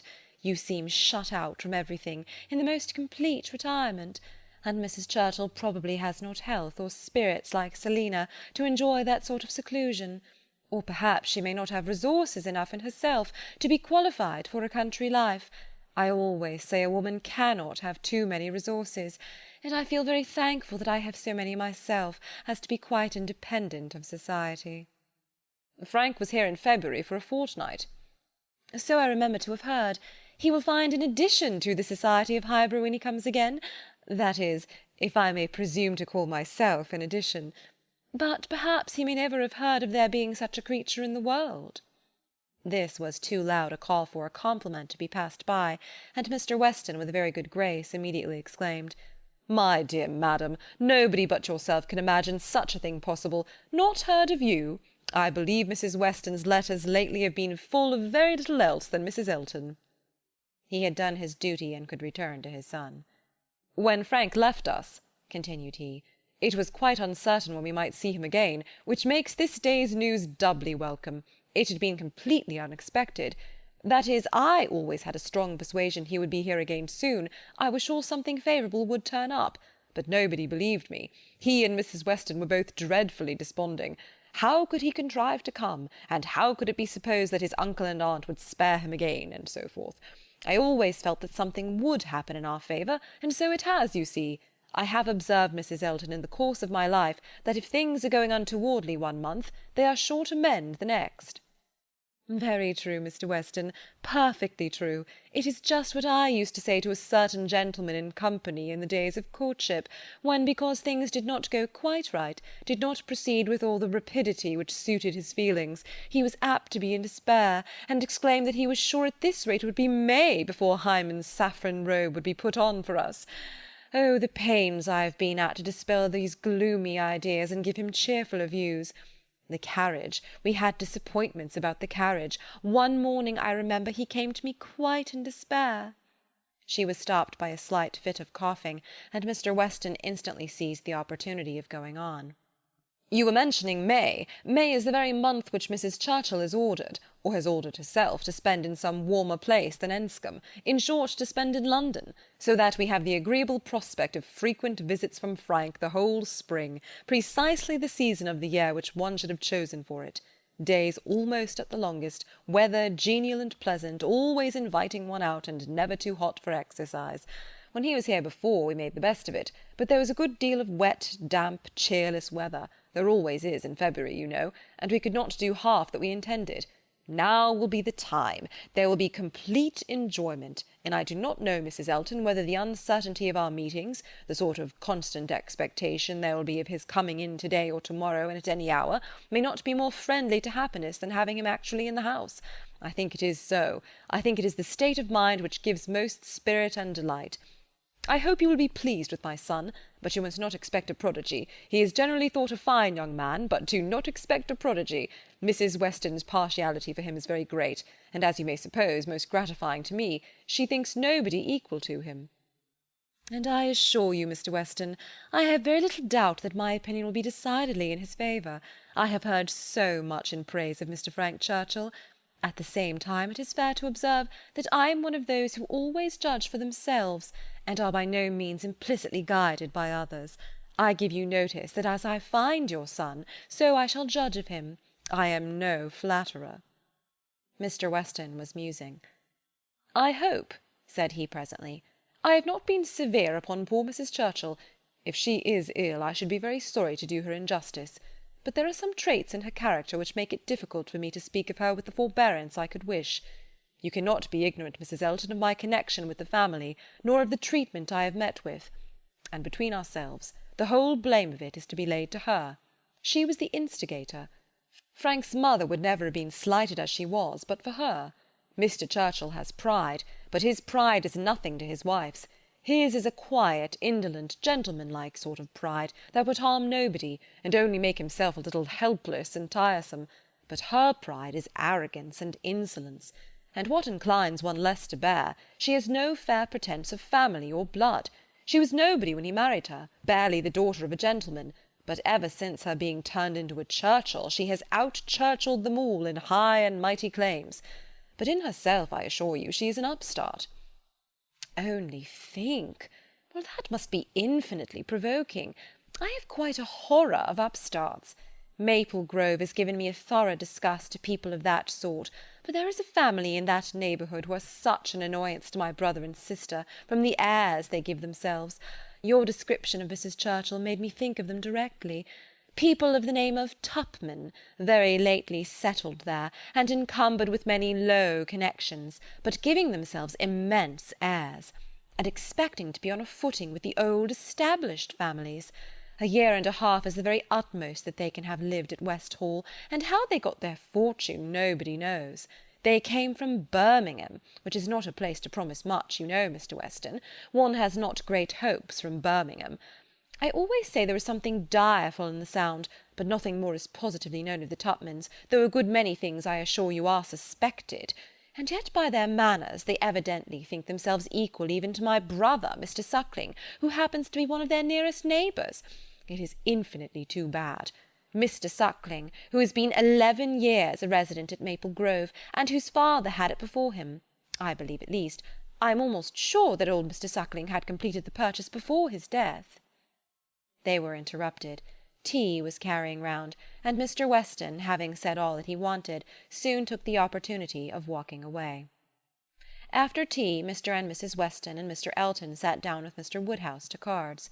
The remaining 5 were left to their own powers, and Emma doubted their getting on very well, for Mr. Knightley seemed little disposed for conversation, Mrs. Elton was wanting notice, which nobody had inclination to pay, and she was herself in a worry of spirits which would have made her prefer being silent. Mr. John Knightley proved more talkative than his brother. He was to leave them early the next day, and he soon began with, "Well, Emma, I do not believe I have anything more to say about the boys, but you have your sister's letter, and everything is down at full length there, we may be sure. My charge would be much more concise than hers, and probably not much in the same spirit. All that I have to recommend being comprised in, do not spoil them, and do not physic them." "I rather hope to satisfy you both," said Emma, "for I shall do all in my power to make them happy, which will be enough for Isabella, and happiness must preclude false indulgence and physic." "And if you find them troublesome, you must send them home again." "That is very likely. You think so, do not you?" "I hope I am aware that they may be too noisy for your father, or even may be some encumbrance to you if your visiting engagements continue to increase as much as they have done lately." Increase? Certainly. You must be sensible that the last half-year has made a great difference in your way of life. Difference? No, indeed, I am not. There can be no doubt of your being much more engaged with company than you used to be. Witness this very time. Here am I come down for one day only, and you are engaged with the dinner-party. When did it happen before, or anything like it? Your neighbourhood is increasing, and you mix more with it. A little while ago every letter to Isabella brought an account of fresh gaieties, dinners at Mr. Cole's, or balls at the Crown. The difference which Randalls alone, makes in your goings-on is very great. Yes, said his brother quickly, it is Randalls that does it all. Very well, and as Randalls, I suppose, is not likely to have less influence than heretofore, it strikes me as a possible thing, Emma, that Henry and John may be sometimes in the way, and if they are, I only beg you to send them home. No, cried Mr. Knightley, that need not be the consequence. Let them be sent to Donwell. I shall certainly be at leisure. Upon my word, exclaimed Emma, you amuse me. I should like to know how many of all my numerous engagements take place without your being of the party, and why I am to be supposed in danger of wanting leisure to attend to the little boys. These amazing engagements of mine, what have they been? Dining once with the Coles, and having a ball talked of, which never took place. I can understand you, nodding at Mr. John Knightley. Your good fortune in meeting with so many of your friends at once here delights you too much to pass unnoticed. But you, turning to Mr. Knightley, who know how very, very seldom I am ever 2 hours from Hartfield, why you should foresee such a series of dissipation for me, I cannot imagine. And as to my dear little boys, I must say that if Aunt Emma has not time for them, I do not think they would fare much better with Uncle Knightley, who is absent from home about 5 hours, where she is absent 1, and who, when he is at home, is either reading to himself or settling his accounts. Mr. Knightley seemed to be trying not to smile, and succeeding without difficulty upon Mrs. Elton's beginning to talk to him. End of Volume 2. Thank you for listening. Please like, share, and subscribe